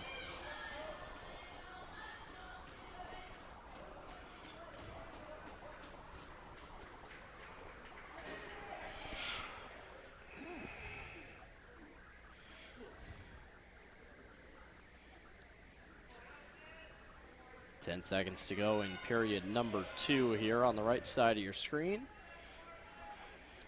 106-pound weight class today is pretty well stacked. We got 4 boys that are awfully good.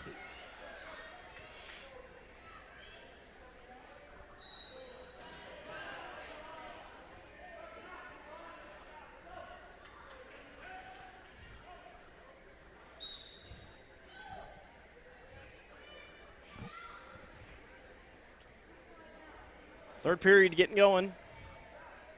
Right side of your, or left side of your screen, Jamison Heidelball versus Blake Guillemot. Guillemot is 10-1 on the season according to Track Wrestling. And he's showing why he is. He took him down with a swim move and took him, put a grapevine in and turned him to his back.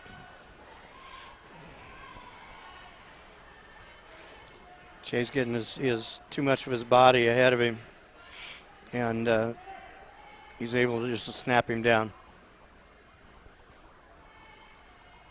Pretty soon he's going to shuck him by. Linden lets Foster go, 3-2. Snaps him by for another takedown.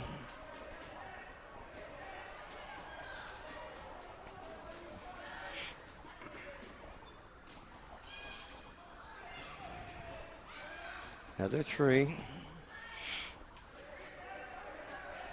Foster had a chance at the leg, out of bounds. Let's see what they do.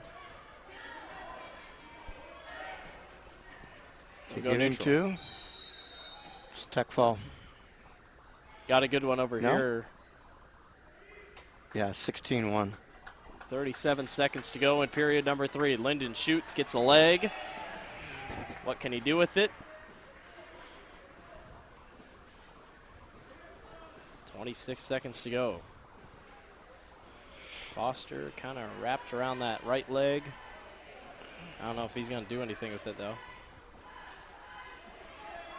Good match here at 106. Ref calls time. Calls a stalemate. Nobody's being able to do anything. And so we'll go back to the middle and start where we were at. Foster gets a leg. 9 seconds. What can he do with it? I don't know if he's going to be able to do much. Linden holds serve. 2 seconds, 1 second. Can't do it. Good effort by Foster, though, at the end. Linden wins 3-2 by decision.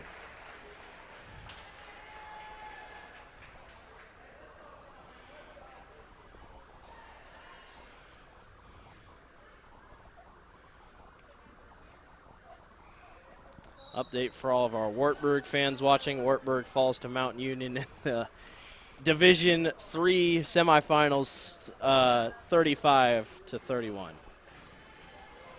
Mount Union scored a touchdown with under 20 seconds to go.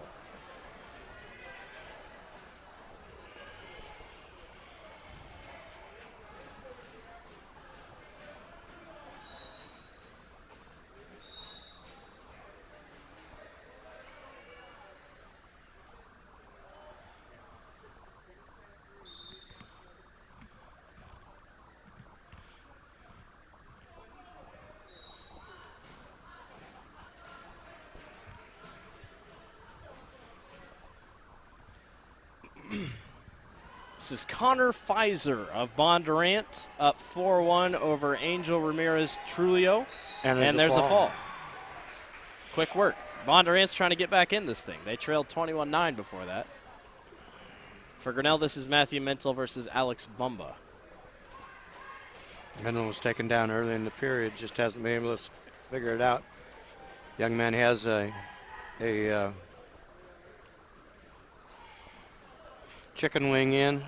Is turning him for near fall points. Let's see if he can adjust so he can get a fall.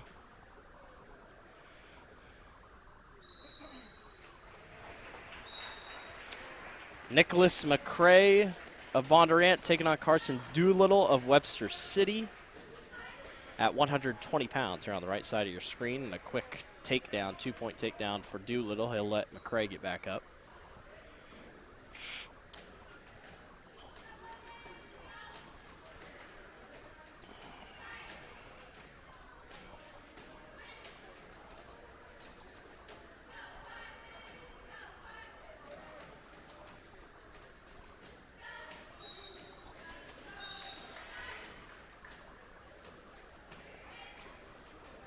Oh.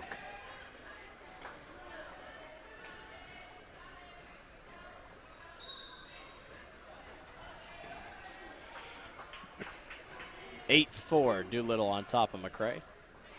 Cedar Rapids Prairie did a nice job of getting in on a single leg, was able to get it up high and was able to score on Logan McDonald.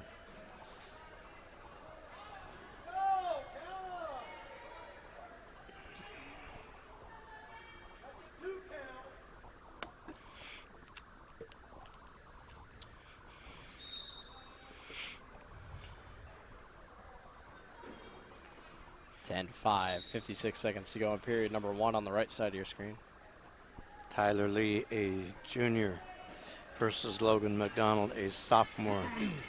Good, tough, strong wrestler. Faces Logan. Usually he wins those scrambles that got him taken down. He didn't win this one. Trying to get a leg in.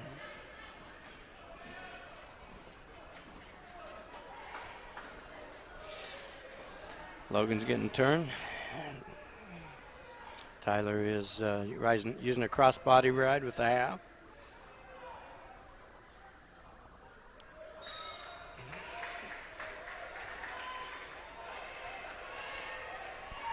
Logan can get the head, pulls it under. Gave up 2 near fall points there.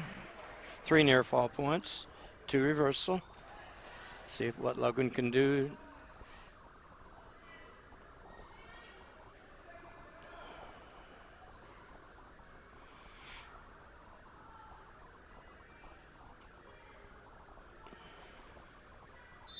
And they're content to go into the second period.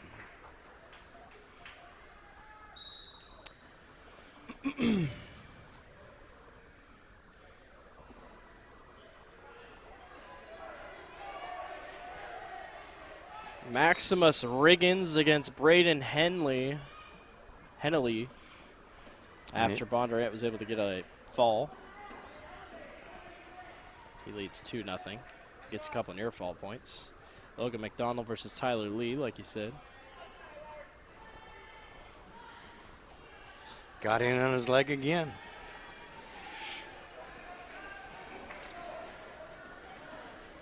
Logan is too content just to let you in on the leg and then try and scramble out of it with the good ones.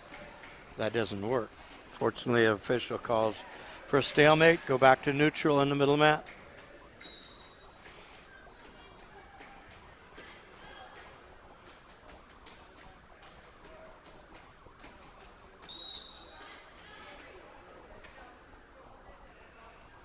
(9-2). Riggins on top of Henley over here on the right side.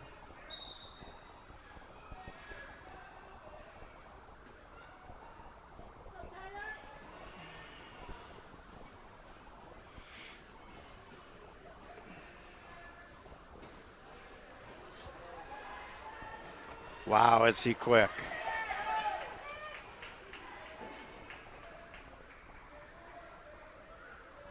Tyler Lee came into today 9-2.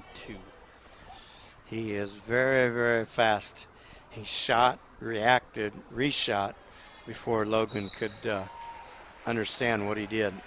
Bondurant's Maximus Riggins wins by fall, and Bondurant is slowly but surely working their way back into this thing with a couple more to go. Either way, it's been a good dual meet. We thought it would be.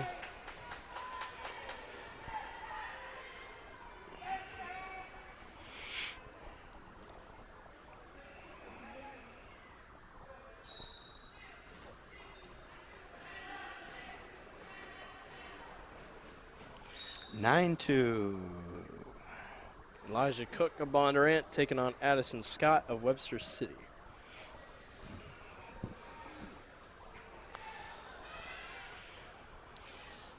(9-2) in the last few seconds of the second period with Tyler Lee over Logan McDonald.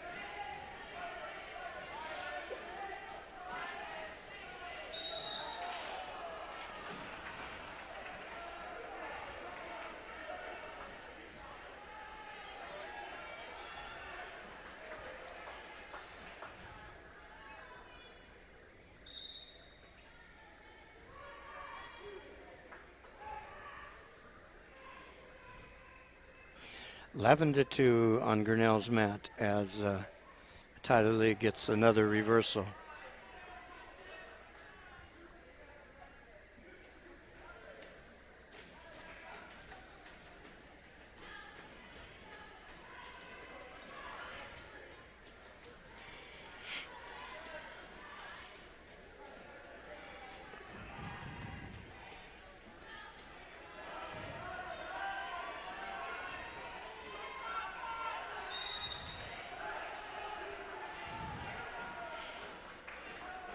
Ran out of time on the orange mat. It is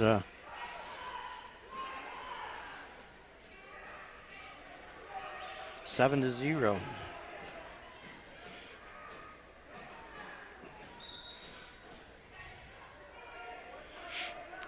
Grinnell's mat as time wears down. We have Tyler Lee up 11-2.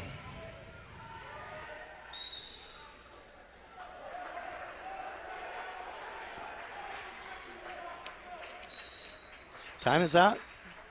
Tyler Lee from Cedar Rapids Prairie wins 11-2. Nice match, nice scrambles.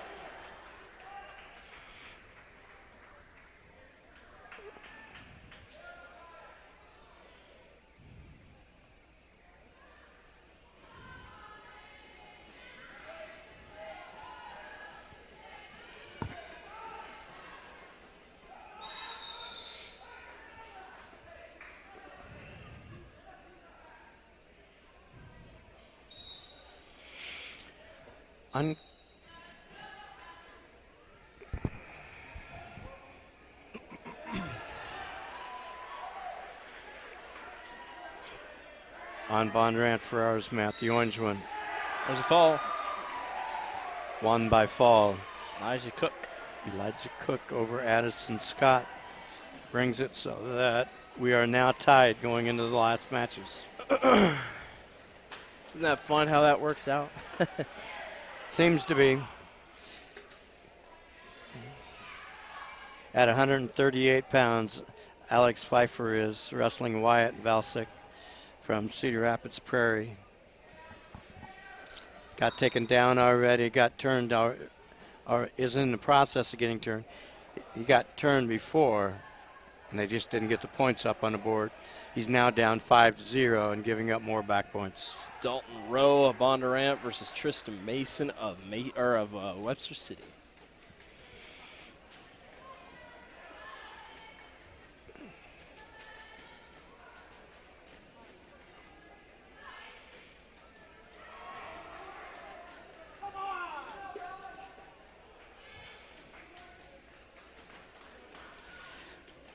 .80 now with 30 seconds left.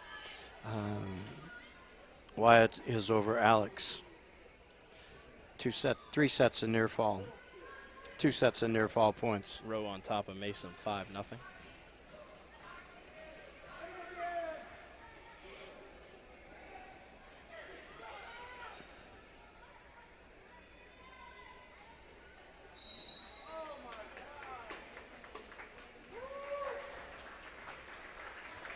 And there's a fall on Grinnell's mat. 12 seconds left in the first period.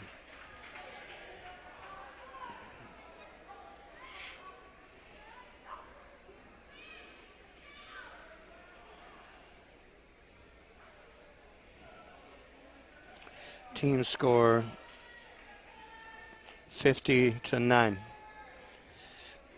Cedar Rapids Prairie over Grinnell.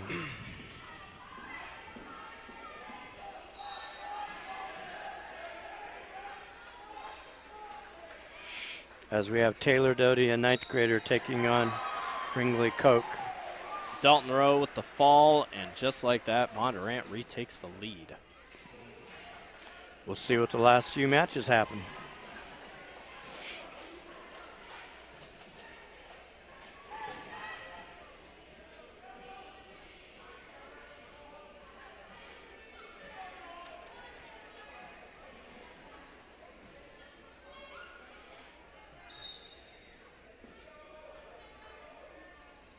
Nolan Fellers taking on Luke Estlund at 145 pounds.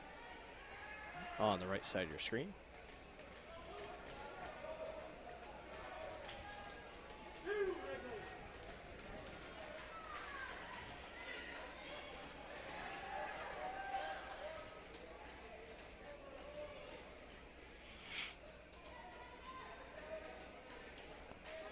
Get your knees back in. Big time.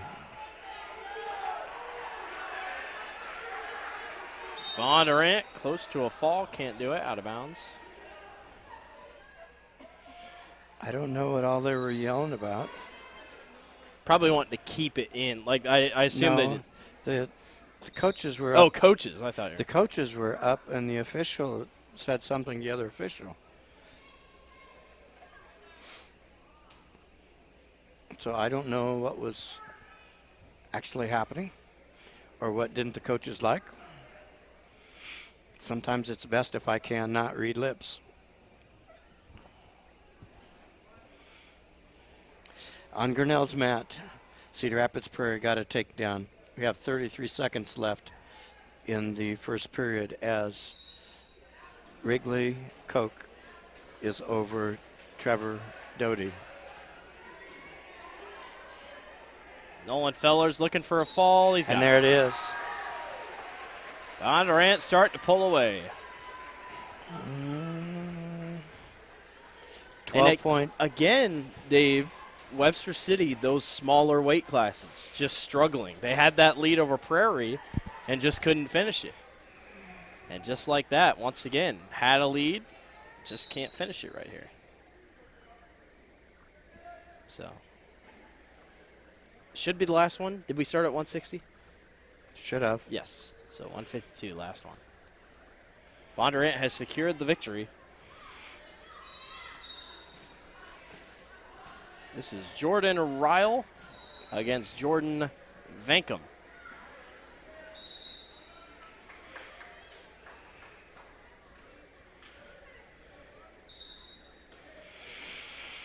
Trevor's Doty's choice. He decides to defer till the third period. Wrigley chooses down.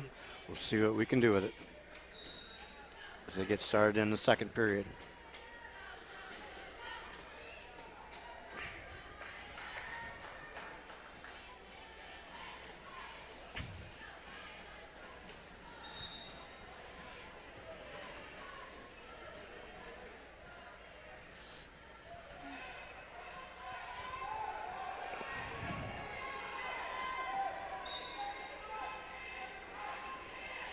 Just not strong enough.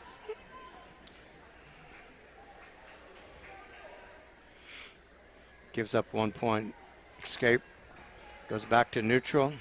Had him in a good thing. It's just that Wrigley is very, very strong, and he could not complete the hold as he should have.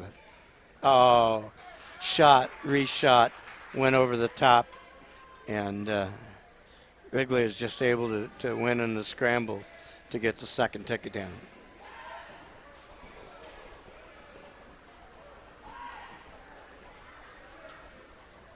Takedown for Jordan Vankum. Started a little slow, but he's figured it out here against Jordan Ryle, 4-1.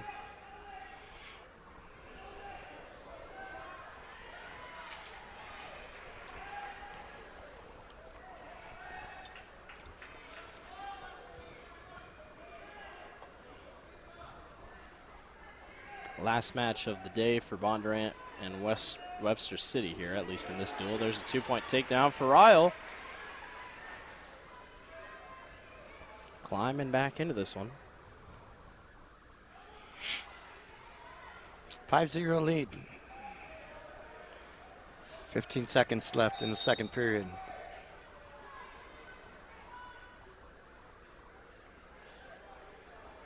As Wrigley is trying to turn him, not able to do it. Taylor is able to hold out on the second period. It's the beginning of the third. And Taylor wants to go up.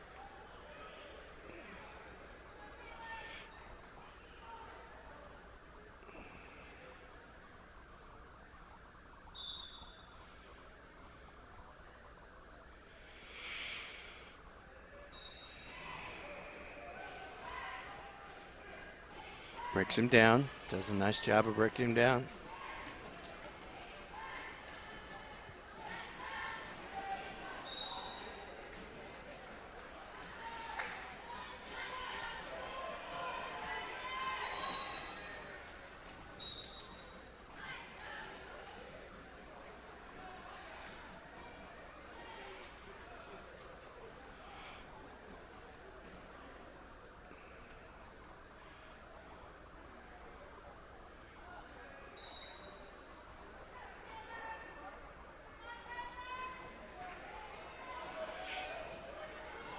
Tries the trip, doesn't get it, gets the escape. So because of the potentially dangerous in the restart,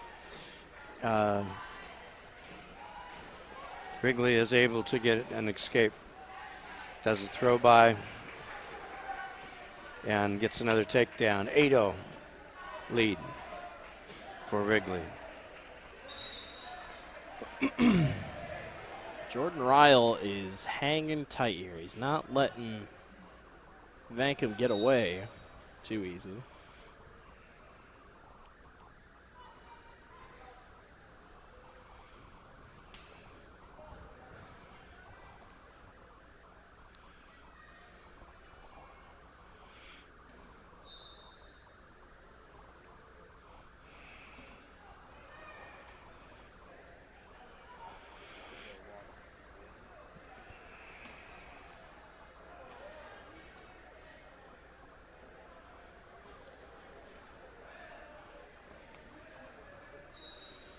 Oh. Did a nice slide by, chuck by, just was not able to finish it. 30 seconds left in the third period as Wrigley is riding him tough and just not able to finish it. Ryle, if he can reverse, not going to have enough time. Third period we go. Red's choice. He's going down. Bondurant Farrar's going down. In the meantime, time is winding down on the Grinnell mat as Wrigley will win 8-0.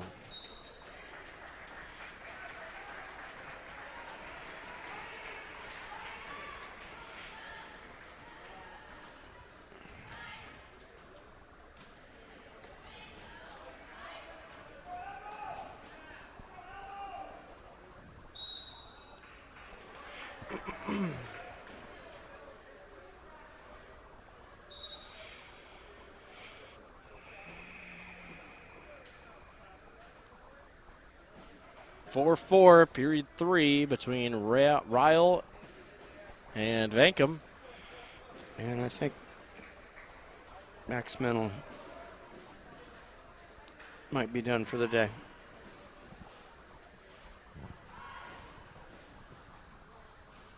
That's final for Cedar Rapids Prairie and Grinnell. And we're about to finish up here. 1 minute to go in the third period on the right side of your screen. 60 to 9.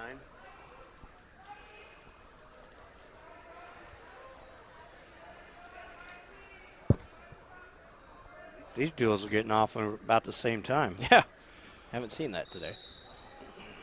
We have extended our time by 2 hours today of getting out of here just because two teams are taking so long. Great duel meet.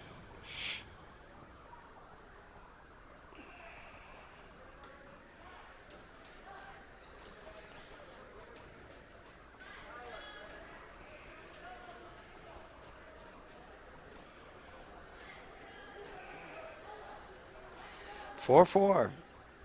Jordan Ryle from Bondurant Farrar.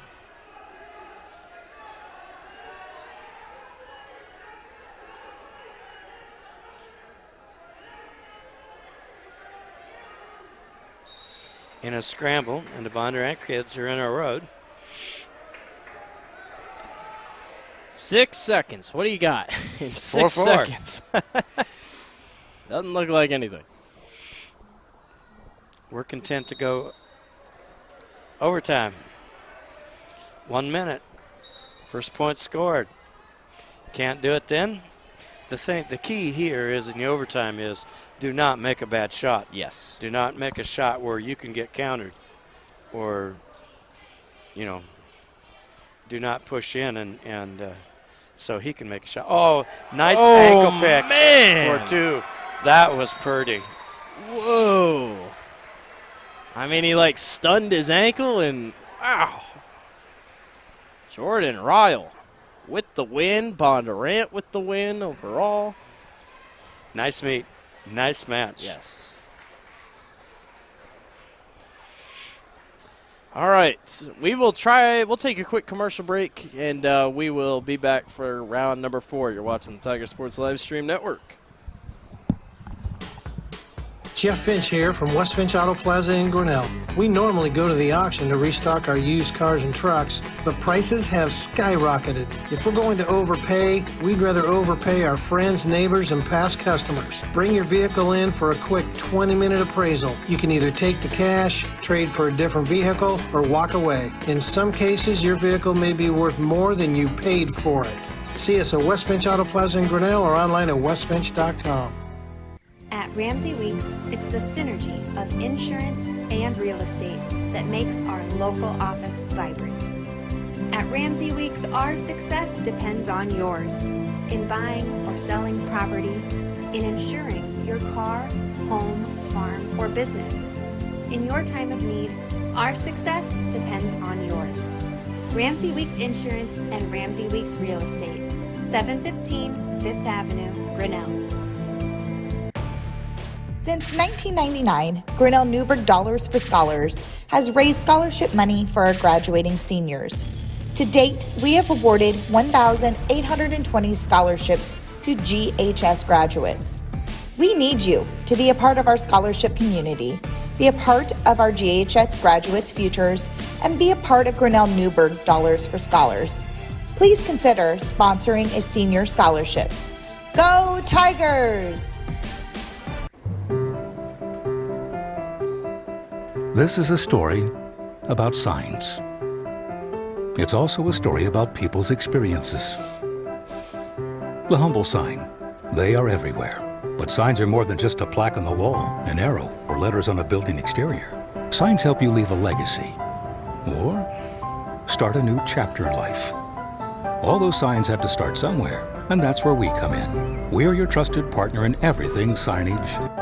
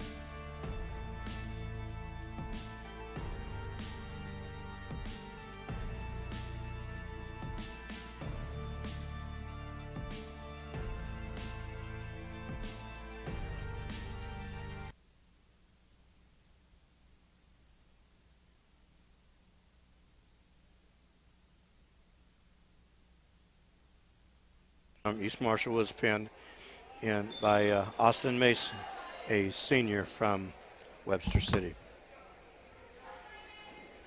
Starting out on the other mats, we have Grinnell versus Bondurant Farrar and Cedar Rapids Prairie versus Mount Vernon. A lot of great matches here today. A lot of the 106-pound weight bracket here today is stacked. There is 4 good ones that we very well could see on the podium at the state tournaments. We have different classifications here, as Grinnell is in a lower one than I think Webster City and probably Cedar Rapids Prairie. But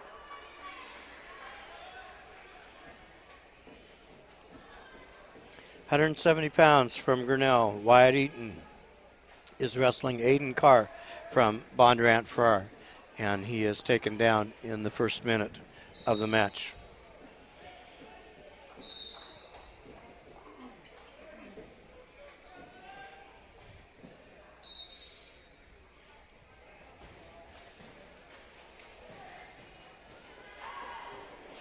Center mat, we have Jonathan Edel from East Marshall taking on Dylan Burkett Brigham, from a senior from Webster City. Over here on our right-hand mat, looks like Cedar Rapids Prairie Will Wicks and Mount Pleasant William Birdsell has just started up.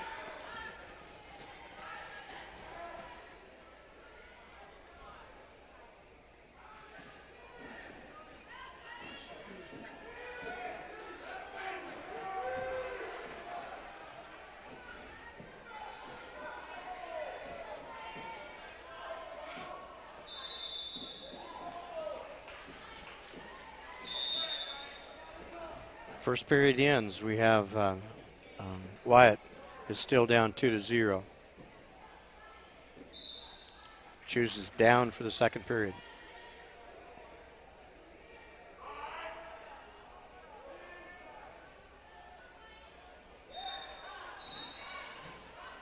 Scrambles to get out, can't quite do it. Bondurant Farrar follows him and is able to continue to ride him. Center mat, period 1 ends. East Marshall Adele 3. Burnett Burnin 2.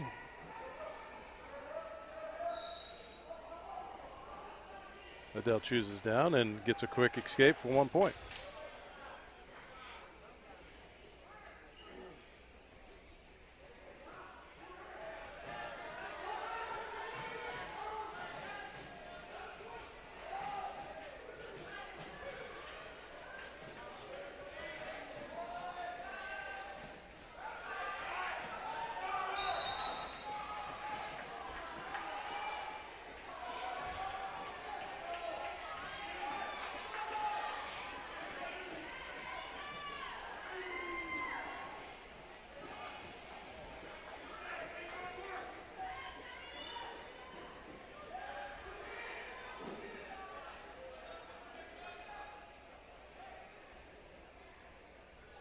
Over on your top right mat, Wicks with Cedar Rapids Prairie 4, Birdsell Mount Pleasant 1. And on the middle mat, it is 4-2, 6-2 now, with Edel from East Marshall in the lead. Doing a nice job of riding him right now, trying to dig for an armbar series.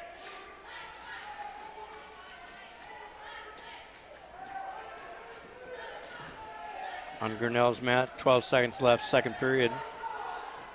With the mat right, Mount Pleasant has Cedar Rapids Prairie turned, had a half into him. He's working a half again, trying to get him back on his back.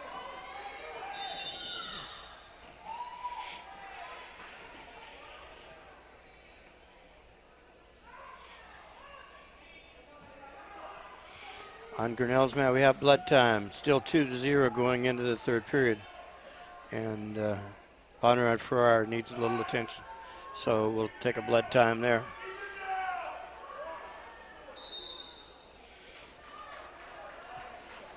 Mount Pleasant's had him in a cradle, rolled him. know if he got enough back time to get a point out of it.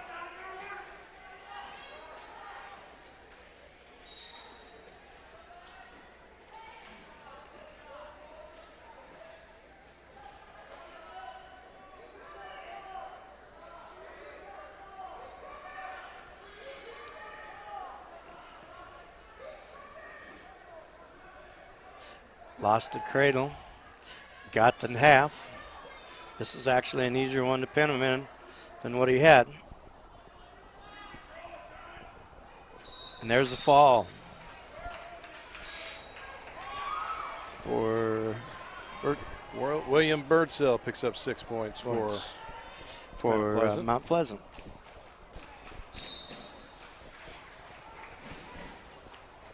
On Grinnell mat, it is now 4-0. With a minute and 40 seconds left. Center mat with East Marshall. Edo is up 6-2.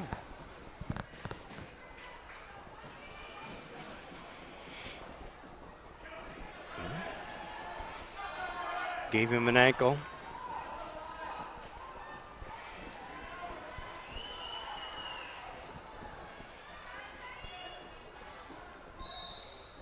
Back on your top right mat, Cedar Rapids Prairie Bistricky versus Mount Pleasant Steiner. There's two. 37 seconds left. Either got to cut him and try and take him down twice or turn him. And he just gave up a reversal.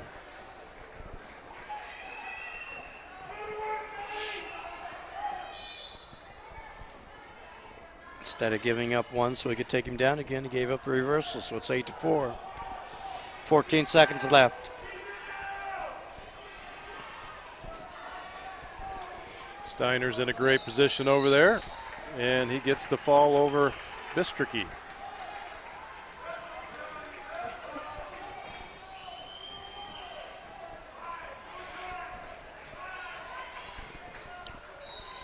Six seconds left between Webster City and East Marshall. That ends the match. Oops. For 1 second.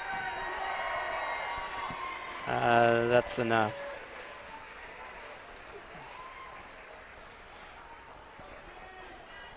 My opinion is I expect to win. Why do I need to do that?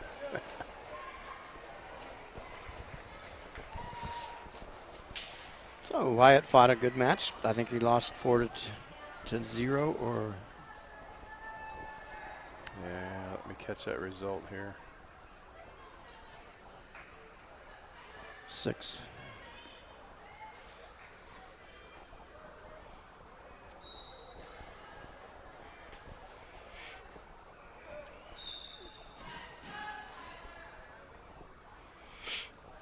On Grinnell's mat at 182, Tyler Costa is wrestling Trent Paxton from Bondurant Farrar.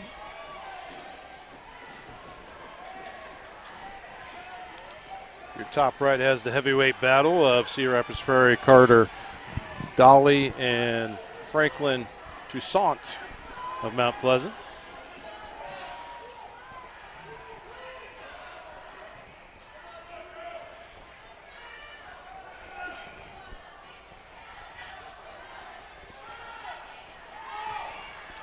And Bondurant Farrar gets a takedown, puts him on his back for a 2 near fall.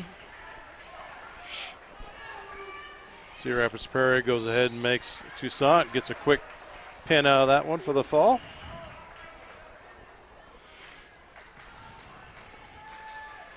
So Carter Dolly is the winner.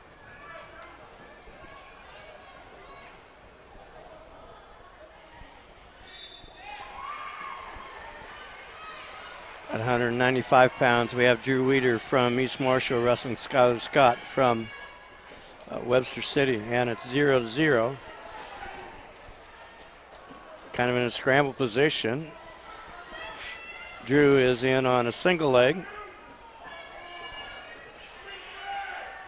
Follows it down to get a takedown.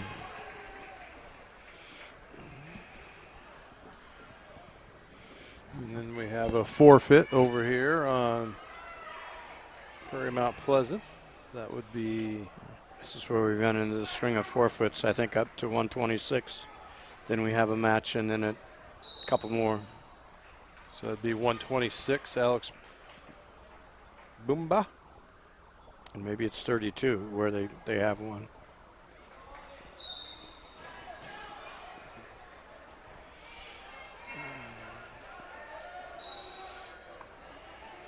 So Tyler Lee, Cedar Rapids, takes the forfeit at 132. And we'll be up for 138 on the top right-hand mat. On Grinnell's mat, we have Oliver Loudon at 195. Just got taken down. Right now is being put in a cradle by Bondurant Farrar and able to break the cradle. Gave up a 2-point near fall.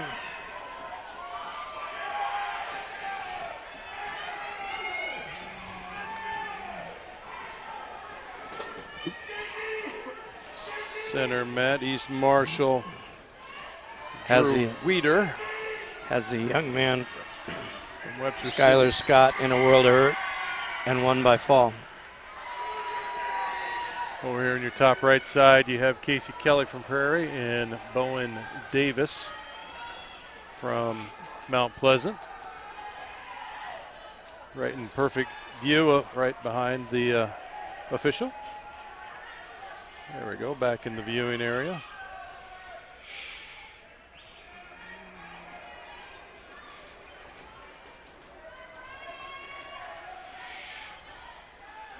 Oliver's down 7-0.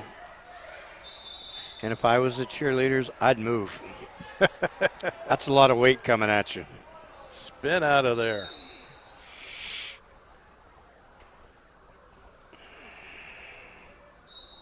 .22 seconds left, first period.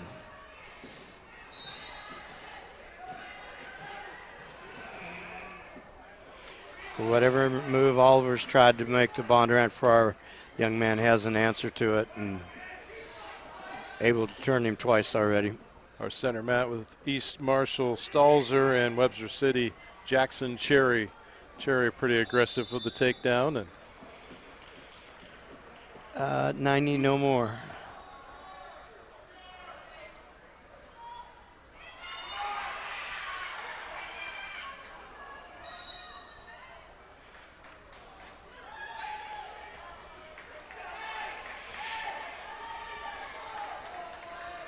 Cherry picks up 2.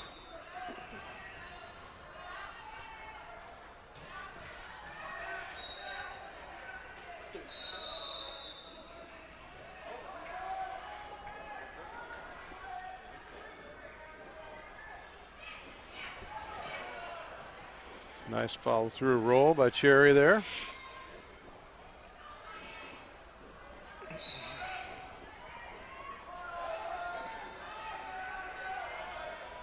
Into the first period on the top right with Kelly and Davis.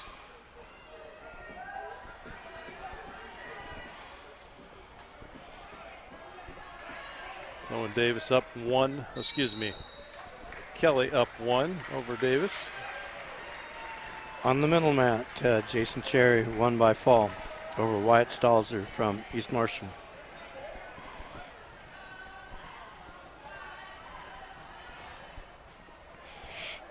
On the Grinnell mat with a minute left in the second period, Oliver's still trying to fight off the pinning combinations of young man from Bondurant Farrar. Jacob Vanderlinden, a junior.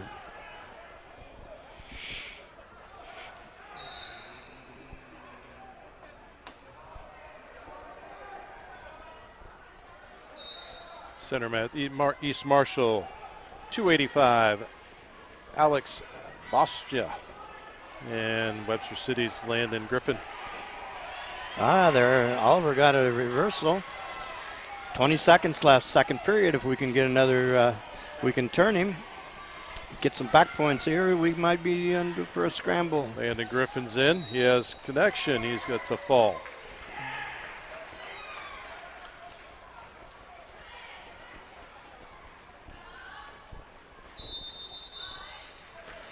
Second period in, score is now 7-2 in favor of Jacob Lander-Linden. We're on a top right-hand mat between Casey Kelly with Prairie and Bowen Davis of Mount Pleasant, still at a 1-0.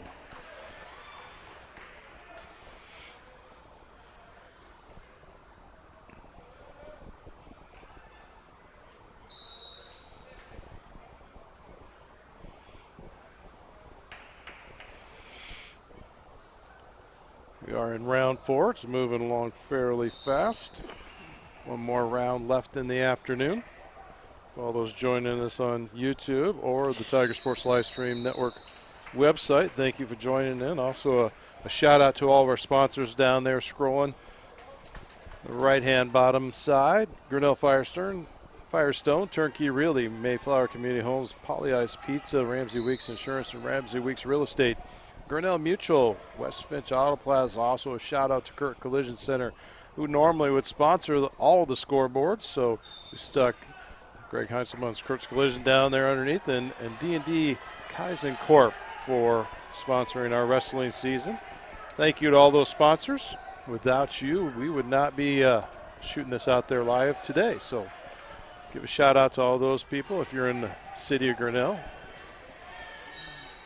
Oliver's got him broke down. Now it's just a matter to see if we can turn him. If you turn him, you probably got to pin him because you probably can't turn him 3 more times. 2 more times. Get the wing. If you can get the wing in and turn him, it's kind of like,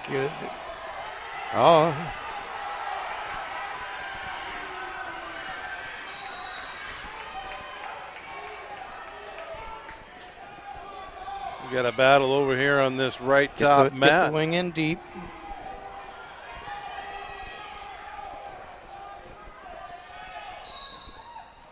Cedar Rapids Prairie.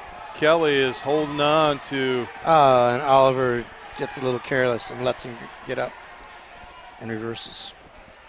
Holding on to his 1-point stance here, trying not to let Bowen Davis get an escape to get out and tie things up. With 47 seconds left in the match.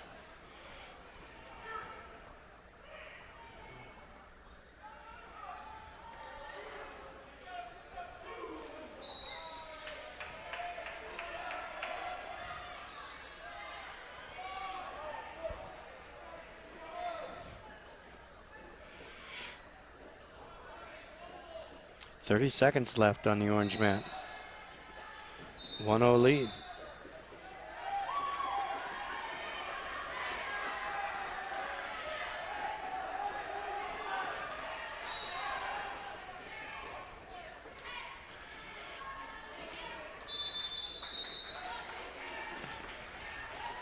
Nice match. Ended up 9-2 as Oliver Loudon lost. We're down to 17 seconds with Kelly and Davis. Oh, was right, Dave. He thought he slung him out of bounds far enough, but he was still in bounds. Scrappy little getaway. If he could get his ankle out, he might recover. Well,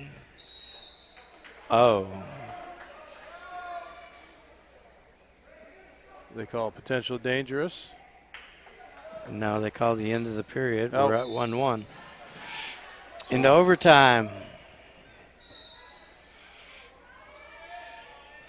To me, that was enough to have control and end it there. Oh, well. Got an aggressive match going over there on the Grinnell mat, Dave. Yeah, he does. As we have Taylon Meredith versus Kenton Harper.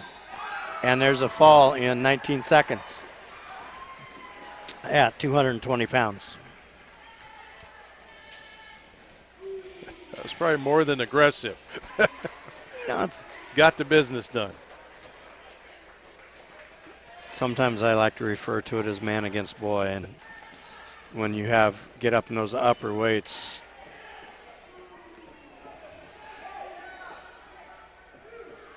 oh my, he just couldn't finish it. Nice scramble for the young man from Mount Vernon.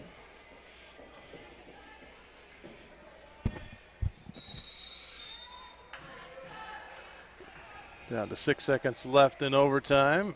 Still 1-1 between Davis is from Mount Pleasant and Kelly from Cedar Rapids Prairie.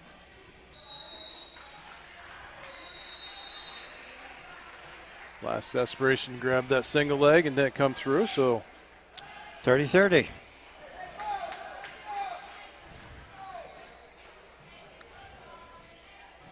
Cedar Rapids. I was just going to say that's the center mat. It was a 20-8. So that'd be a tech. No. Wasn't. Unless I don't. 20-8 would be a 12-point spread, so that unless there's more scoring there than they showed on track. Nope, I think that was the final, 20-8. 20-8, so it's a major decision.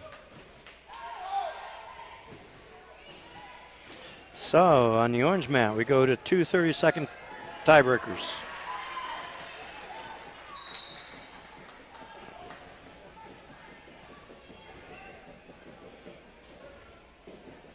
On our left-hand mat, or as we look at on our right-hand mat, but Gene Belaylock. Did a nice job of getting a takedown. And Bondurant's Quentin Fulton. And they go out of bounds, so we'll start back in the middle with Gene on top. On the orange mat, there was no score in the fifth period.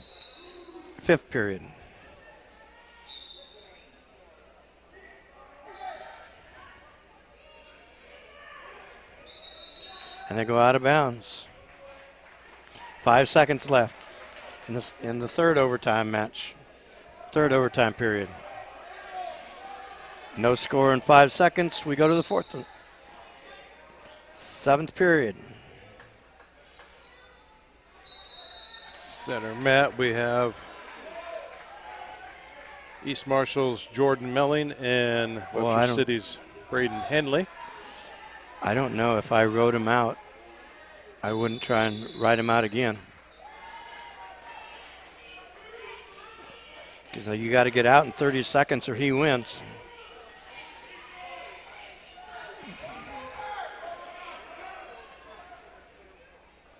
Problem is, all he's got to do is keep scrambling with it.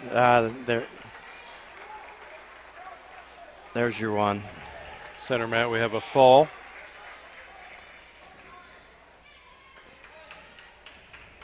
Webster City Henley over East Marshall's Melling. Nice match. And we ended up, Casey Kelly takes the victory 2-1. 2-1 in 7 overtime. In seven periods. I think that is the longest I've seen one since we've been doing this. 7 periods. I saw one where the Linville Sully young man, junior high, rode him out in that period to win. On Grinnell's mat, started down. Able to get up, but Bondurant Farrar keeps one leg.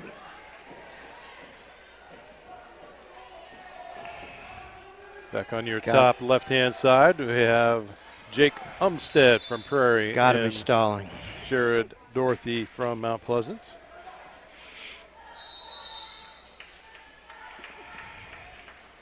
Umstead with a quick jump onto Zip.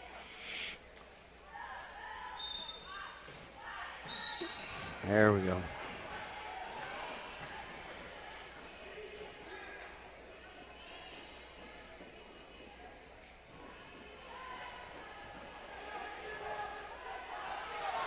Ooh.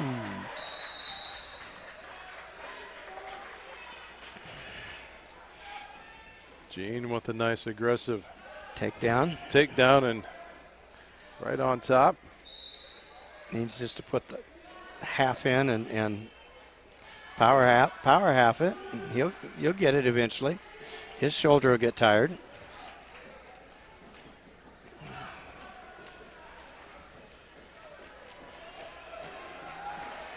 Now Umstead is in control over here with a fall over Jared Dorothy of Mount Pleasant. With Cedar Rapids Prairie up. I believe that'd be 69-6, I believe.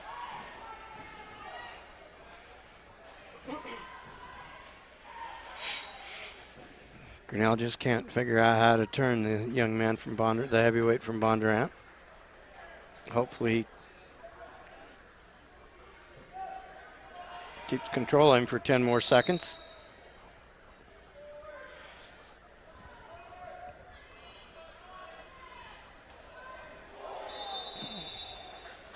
And that is the final over there on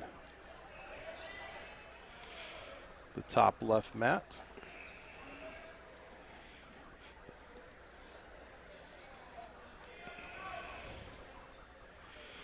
Bondurant DeFars says at heavyweight, now that you did that to me, I want to be on top for a while. Stands up. Grinnell stands up. Bondurant DeFars not making an attempt. We should have had 2 stalling calls by now. There's the first one. And 1 point for escape. So if you go down, Grinnell, anywhere but to your back. Final over there on the Cedar Rapids Prairie Mount Pleasant ended up 75-6.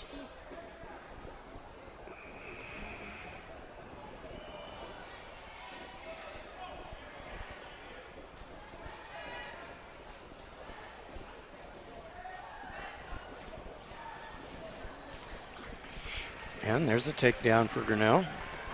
Major decision now.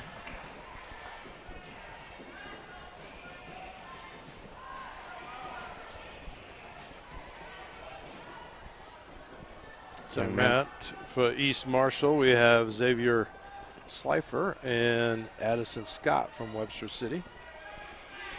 In the second period with a 0-0 score. There's 2 for reversal.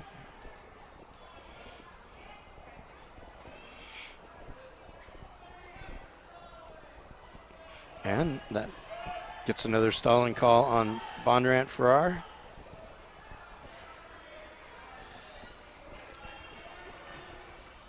(9-1) as Bondurant Farrar, young man, is able to stand up and he lets him go.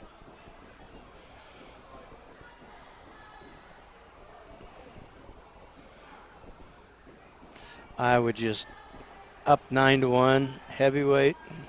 Ooh. Back heel trip, 2 more. He knew what he was doing. I would have stayed away.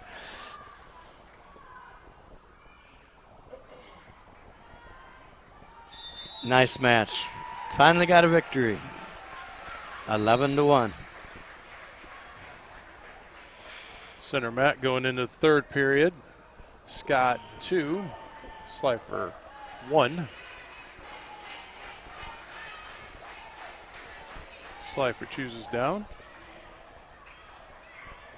Or it could be the other way.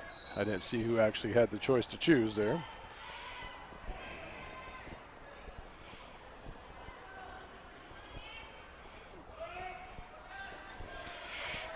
This could be a good match. Scott Heater's had Dylan Heater has, this is a loaded bracket.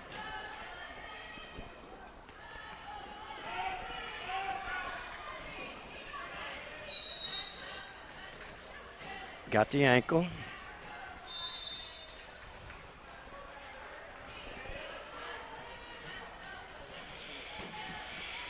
Reed Foster, a junior from Bondurant Farrar. Shoots in. Dylan.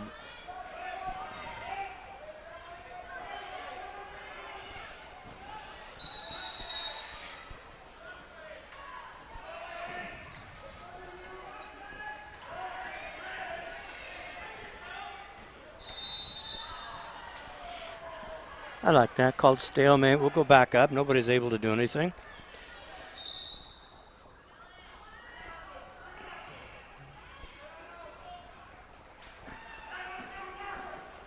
Dylan likes to be in contact with him. Reed does not, so we'll see. Dylan shoots in. Got his single. Tries to get it to a double.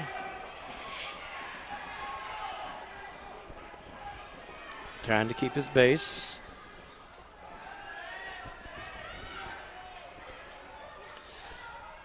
Scott is able to control an ankle of Dylan's. Stalemate again. Neither one can just finish what he started. Center mat, we're sitting at 2-2.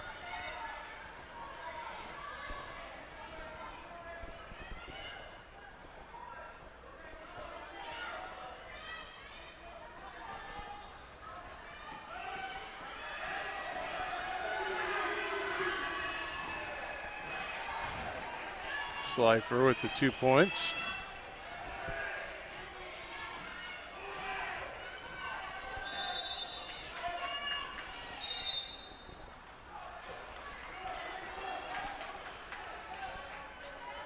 Eight seconds left in the third period.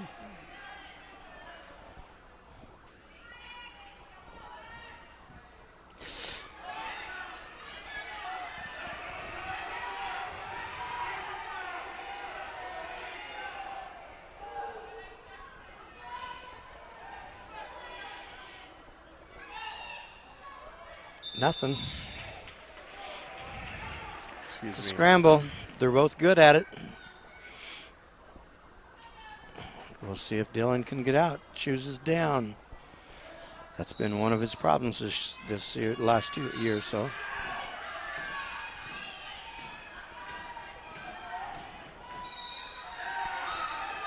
And with a 4-1 score, There's one out. East Marshall Slifer will take the victory.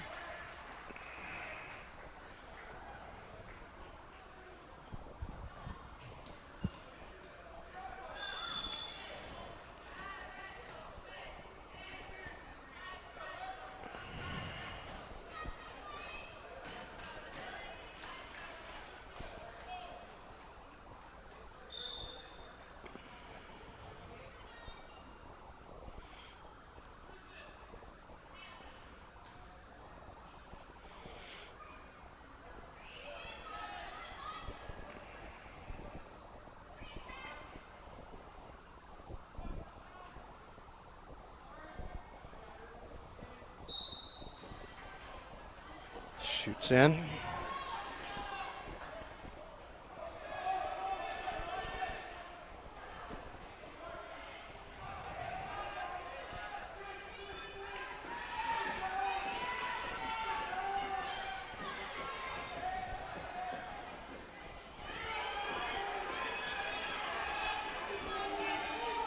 No, we're out. Oh. Back here in our center mat between East Marshall and Webster City, we have East Marshall's Lawrence Dye versus Webster City's Tristan Mason.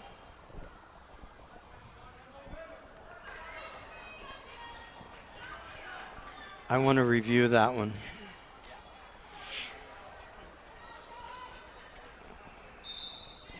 I agree, Dave. Farmer was not happy about something. Farmer was not happy about giving up that takedown on the edge of the mat. Because they were both out of bounds. Yeah. They just didn't call it. So on our center mat, Mason got 2 points, back points over here.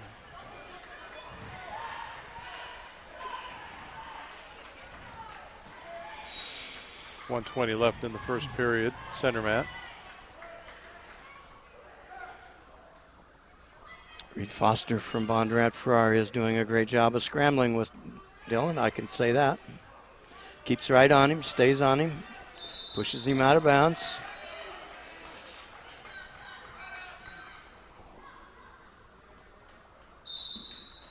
Webster City gets the fall. So Tristan Mason gets the fall over. Bondurant Ferrari's choice. He's going down.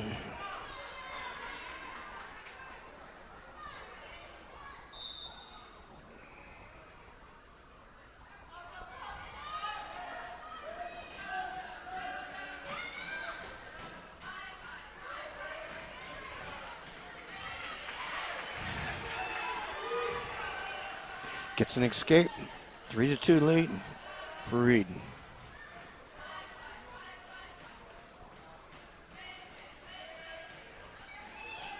Shot in, but it's a bad shot. Those are hard to complete against good wrestlers.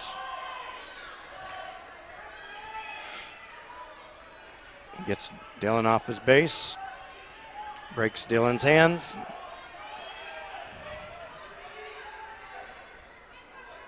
Has the underneath leg. Locked in a cradle.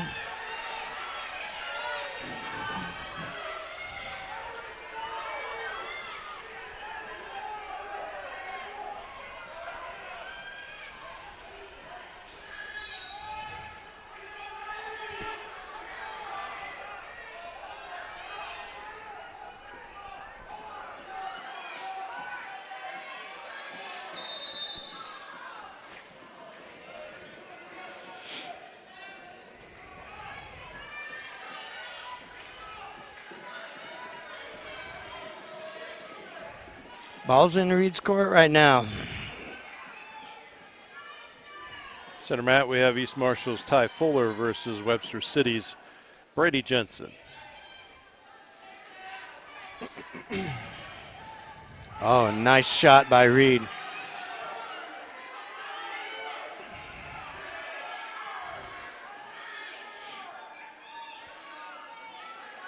And he gives up the takedown. Nice match. 106 is loaded today. Webster City Jensen gets the 2-point takedown. Go back center mat. Actually, it's 4-zip now. Got 2 points, back points. Tough day on Dylan. I think this is the first day he's been down to 106, and when you're cutting weight, got a tough 4 good opponents today. 3 good opponents today.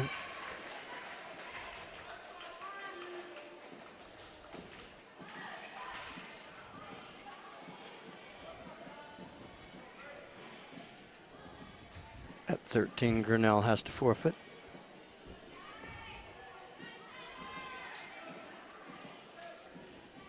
Jensen has Fuller rolled over here.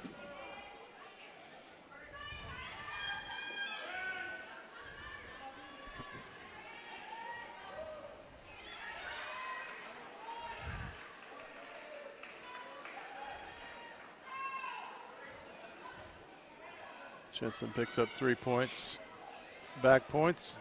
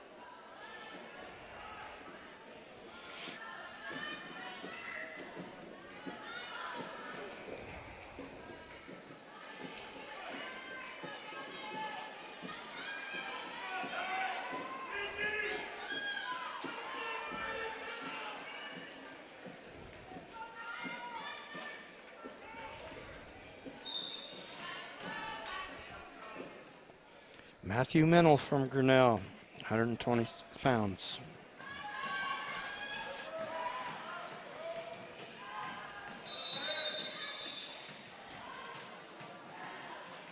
Center mat there. Jensen on the bottom is up 7-1 over East Marshall's Fuller. Working his way out. He's going to get a 2-point reversal. Go up 9-3. Oh.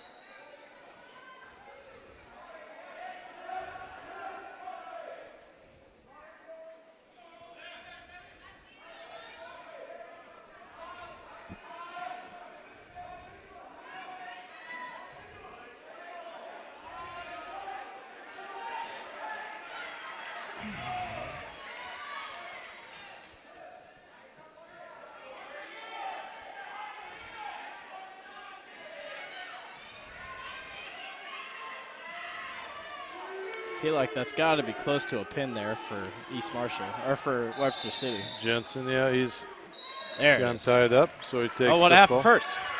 Clock or the... That's the official's decision. He walks over to the score and said, was my hand going up?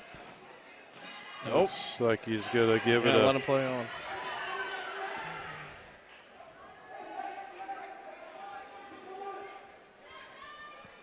Yeah, let him go. So that was close. Jensen goes up 12-3 over Fuller, but does get away with, Fuller gets away without getting the fall on him, so continue to wrestle into the third period here. I guess you could say you were saved by the bell. And I mean, barely. I mean, if the kid hit his back any quicker. Well, normally they count down so they know where they're at, and that's what they're supposed to do. So as an official, you're in the flow. Got 2 points near, and then a reversal. So scores at 16-5 as track wrestle will catch up in a minute.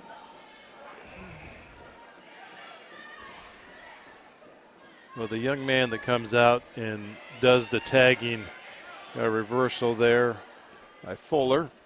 Normally we want them to count down from 5, 4, 3, 2, 1, so we don't have that issue. Right, so we're at 18-5 on the center mat. But the young man who's been doing the black top left mat, as you watch on TV, he actually, we could hear him counting up here in the booth, so he does a really good job. And with 54 seconds left, we have a fall. And sophomore from Bondurant, Farrar's just turning Matthew any which way except for where Matthew wants to go. Brady Jensen with Webster City is with the fault. And that concludes the center black mat.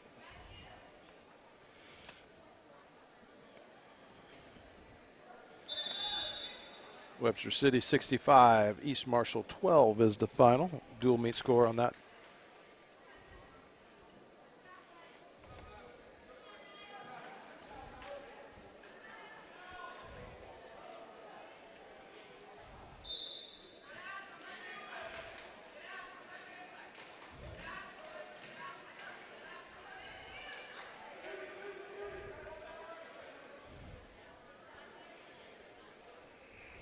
Nice doing. Bondurant for our young man's doing a great job of riding. Niall Davis from Bondurant for our.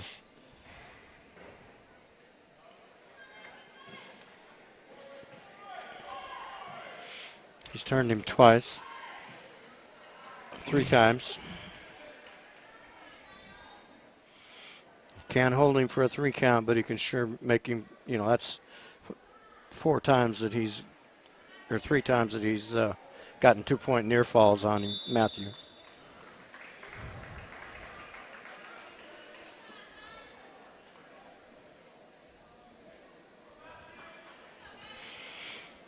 His choice, Niall's going down.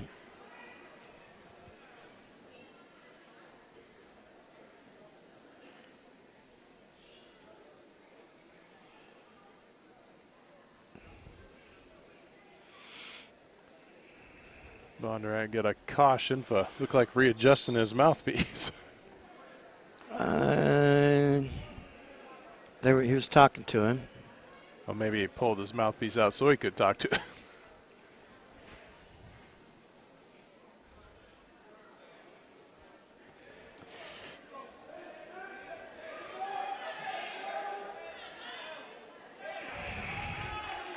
Reversed him to his back.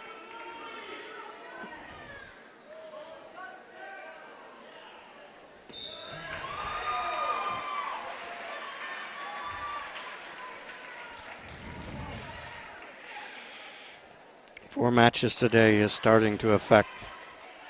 Yeah, it's slowly winding.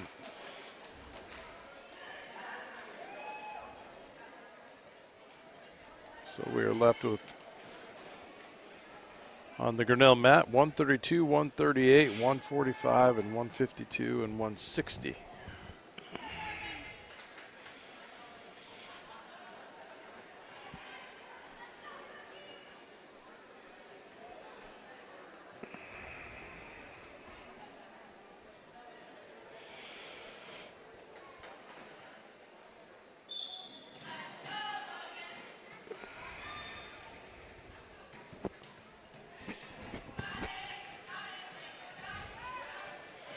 Grinnell's Logan McDonald and Bondurant's Elijah Cook.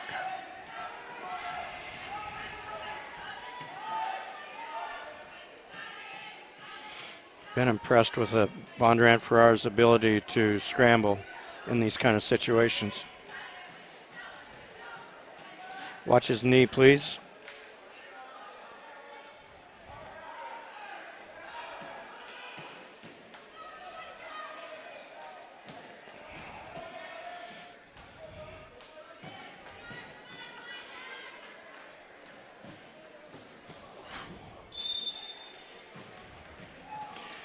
Way to get out of a position.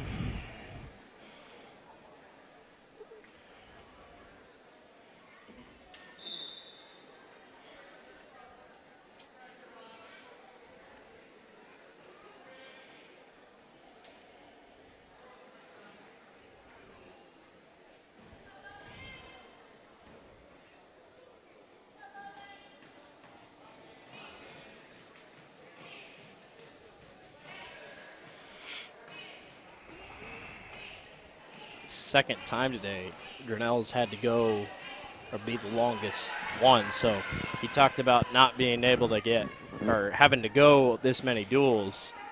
It doesn't help when. Well, some of it is that, Grinnell's only been forfeiting one or two matches. Yeah, I mean, they're wrestling everyone long. There hasn't been a ton of falls. There's been a lot of long matches.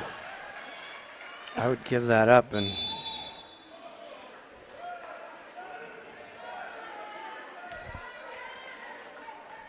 19 seconds. Let's ride him and get out of it.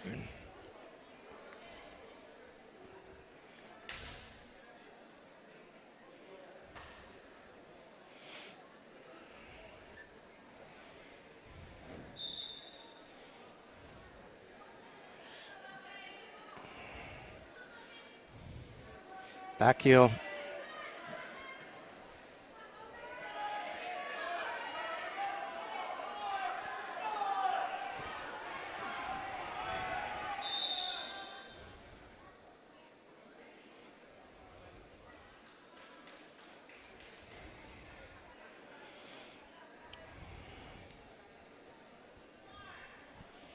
For all those joining us this afternoon, this morning, if you've been on the whole time, we could say we're at the 5 hour and 47-minute mark. Some great wrestling we've watched all day today, so good dual tournament hosted by Grinnell.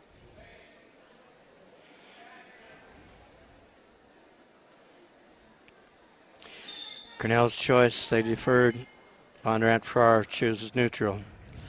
2-1.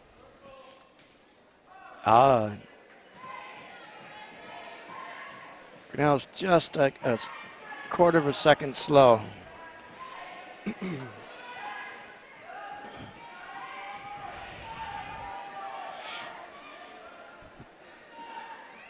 And I think Grinnell's weight program is starting to show up, but Logan did a nice job of scrambling there and not getting taken down, where Bondurant Farrar is completing most of those.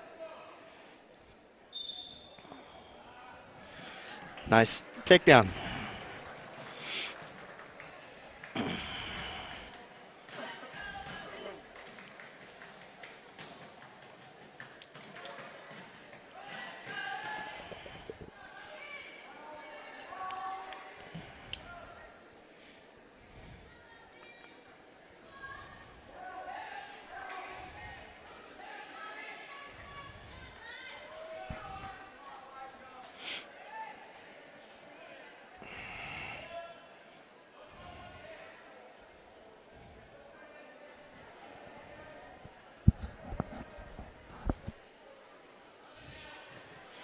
Now get out and drive it.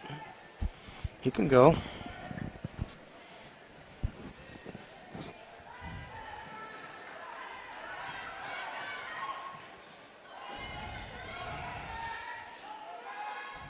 Split your hands. There you go. Now, hook the leg.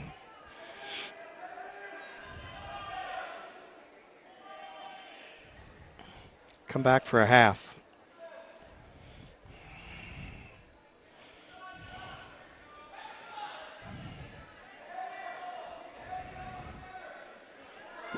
There you go. There you go. Oh.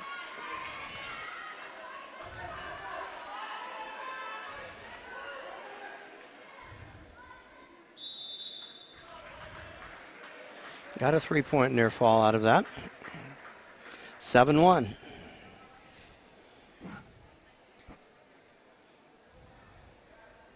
Not sure I like this.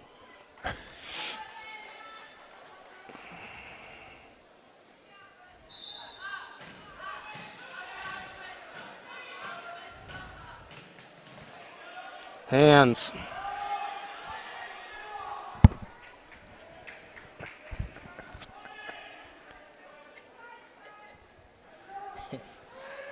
That's what happens when you got an official up here, Colin. Sorry, that was locked hands right in front of him, and I'm sure that he didn't call it. No, he didn't.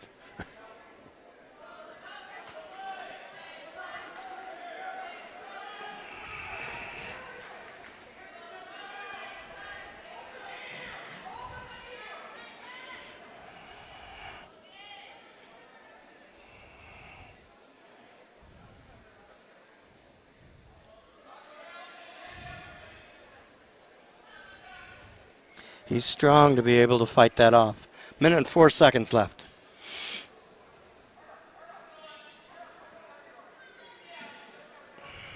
Logan is doing everything he can to turn him.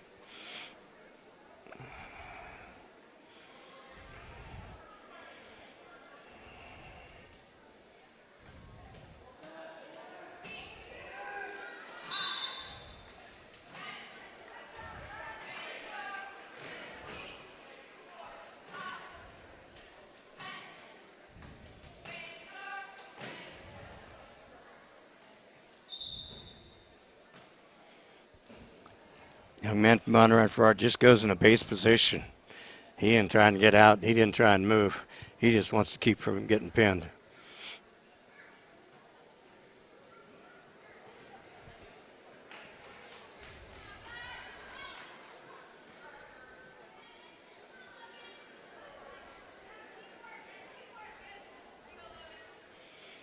And he's doing a good job of staying off his back. Logan's trying every position he can. Yeah, every time he gets that shoulder to roll, and he flattens back out, gets a firm base. And nice match. Logan's holding his arm. I hope it's not hurt.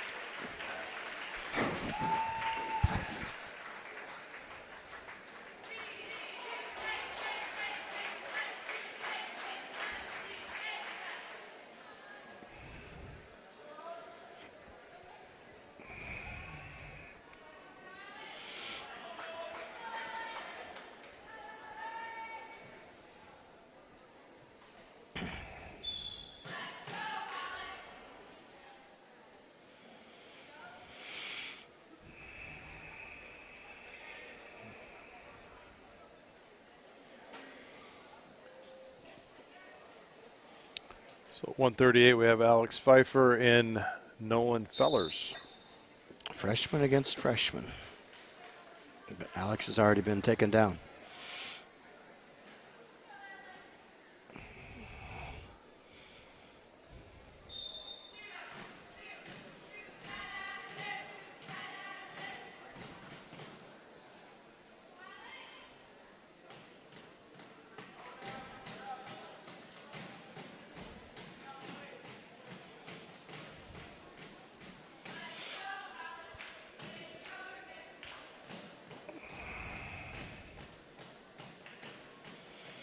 Half, borrowing.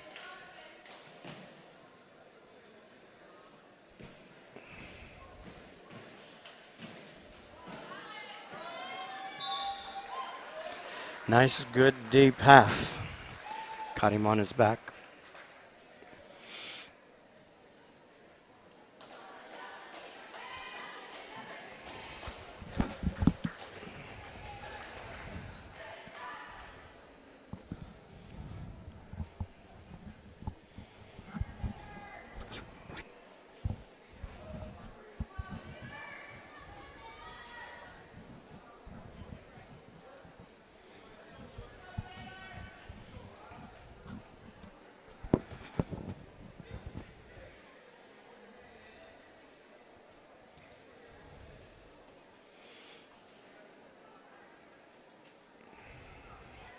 At 145, we have Trevor Doty, who will be wrestling Taylor Doty and Jordan Rail.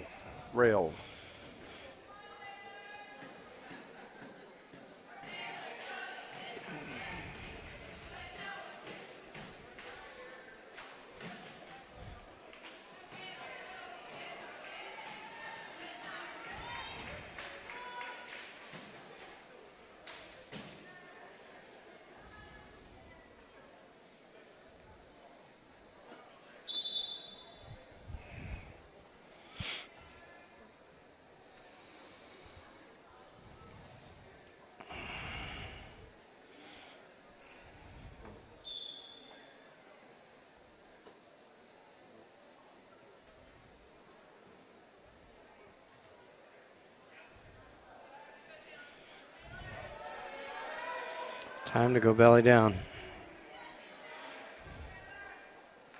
He must have heard you.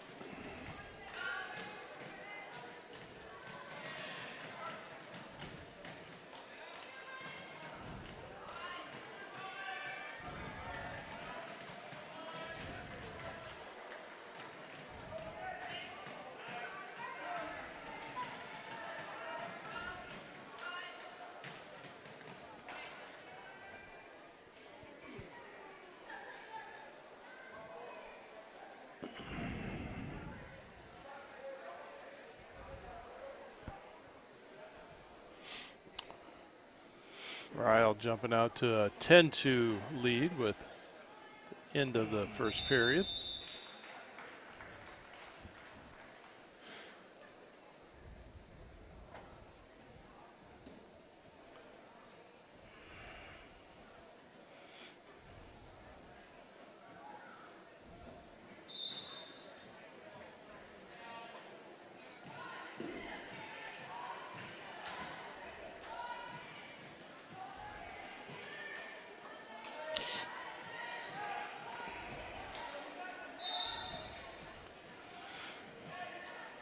Those quick hits on those knees. Single leg wrap around, puts that pressure on that knee. It's when the young man can't turn the other way and the knee's getting bent that it gets really dangerous. You know, as long as he can turn it, you know.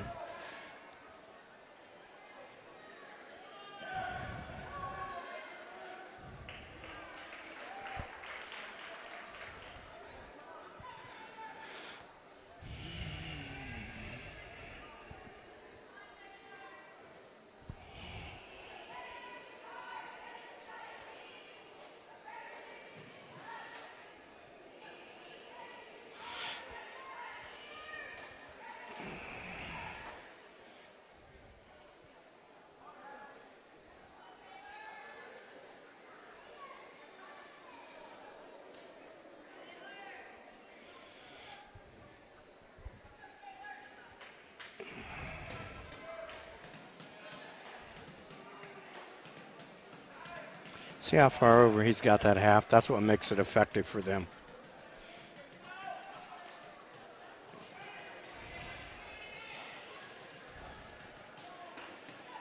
By stretching it up on their head like that. Well, from getting it all the way over so that takes away all the strength of the Grinnell wrestler.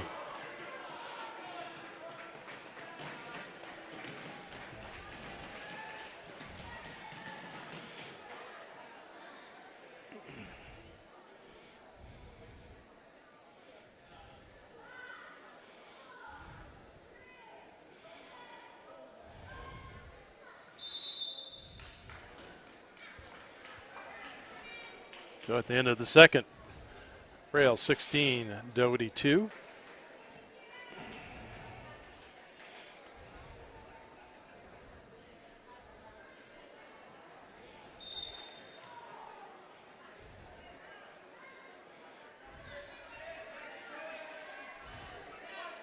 I think I'd give him one.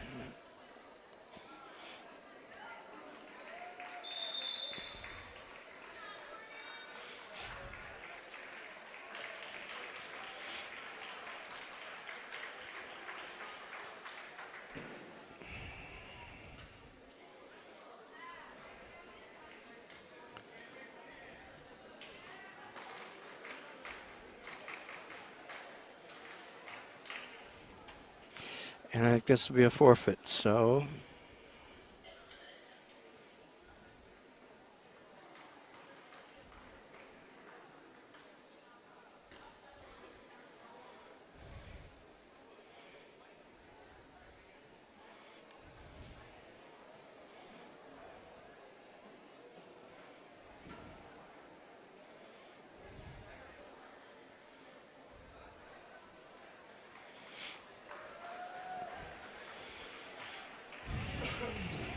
We are down to the last one, right? Last duel. 160.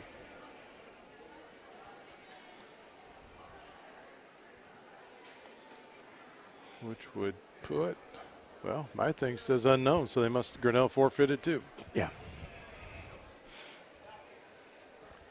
So a final score, Bondurant for our 39, Grinnell 8.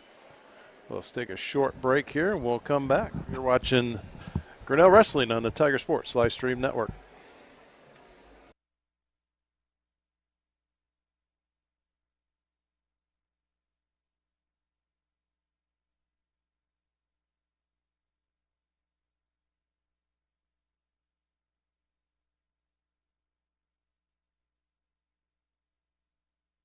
Hey there, I'm Joey Pollyi, third generation owner of Pollyi's in Grinnell. Since 1957, we've been serving you the flavors you savor. Dine in, carry out, or pick up our frozen pizzas for a night in. Our promise to you? Everything is made from scratch, and we only use the freshest ingredients, guaranteed. Plus, get your kids signed up for our Pags Pals program to get free pizza and shirts. Visit pollyi'sgrinnellia.com or ask your server how to sign up. See you soon at Pollyi's Pizza Grinnell on 5th Ave between Main and Broad Street. Every sunrise offers new opportunities to dream big or to take that next small step. Every sunrise is another chance to build on the one before or to start with a clean slate, because every sunrise is tomorrow's promise made real, and Grinnell Mutual is tomorrow's promise protected. Trust in tomorrow and contact a Grinnell Mutual agent today. Jeff Finch here from West Finch Auto Plaza in Grinnell. We normally go to the auction to restock our used cars and trucks, but prices have skyrocketed. If we're going to overpay, we'd rather overpay our friends, neighbors, and past customers. Bring your vehicle in for a quick 20-minute appraisal. You can either take the cash, trade for a different vehicle, or walk away. In some cases, your vehicle may be worth more than you paid for it. See us at West Finch Auto Plaza in Grinnell or online at westfinch.com. At Ramsey Weeks, it's the synergy of insurance and real estate that makes our local office vibrant. At Ramsey Weeks, our success depends on yours in buying or selling property, in insuring your car, home, farm, or business. In your time of need, our success depends on yours. Ramsey Weeks Insurance and Ramsey Weeks Real Estate, 715 5th Avenue, Grinnell. Since 1999, Grinnell Newberg Dollars for Scholars has raised scholarship money for our graduating seniors.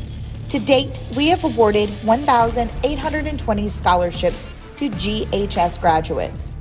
We need you to be a part of our scholarship community, be a part of our GHS graduates' futures, and be a part of Grinnell Newberg Dollars for Scholars. Please consider sponsoring a senior scholarship. Go Tigers!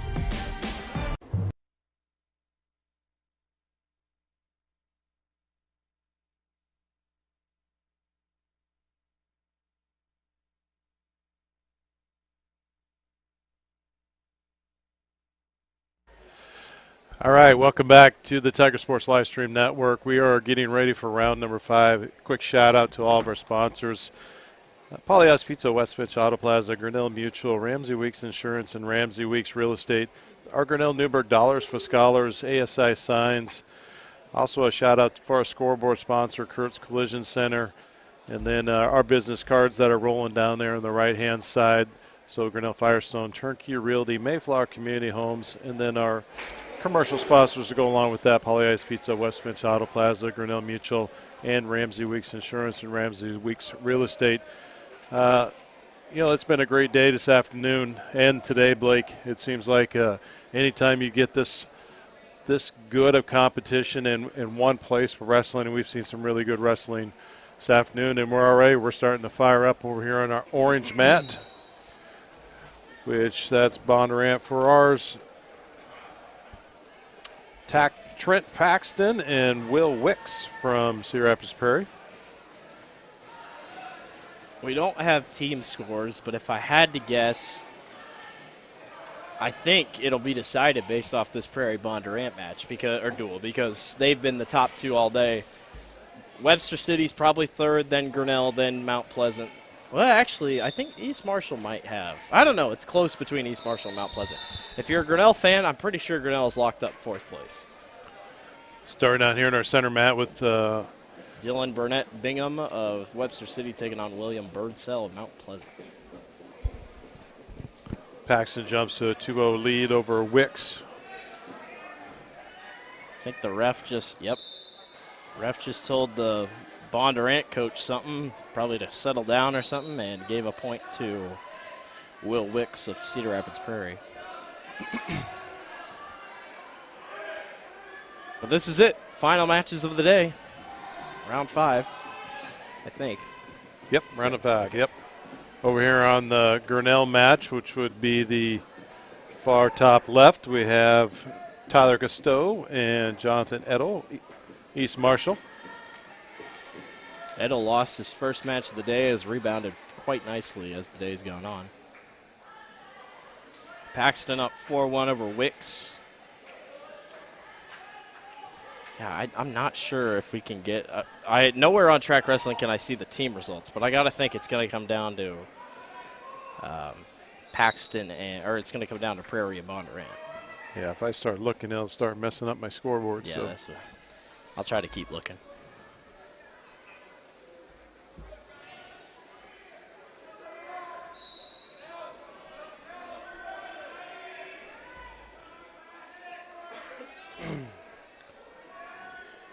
Edel up 5-0 over Costeau.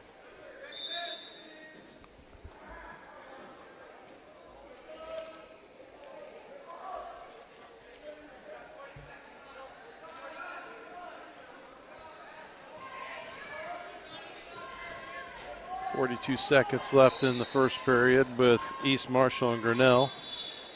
Edel's up 5-0. Back to center mat. We had a fall.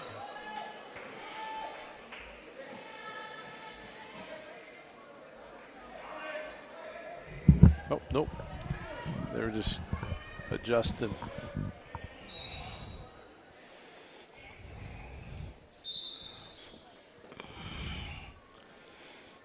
It's hard to look at 3 mats all at the same time. Go back and forth, back and forth. Paxton gets another 2-point takedown. He's 8-1 over Will Wicks. Edel is currently up for East Marshall over Grinnell. So he's up 5-0 at the end of the first period.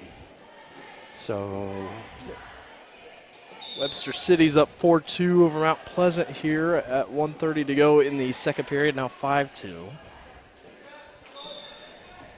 Yeah, if you like what you're seeing and you're watching us on YouTube or our Tigers SLN website, go ahead and give us a thumbs up for a like. If you like what you see for Grinnell wrestling, unfortunately, this is the last wrestling of the season. We have a conflict. They're doing a basketball game and a wrestling meet the same night. The next time Grinnell wrestles at home, and it's in the Kriegel gym. So we won't be available to stream that one, but we'll be streaming basketball that night. So Dave, we don't have the team points. We can't seem to find them. But Prairie and Bondurant have not lost at all today in terms of teams. So whoever wins this probably wins the whole thing. Okay. Yeah. And if they're, for some reason, have a tie, then there's criteria in the rule book that you go to fight to. Gotcha.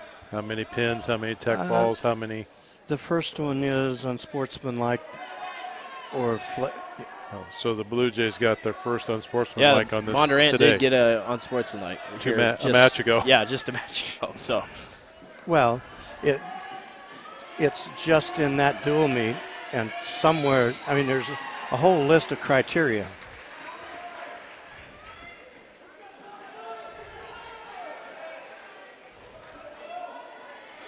East Marshall must have won by fall.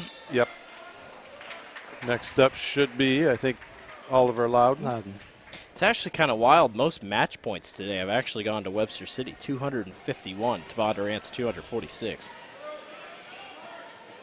That means absolutely nothing. But team points, does that mean anything? Because Bondurant, 271. And it doesn't matter in the whole tournament. Yes. It just matters in this one to decide who's going to win this dual meet, which will win the tournament. Gotcha. Bondurant Farrar, I think, is going to try and take care of business where they can. Yeah, that's another fall. Vanderlinden wins over Bistricti with a fall.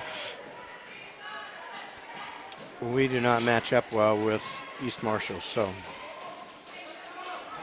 I mean, we got to get falls where we can. We're giving up 13, and we're giving up. They might bump Peter up to wrestle the East Marshalls.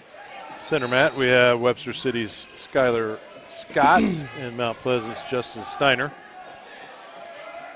Left side, Keaton Harper of Bondurant taking on Colin Velke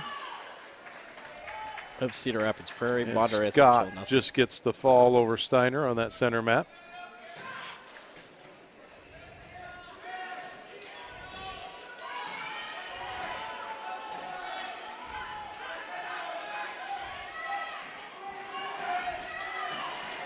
Oliver Loudon's had a busy day. Had a big win against Webster City.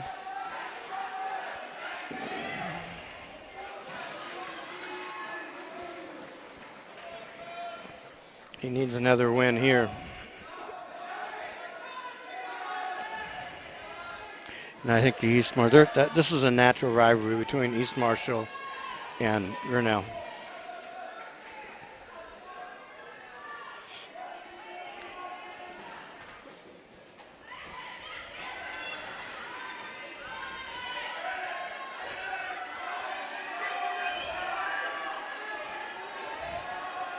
Oh, that's a reversal.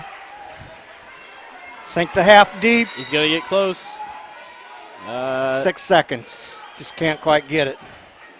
Should get 3, though. Only going to give him 2. 2.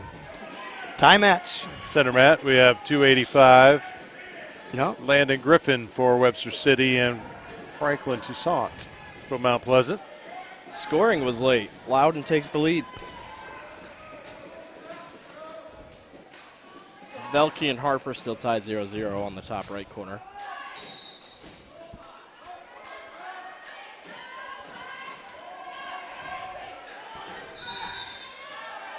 Flatten him out.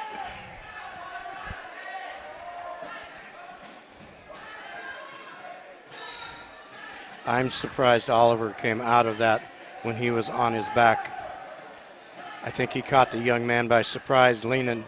Oh, don't get careless.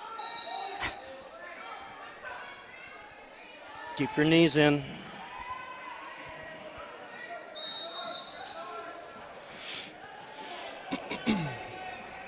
Is it all but one knee has to be out? Is that usually the... One guy has to have 2 knees in. Yep. It's really...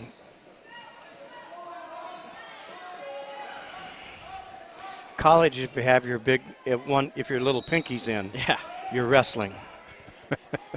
We got locked hands over here on the top right between Velke and Harper. It makes sense because both of them just can't seem to get anything going. But the point will go to Harper.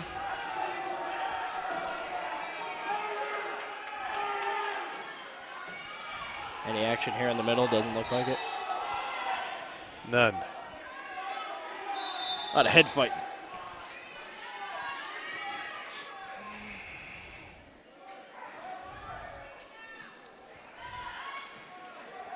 If Oliver can just ride for a little bit here. Well, we still got a third period. Oh, I thought it was his third right now. East Marshall just keeps coming at you and makes you make a mistake. Wins in the third period in the last 30 seconds. Both of them are lucky to get off their... Oh, Oliver, don't pull him back into you.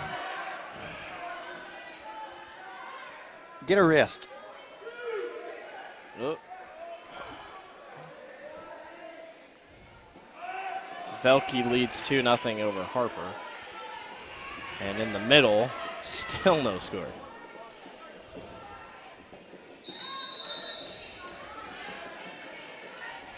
But we don't need wins, we need pins.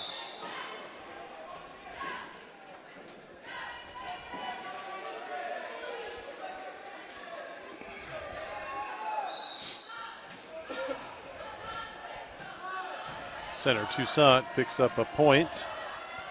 Finally. Hands.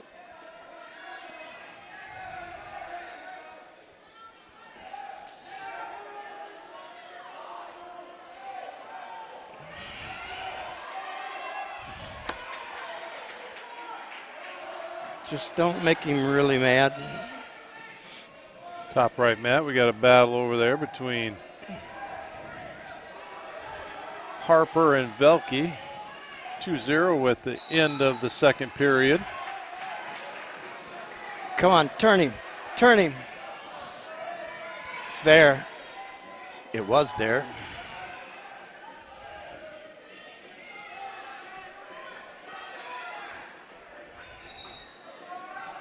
Half. Half. He's halfway there. You're going to have to call time, yeah. Headset. Headpiece, headgear. And we got a fall in the center. Griffin. Wow. Over Toussaint.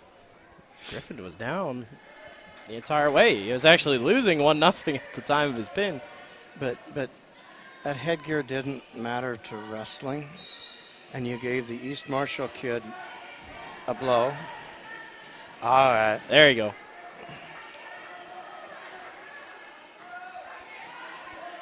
Oh, that there was we go. There we go. Lay your chest in. Put it in half there. deep. Put it in there. Oh, it was there. It's got to be there. down. It's got to be there. Yes. There it is. Cheering section from the bleachers. Had to be there.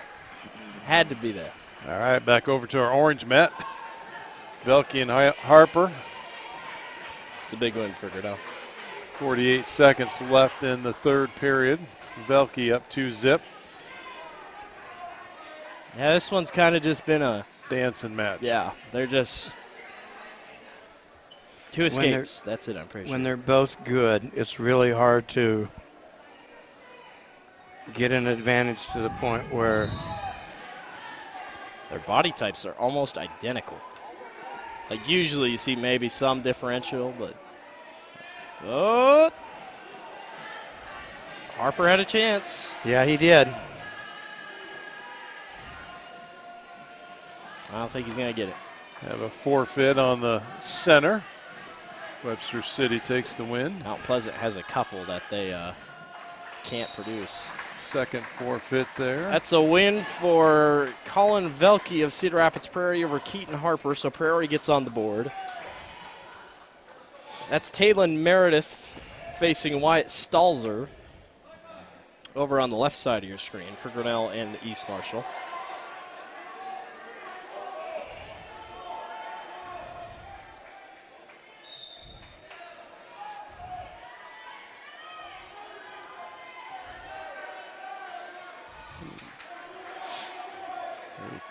Nice, quick, aggressive shot there by Webster City in the center. Luke Eslud. Single leg. Let's Bump see if and he run. can follow through with it. 2-point takedown. Still has him in the cradle. He's going to try to roll him back.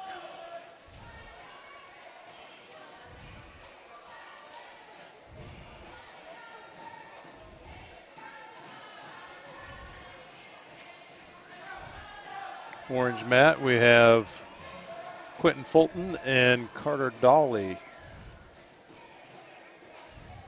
Looks like Fulton's having a little headgear issue, trying to get that fixed up.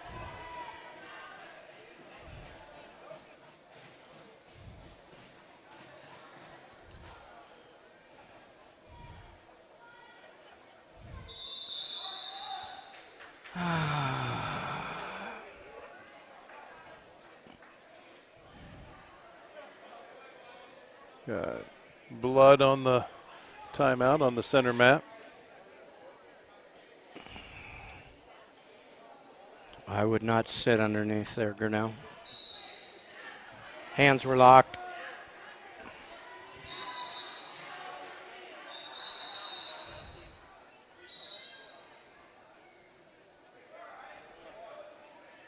Okay.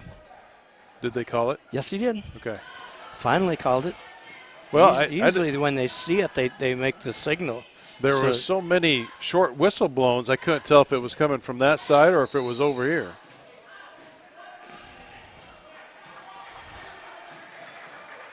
Got to get back to your base. 2-point takedown over here on, I believe, Carter Dolly. Yeah, Do not give him your arm. Too. Now go. He doesn't have anything. If the Grinnell boy has a slide by, this is now the time to pull it out of the hat. Where did they Right? start? 160?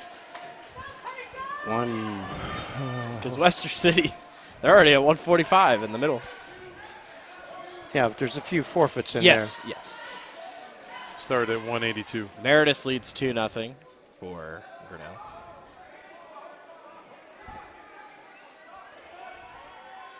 Dolly still on top 2-0 with 38 seconds to go in the first period. He's going to look to get Quentin Fulton on his back.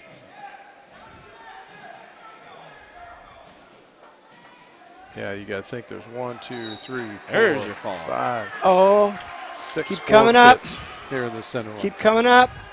Circle to it. Dolly with the fall against Quentin Fulton. Grab the ankle. Oh, you missed the opportunity there, son.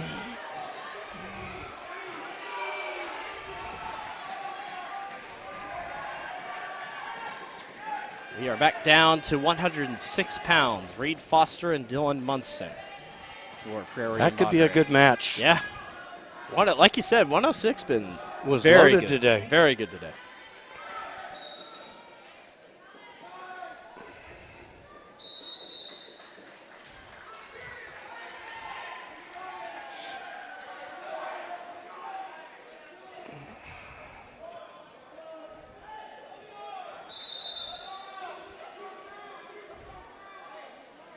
He's gassed.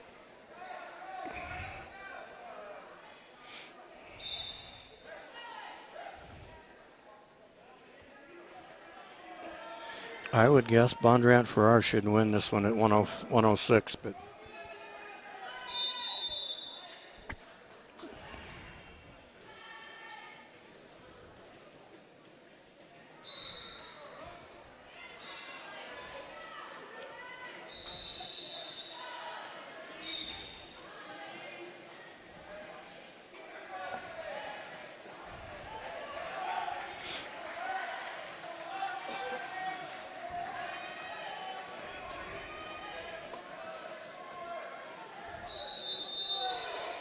The orange mat, Bondurant had a single leg shot.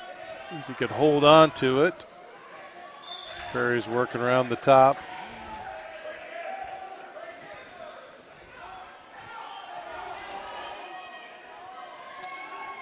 well, you took him back down and then you made a tactical error.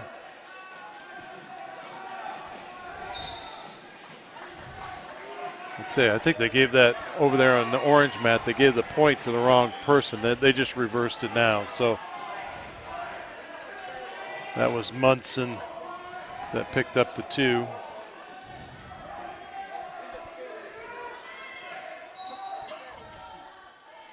Just don't give up the fall.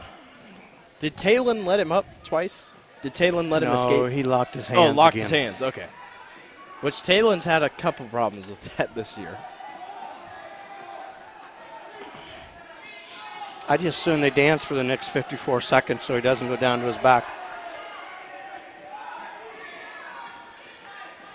Center mat, we're sitting at 6-0. Webster City's Estlin and Davis. Eslin's up 6-0. Into the first period on your top orange mat. Munson 2 over Foster 0.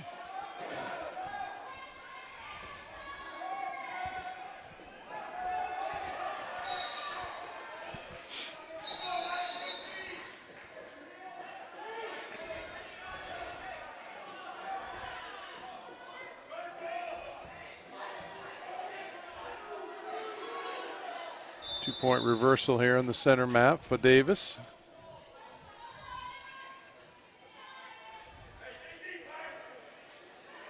Officials getting the score caught up here.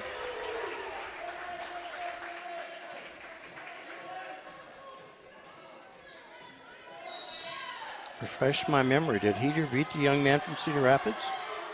What's that? Did Heater beat the young man from Cedar Rapids? No. I don't believe so. I thought it was Mount Vernon that he lost. He's lost twice today, right? Yeah. I thought it was Mount Vernon and Bondurant Frye.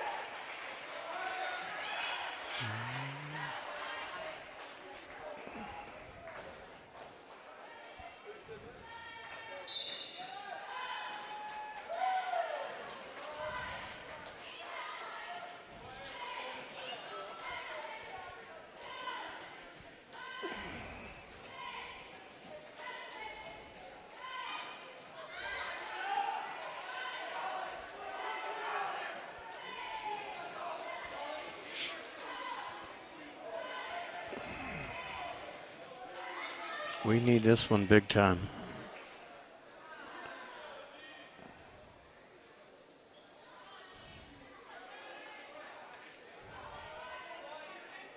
Center mat.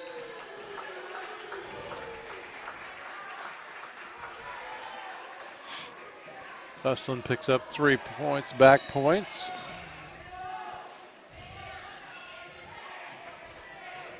Up 9-2 over Davis. On your orange mat, we're at 6-2. Munson over Foster. Half. Now he's got to take down, or Butcher. I can live with either. Or Cradle.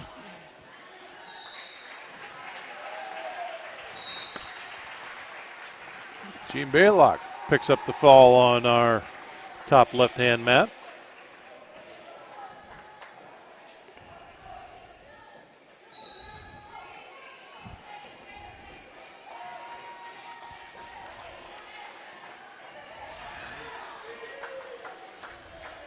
Center mat, Estlin 12, Davis 2. Correction, Davis 1. Got the escape on that last one.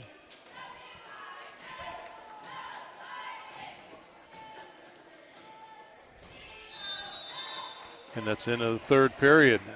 Estlin will take the win over Davis.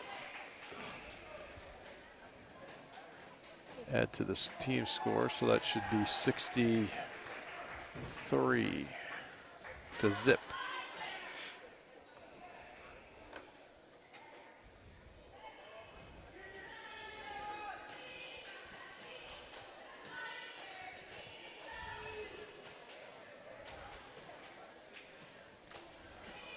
Back over to your orange mat. Reed Foster 3, Dylan Munson 8, Cedar Rapids Prairie. Center mat picking up at 152. Jordan Vankham and Jared Dorothy.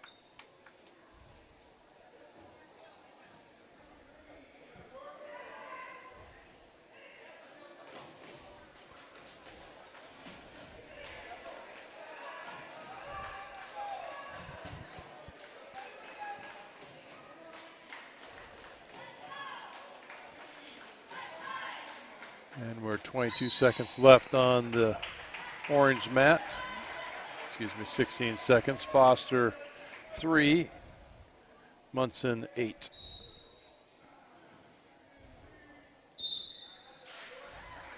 And we have a fall in the center mat. Webster City's Jordan Vankham over Jared Dorothy.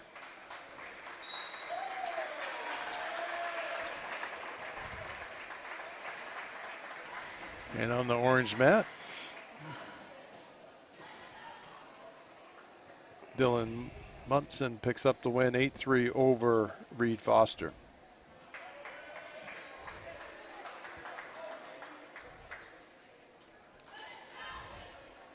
They grab another forfeit here on the center mat.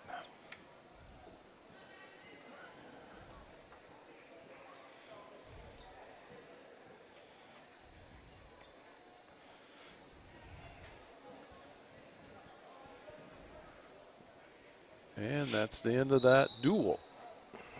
76-0, Webster City over Mount Pleasant. Good day for Webster City overall. Only losses coming to Bondurant and Cedar Rapids Prairie, and Cedar Rapids Prairie lost at the very end, so good day for the Lynx.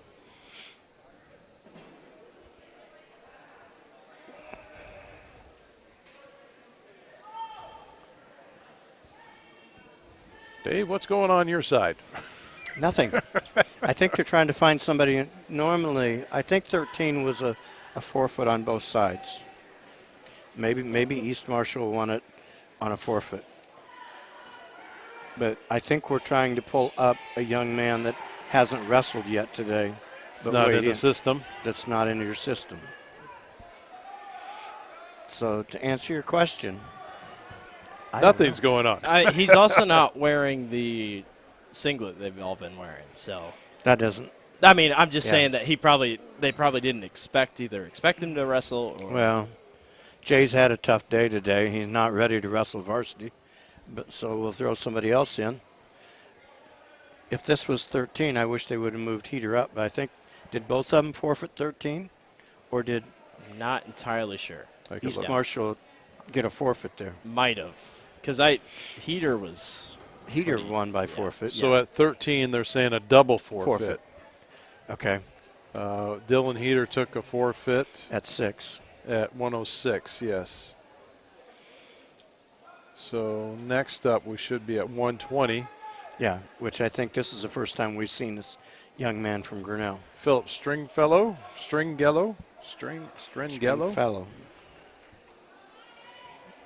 And Wyatt Benson with East Marshall. Oh, wowzer.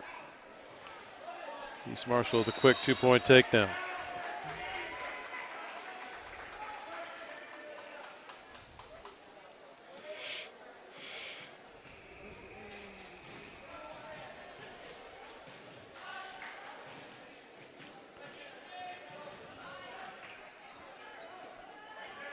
Back on our orange mat, Bondurant for our Nicholas McCree, 7 over Jackson Roush, 2. Yeah, but again, you need pins. They're in the same spot Grinnell is with East Marshall. Bondurant Farrar needs pins if they're going to make a run at it. I take that. I missed it. East Marshall must have got the pin. I assume so. We need a pin out of Matthew because we're forfeiting 2 weights, I think, up higher. Yes, that was a fall on 120. Matthew Mennel and Jordan Melling up next. Are they wrestling right now? Mm-hmm.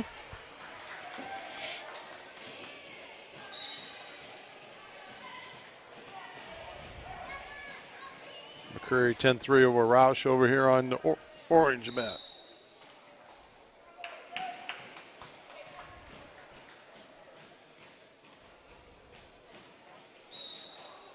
If you get the tech fall, then it's not too bad. If you get a major, that's only 4.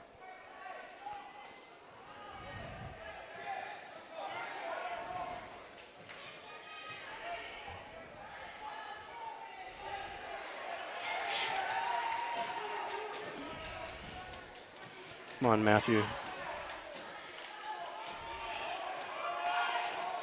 Run it. You got control of that bottom arm. Pull it on. There he has the leverage on that half. Up high. Take him.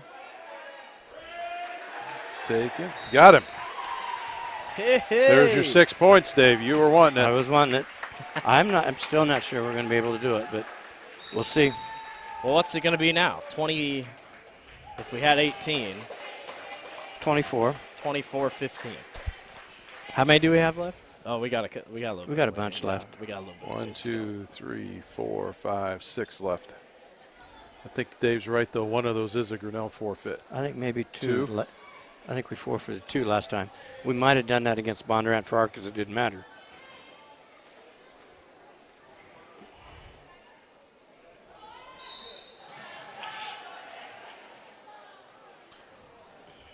Blood time on the orange mat.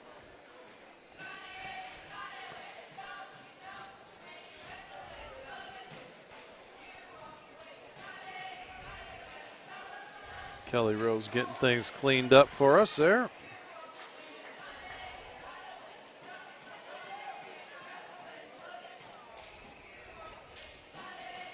Again, thank you for joining us on the Tiger Sports Live Stream Network. A day of wrestling at the Grinnell Tiger Duels. Just now tagging in that 6 hours and 35-minute mark. My body feels like it. We have nice cushy chairs, but it's actually nicer to stand up.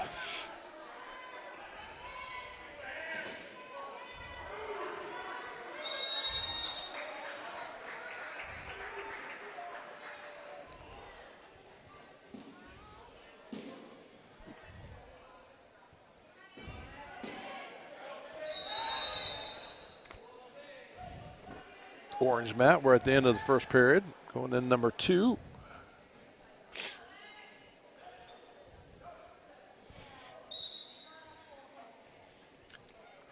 (11-5) lead.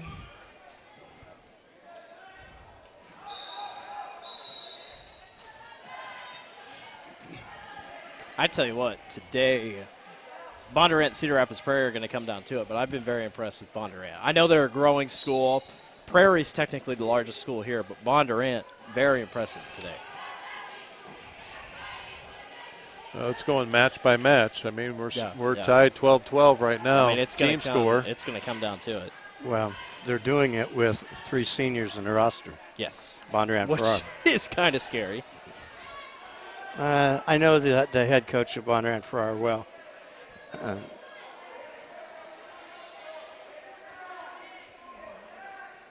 And he thought maybe next year would be their year. They're going to make a run at him this year. Yeah. It's pretty. Circle Bondurant next year. They'll have a bullseye on their back next year. Yes.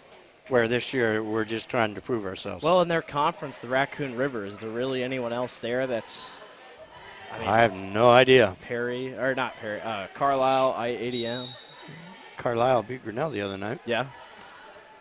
Logan McDonald up 5-0 over Xavier Sluffler. 7-0 now.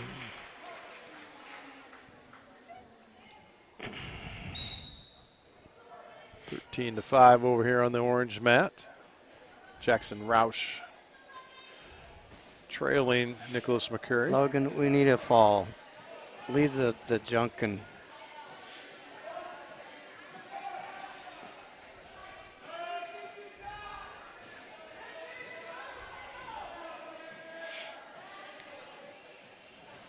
or if you're going to take points, Logan, go ahead and take it.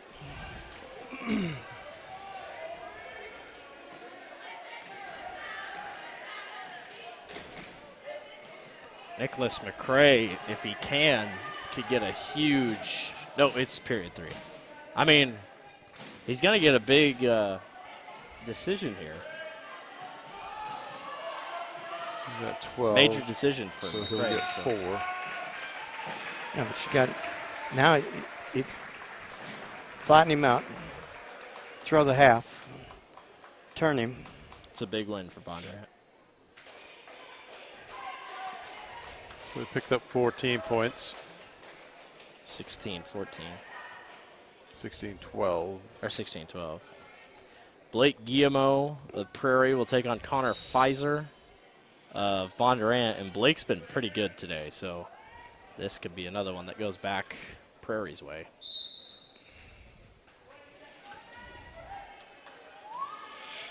Isn't it amazing? You wrestle all day, and it might come down to the very last one. Grinnell's looking for a major decision here. We're looking for a tech fall. Yeah. I'd rather have a pin. Okay, there you go. Logan's done a nice job of turning him, just hasn't been able to put him away.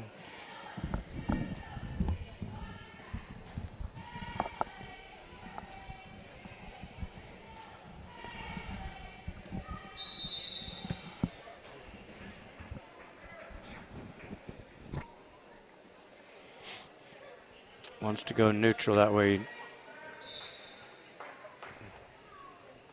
when he scores the takedown, match is over. Unless he takes him down straight to his back.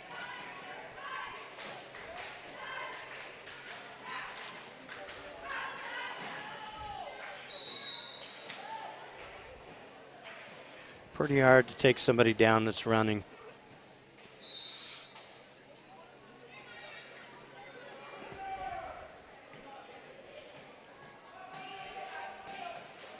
Come on, Logan, we at least need 5. Oh.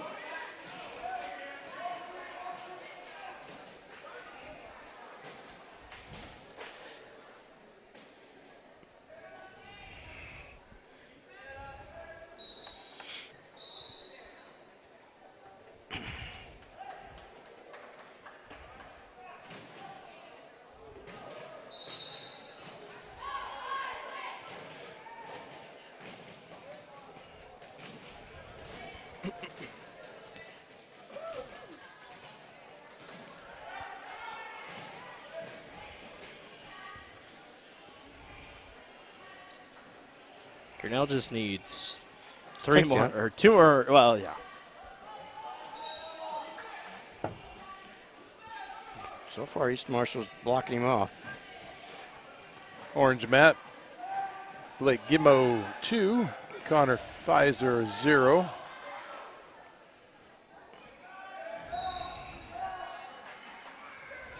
To his back.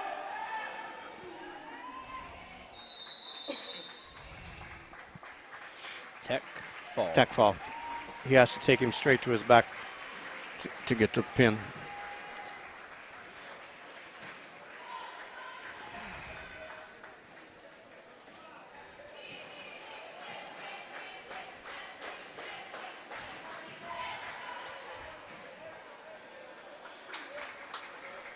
Two-point reversal on the other side with Guillemot on Cedar Rapids Prairie. Puts him up 4-zip. Grinnell is up 29-15 now over East Marshall. Yes. And we're on 138. Where do we start? 82? Yes.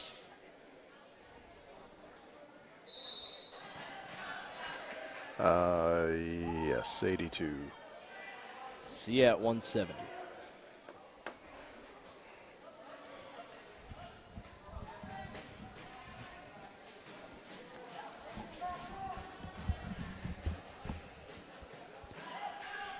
So we still got 5 more matches? Yes. The day is still young. Maybe for you. This I lied.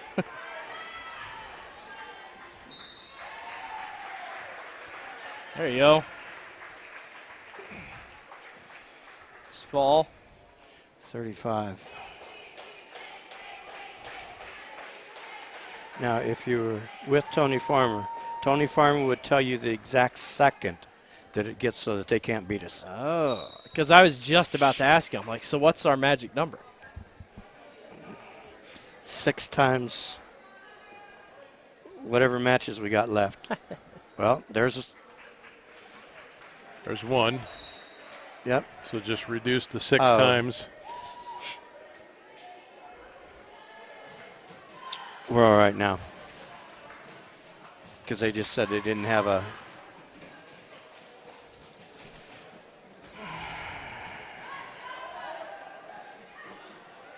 Blake Guillemot is still on top, 6-1 in the third period with 1:37 to go, trying to get Prairie back close.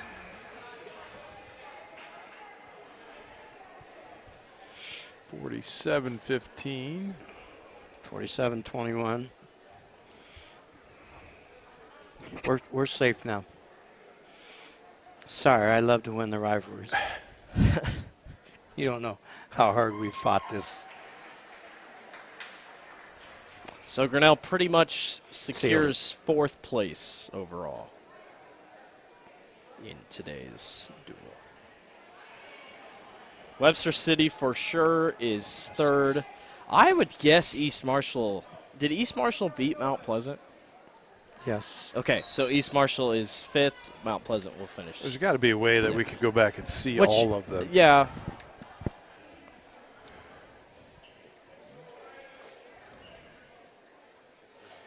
Is this Oliver? No. This is Wyatt. Whitey. This is the last match. 160 or 170? 70. 170. Should be 70. They forfeited 2. Okay. Yeah, we forfeited 1. They forfeited 2, and that was our yeah.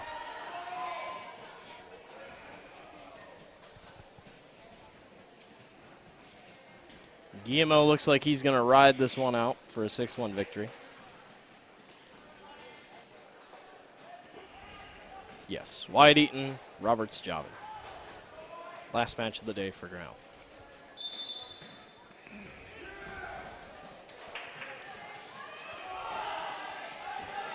finish it.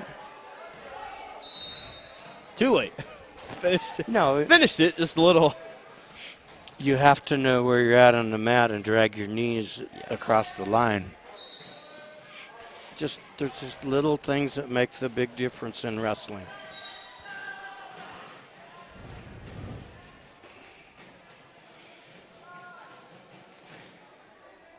And sometimes it not only affects the match, it affects the meet. Today it hasn't.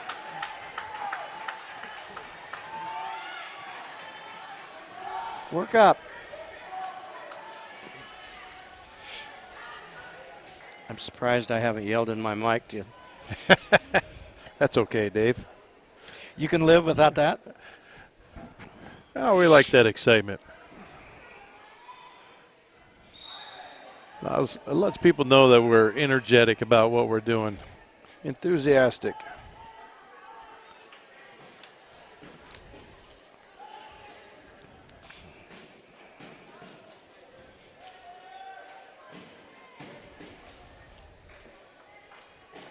There's wrestling going all over the state of Iowa today. Iowa City, I think, or Coralville, they're having their international meets like Japan, Ukraine. A lot of different countries here. Oh, is this the world? Yeah. Worlds. Yeah. Love to go watch, but I don't like crowds. That place gets loud. This is Alex Bumba of Cedar Rapids Prairie taking on Maximus Riggins. It's 16-15. This is going to come down to it between Prairie and Bondurant. Grinnell's up 4-0 going into the second period. It'll be interesting. 6 now. 6. The state duels at the Extreme Arena this year. A little bit more Team, yeah. Team duels, a little bit more compact. It'll be a little bit noisier. Absolutely. Well, we used to do it at Cedar Rapids, but it was not the week after. But it was not a.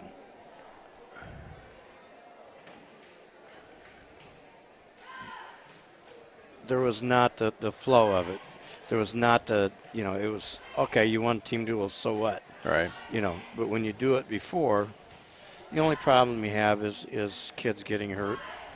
And so sometimes teams, if they know they can't win, they won't lose. Pull out, yeah, and we saw that last year when we went and watched the duels at Wells Fargo. There's no point in getting your kid hurt if you're not going to have Absolutely. a chance. Yep. Now they're smart. But we still saw some very good wrestling. Yes. If you get to watch Waverly Shell Rock in person, it's amazing. Between them and Northwest, it was amazing. Lisbon, a lot of good teams. You're missing a good one from up there. The D's? Yes. Don Bosco. Yes. Forgot about the Dons. My bad, Dons. A lot of good memories. My uncle was the head basketball coach for Don Bosco. And you know what? Why he was there? He got a Weber to play basketball. I see. He was the only one to take the Don Bosco Dons to the state basketball tournament, and they had wrestling tournament too. So I can tell you right now, the Dons don't go to the state basketball tournament a lot. He did it. They are a football and wrestling school. And maybe baseball. White's doing a nice job. He's up 11-1. Did another takedown there. Got the half in. Get out on the elbow. For a young man that hasn't had a lot of success, this makes it extremely good. Extremely special. That finishes it off for the Grinnell Tigers. They will secure 4th place in today's mates, which, stacked up against competition, I'd say that's pretty good. So now our attention draws over to the orange mat. Do you just want to go full screen on the orange mat? Can you do that? Oh, that's too much work. I probably could, but I've I've worked so hard to get these 3 like this, I'm just going to save it. That's too much work. Save it. Will do fine. Everyone focus their attention I guarantee on the top that most of the people watching it, if they have like the big screens out in the hallway here, it looks pretty impressive on a 65-inch TV. Or if you got a computer, blow the screen up and watch the one screen. But this is always cool when it comes down to the last one, because unless people leave, a lot of the focus, everybody's focused on this one. This is the determining who's going to take the #1 spot out of the whole thing.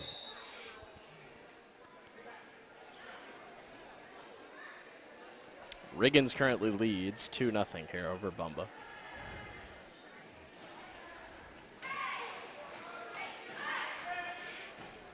Doing a nice job riding, but I'm sure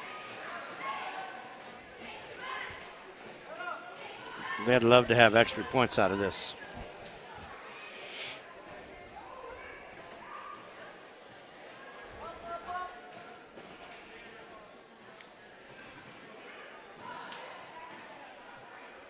Did a nice job of returning him to the mat. Minute left. Second period.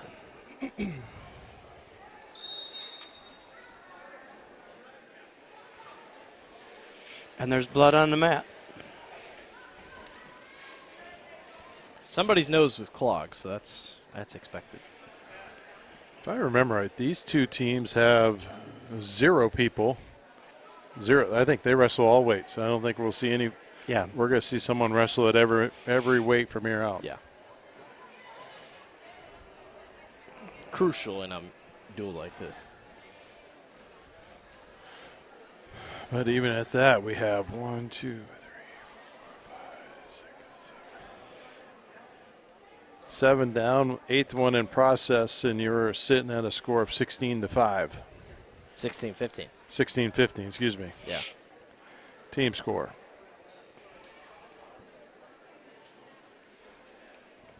Meanwhile, everybody else packing up.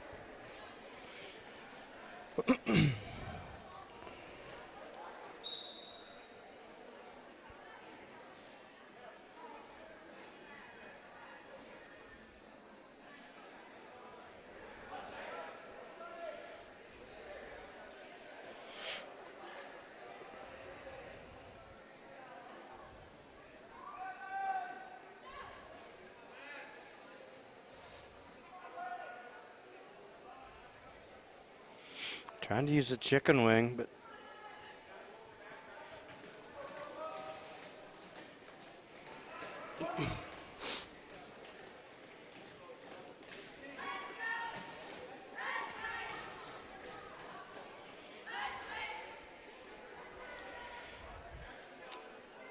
.15 seconds left.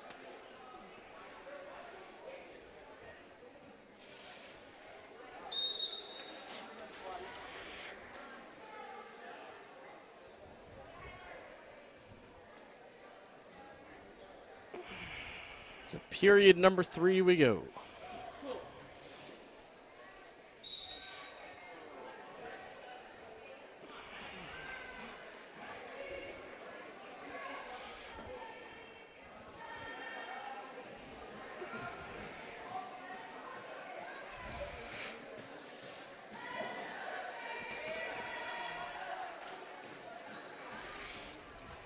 Even though your hands are locked, come back and get your head in the side.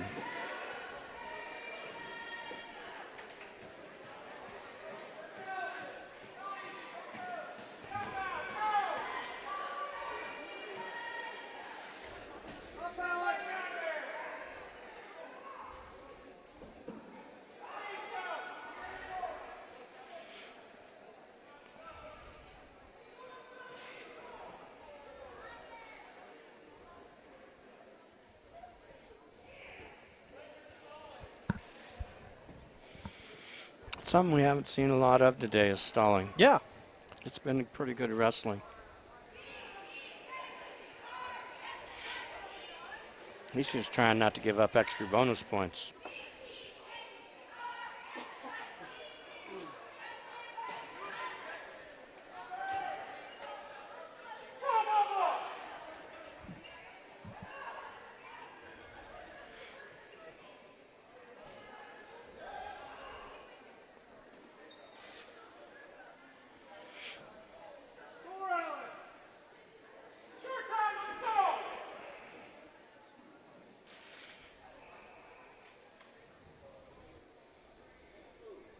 $18, $17. Von Durant's going to get a nice win here.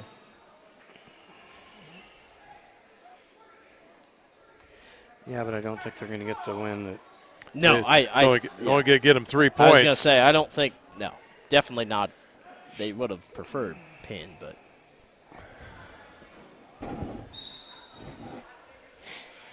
But that's better than getting reversed to your back and 9-point swing.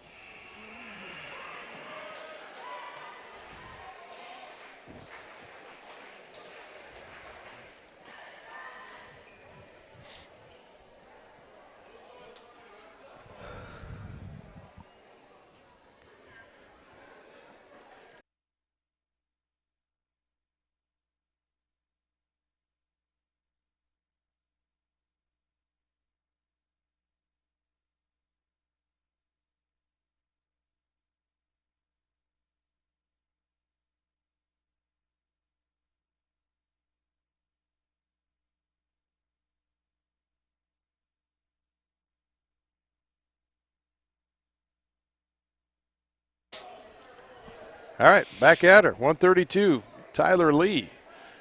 Elijah Cook.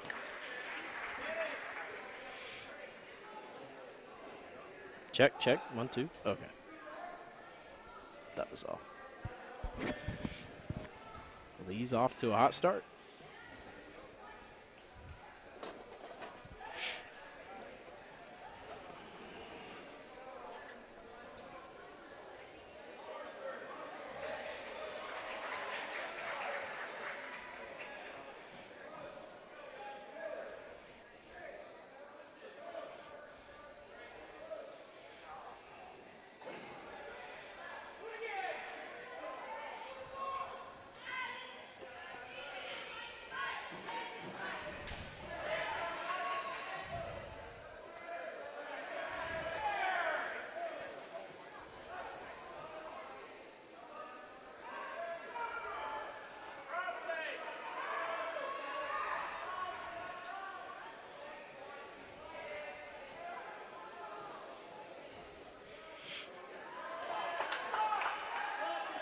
Get your arm out of there. Get your arm out so you can.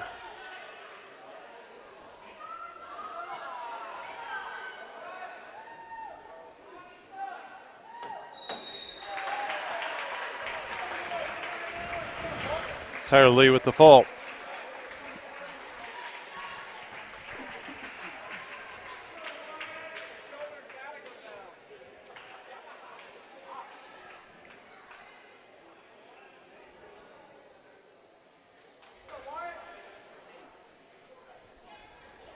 What's our score now?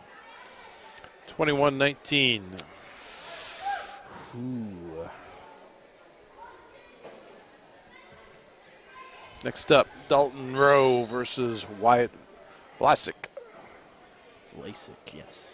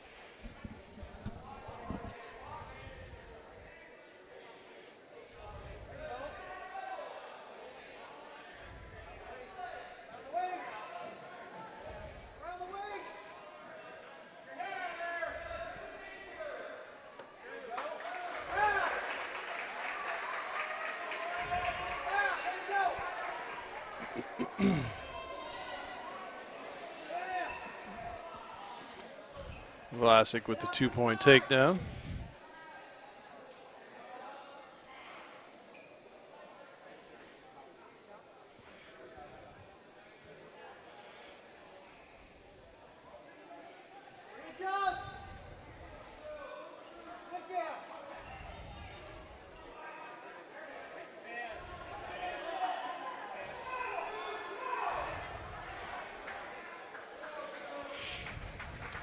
Three-point back points.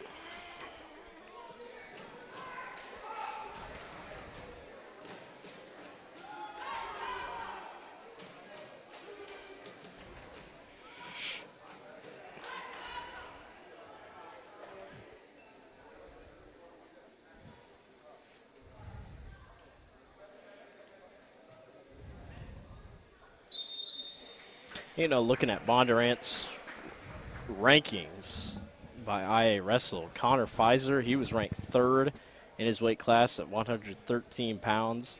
Blake Guillemot, who had a great day, 120 pounds, he's ranked third. Maximus Riggins ranked third at 126. So a lot of talent all across the board. So into the first period, Wyatt Vlasic 5, Dalton Rowe 0. Cedar Rapids Prairie coach was questioning him. Should have been 3 more points.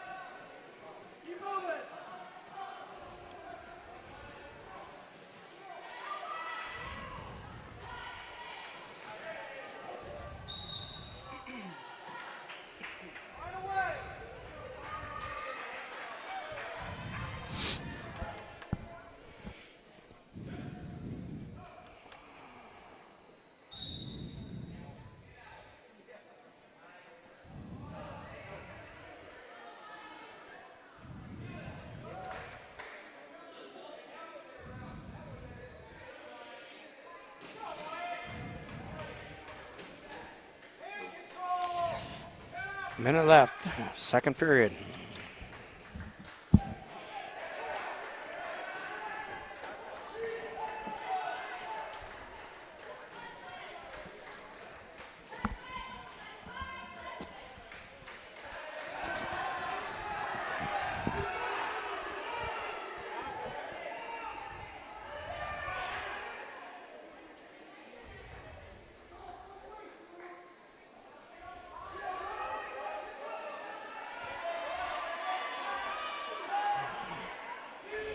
Boy, is Lasik gonna... Got 3, gave up 2. 7-5 now. Still in the second period.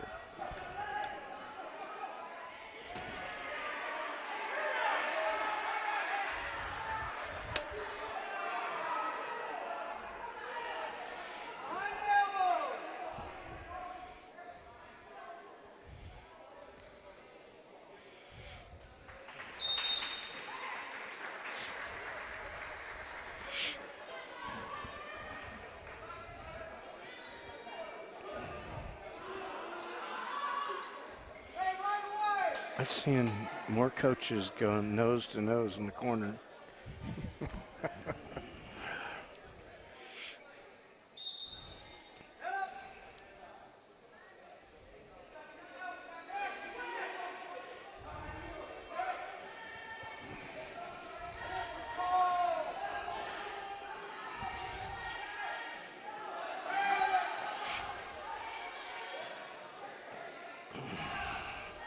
Got to turn him again.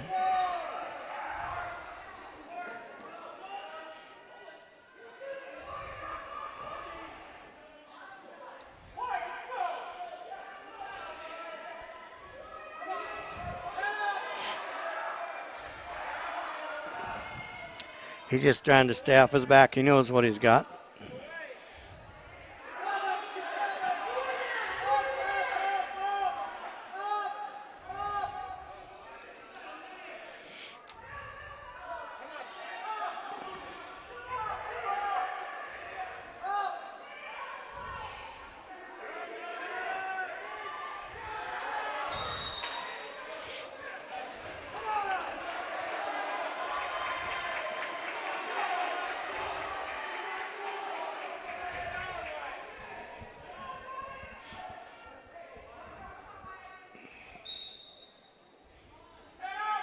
Able to turn him twice in the second period.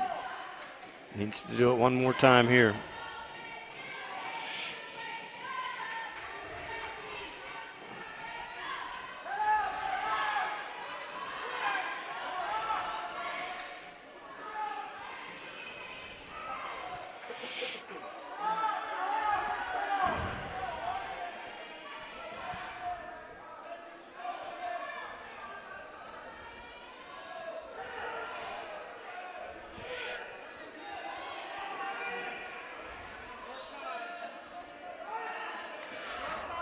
There's one.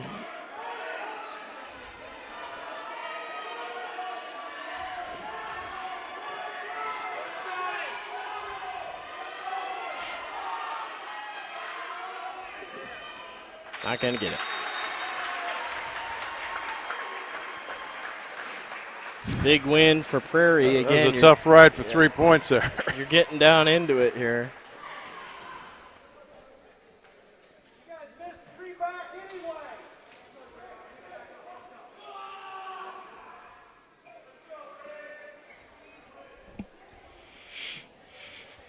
Couldn't turn him one last time, and that's what he needed. 24-19. Wrigley Cook and Jordan Ryle.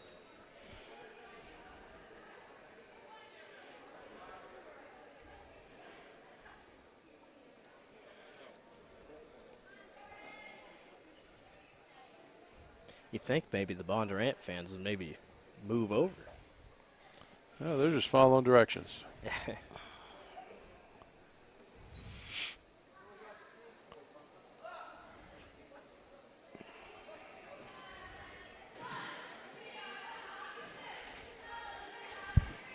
Down to the last 3 of the afternoon.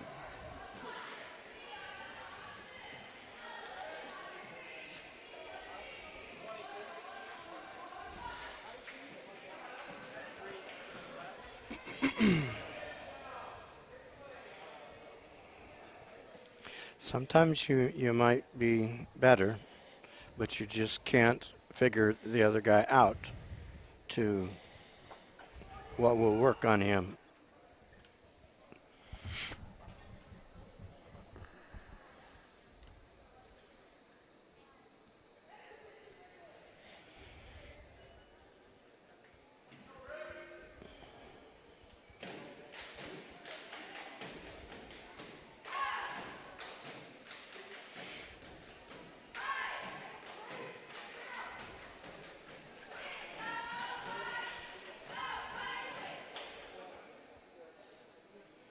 And sometimes you just get caught for a 5-point throw or reverse to your back or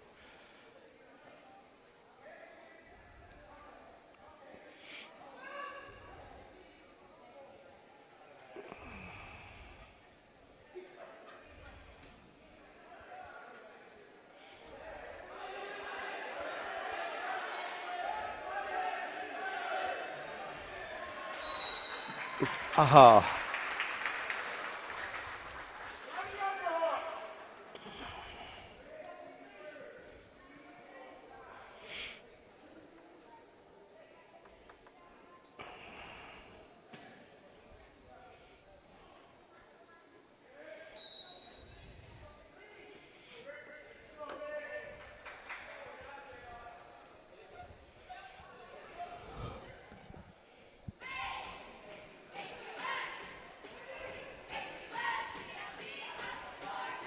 There's your first stalling call.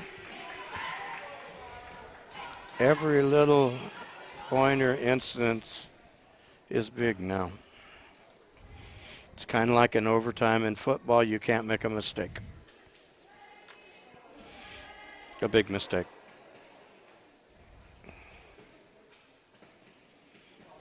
Oh. Like that. Kid was just sitting back and waiting. Prairie's not interested in shooting.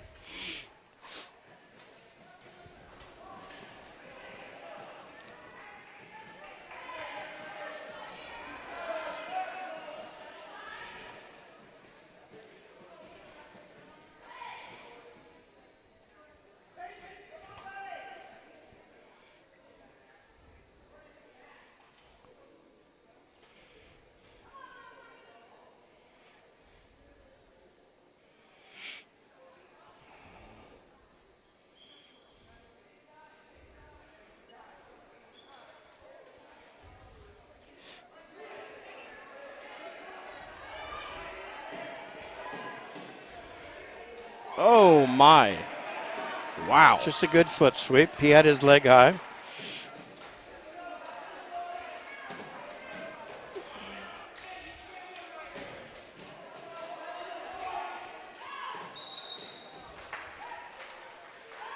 Eleven seconds.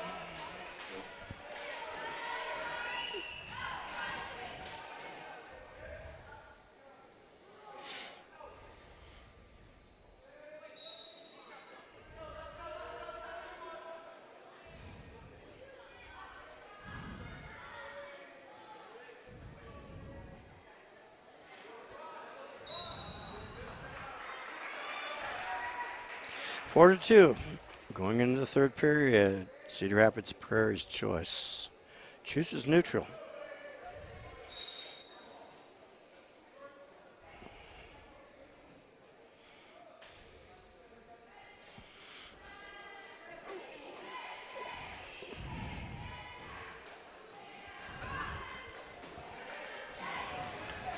Oh.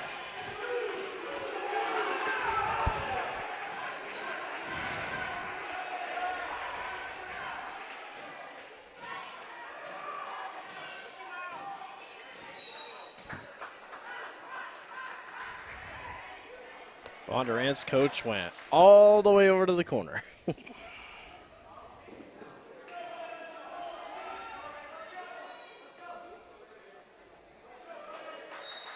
Score 6-5. Yes. 4-5. Yeah, 4-5.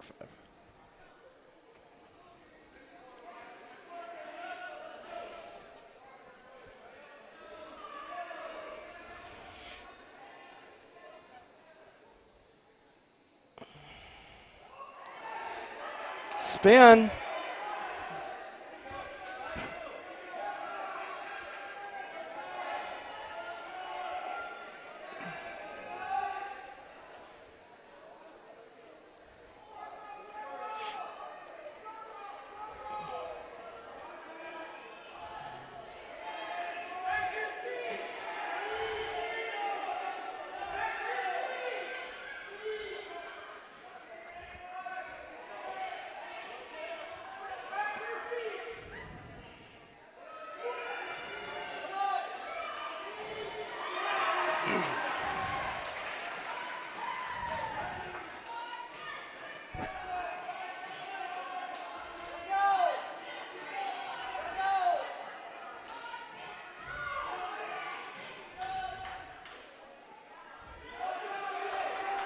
Why would you do that with 19 seconds left?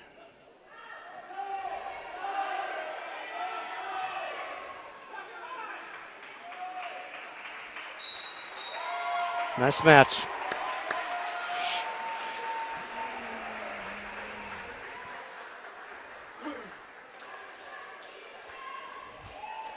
Watch that video. Which one? This one. Right one? Maybe this camera. Reaching down. Do you want to move the camera over? Yeah, I'll pull it back here. It's kind of weird. This one's got the orange mat on. Yeah, it's not picking that one up. Prairie's on top 24-22. This is Jack Lewis taking on Logan Reddick. Junior against senior.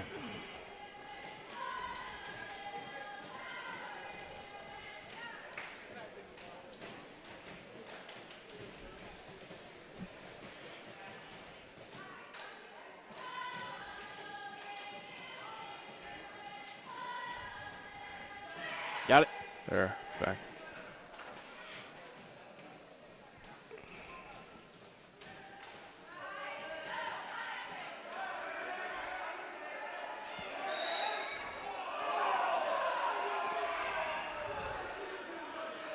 Keep your foot in.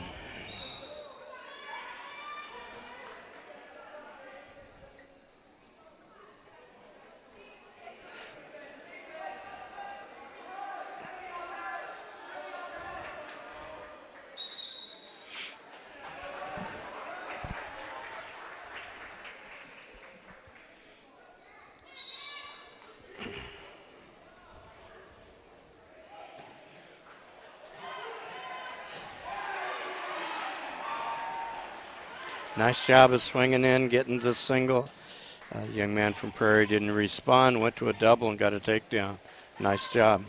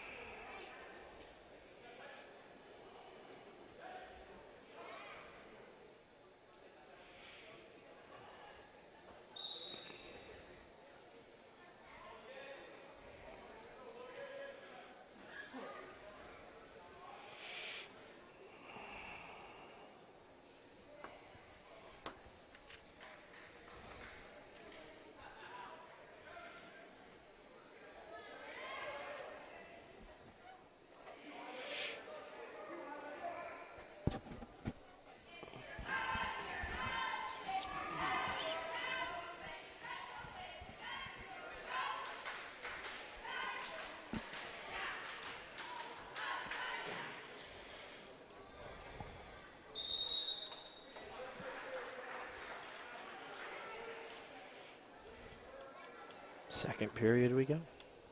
Starting.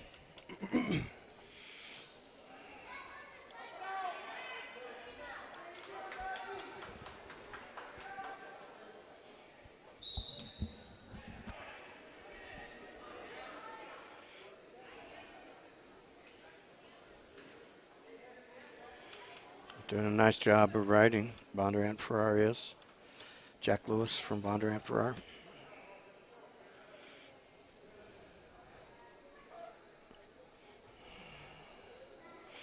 Just works diligently, getting the chicken wing in. Not getting careless, not getting impatient.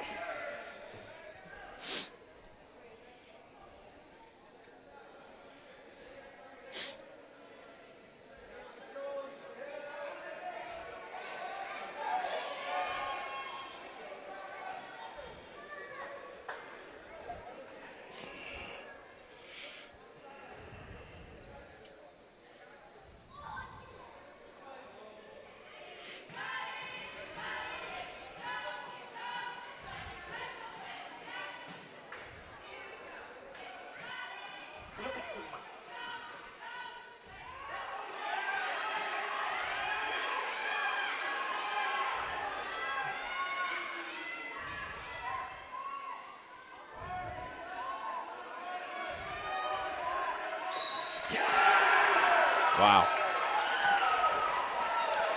One by fall. We'll jump them up to 30. 30 to 22. 30. No. 30. No, 28. 28. 28, 24. Oh.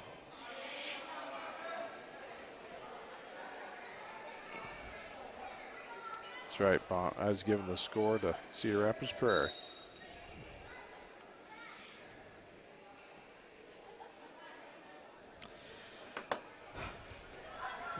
$160. Marcus Teed and Jake Umstead. I'm going to be honest, I don't think we've called these guys' names yet today. I don't recall calling their names. I called it Umstead, but I was thinking it was a different That weight. was East Marshall. I know who you're thinking of.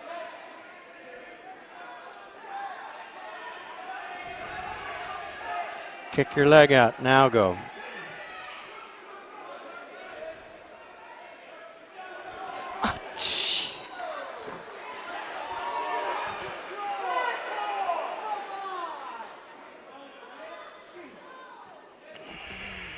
Oh, they gave Ted the 2.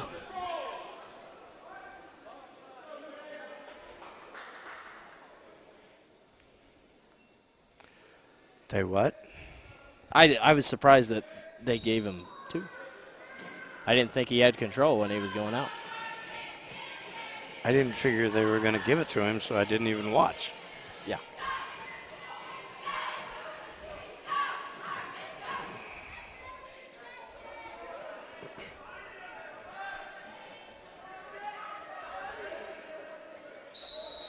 Ooh, that's getting...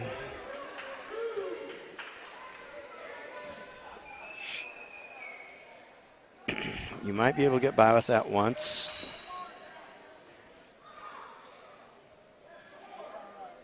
That suggests you keep him down. You can get called for a technical violation for pushing them out of bounds.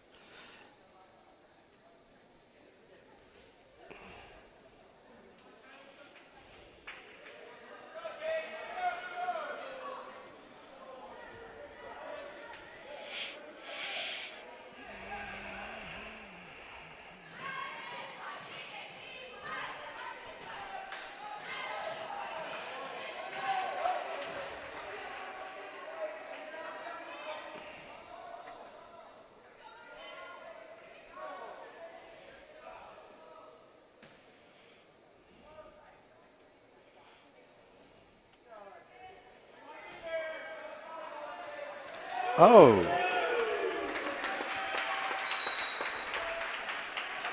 That's a big swing right there.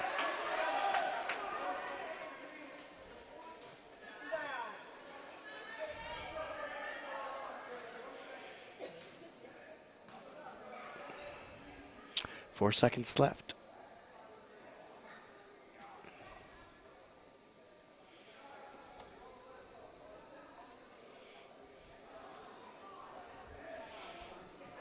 If you got to move on a whistle.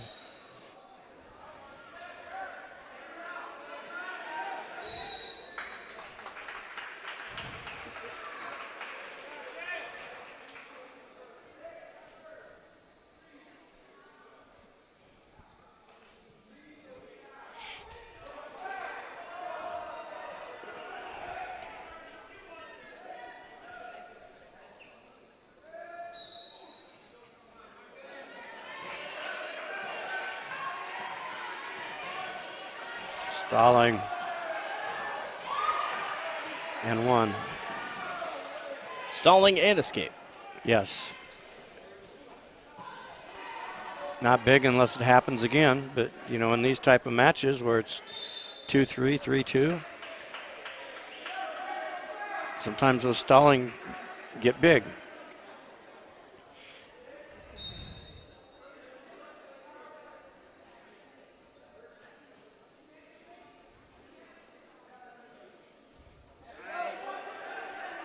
He had a leg.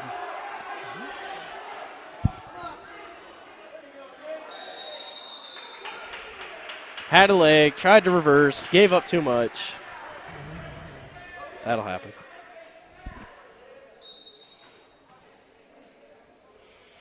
Bonner and Farrar's letting Prairie get in on his leg, and that's not a good deal.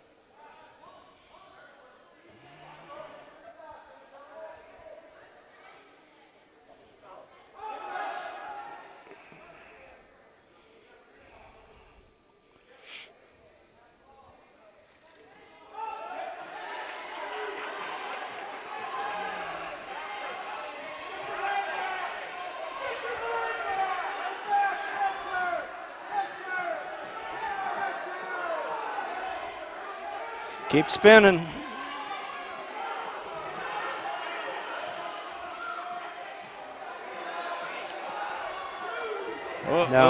Can't do it.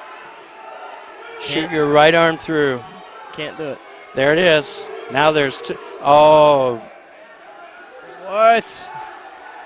Where? There's two for Bondurant Farrar. Where? He's got control. There's your two. No. It's been there for a long time. Yeah, I mean, he just never... Might lose a team point. I was going to say, they sure were close to it.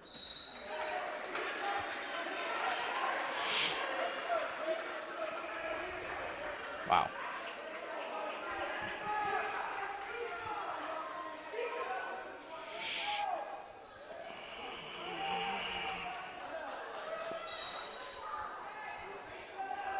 Problem isn't escaping a takedown win.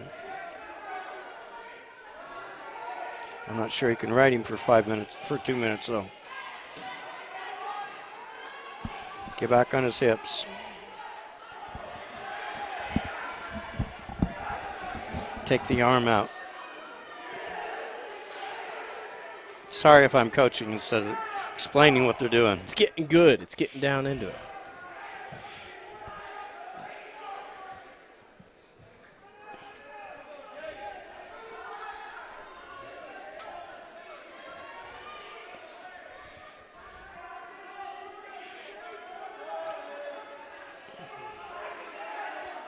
Stalling call soon?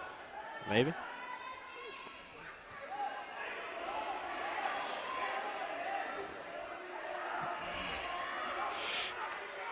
Certain officials would. Problem is, which one's stalling? I'll tell you what, Marcus is going to try to ride it out this whole time. For some people, that's easy to do. Oh, yeah. You just can't get careless.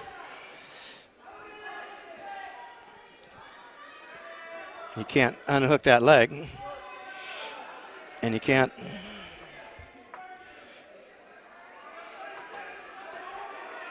let him explode. If he explodes, give him one, but not two.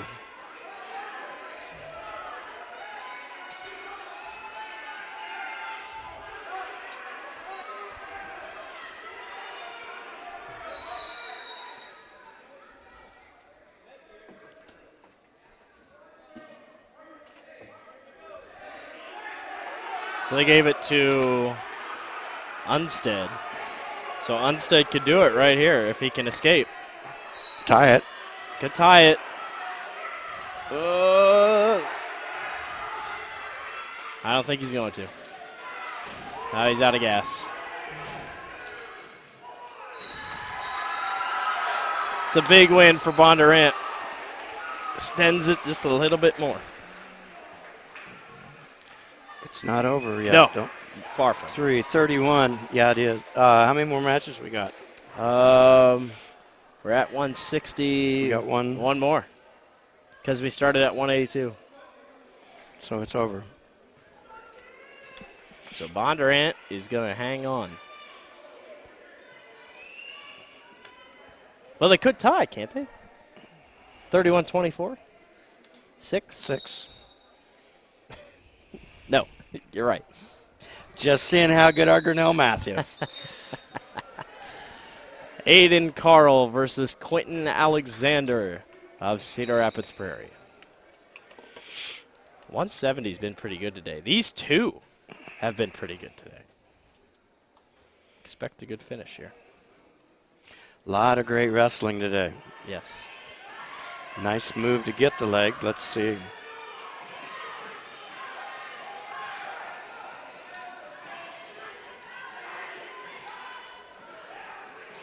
Can't quite take his leg. Cedar Rapids Prairie young man is strong.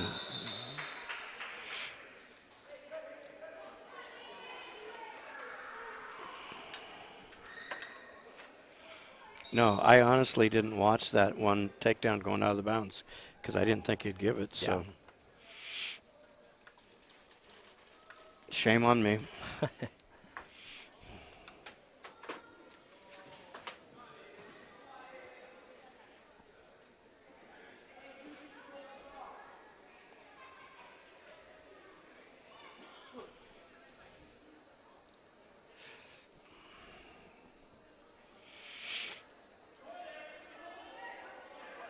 Oh. Wait a minute. I tell you what, Quentin got out of it pretty quick. No. When you start the swing, you have to have already given control. Has to be 2 takedown.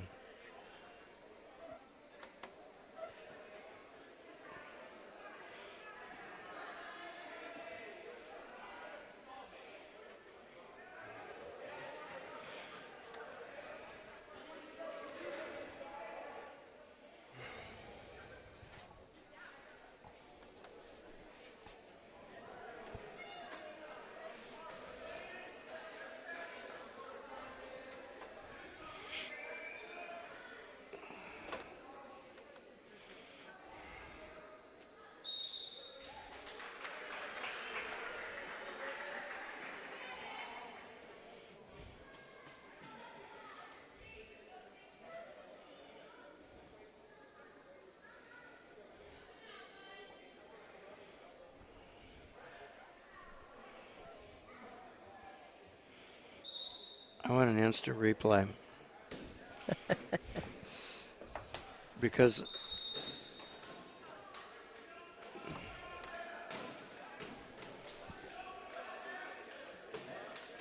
What'd they call there? locked hands. Oh. I think.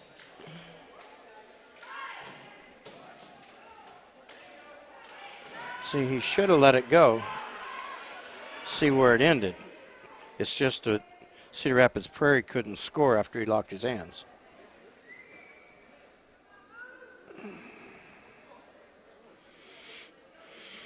Oh.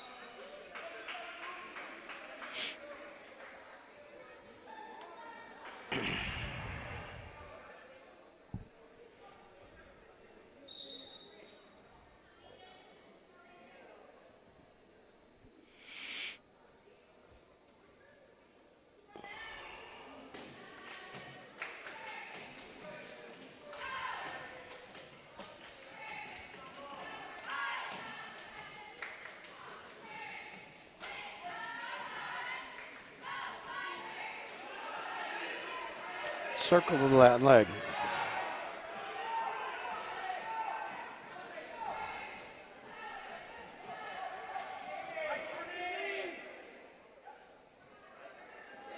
There's 2.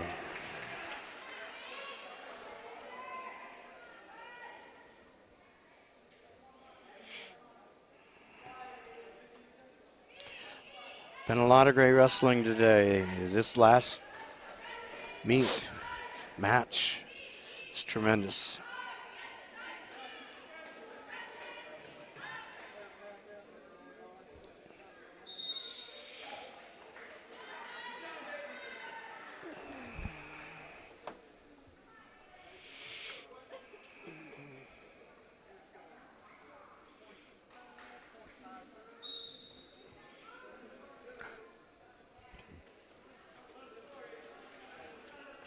Oh, this could get ugly. Yeah.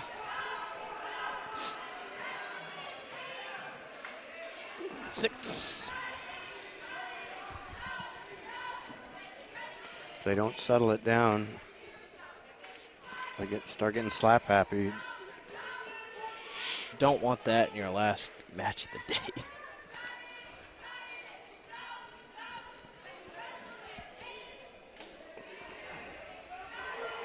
Nice shot to the opposite leg. That was beautiful.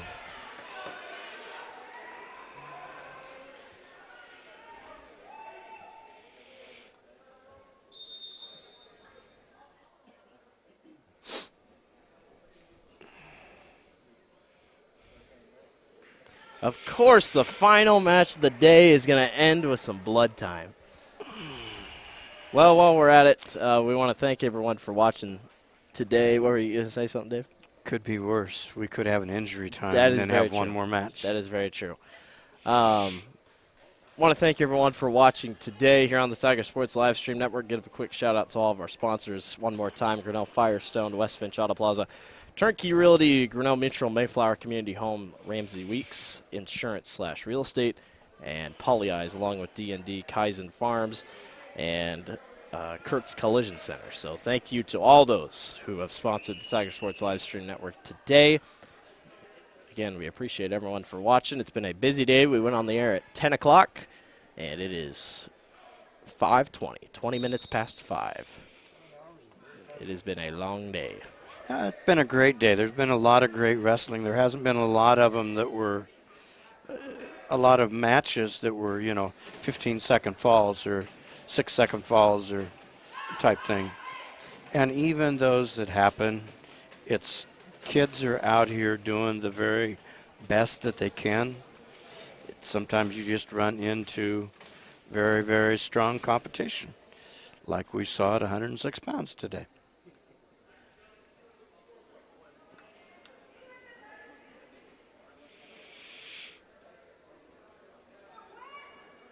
"35 seconds left, third period." Doing a nice job of riding for the win. Bondurant started the day without losing a single match in their first 2 duels. And it looks like they will get through the day unscathed. You get a nice win on this Saturday. That's it. Aiden Carl wins 7-0 over Quentin Alexander of Cedar Rapids Prairie, and Bondurant Farrar defeats Cedar Rapids Prairie 34-24 and wins the overall day. Bondurant Farrar first, Cedar Rapids Prairie second, Webster City third, Grinnell fourth, East Marshall fifth, and Mount Pleasant will finish sixth today. So that will wrap it up for us on the Tiger Sports Live Stream Network. Dave Kaizen, thank you so much for everything today. My pleasure. It's been a long day, but a good day of wrestling. That will do it for us for wrestling this season. We hope everyone enjoyed. Dan Walker, thanks for being here. Glad you didn't have to drive to Des Moines from a scam. And we'll enjoy the rest of our evening. Enjoy the rest of your weekend. Happy holidays, everyone. Go Tigers.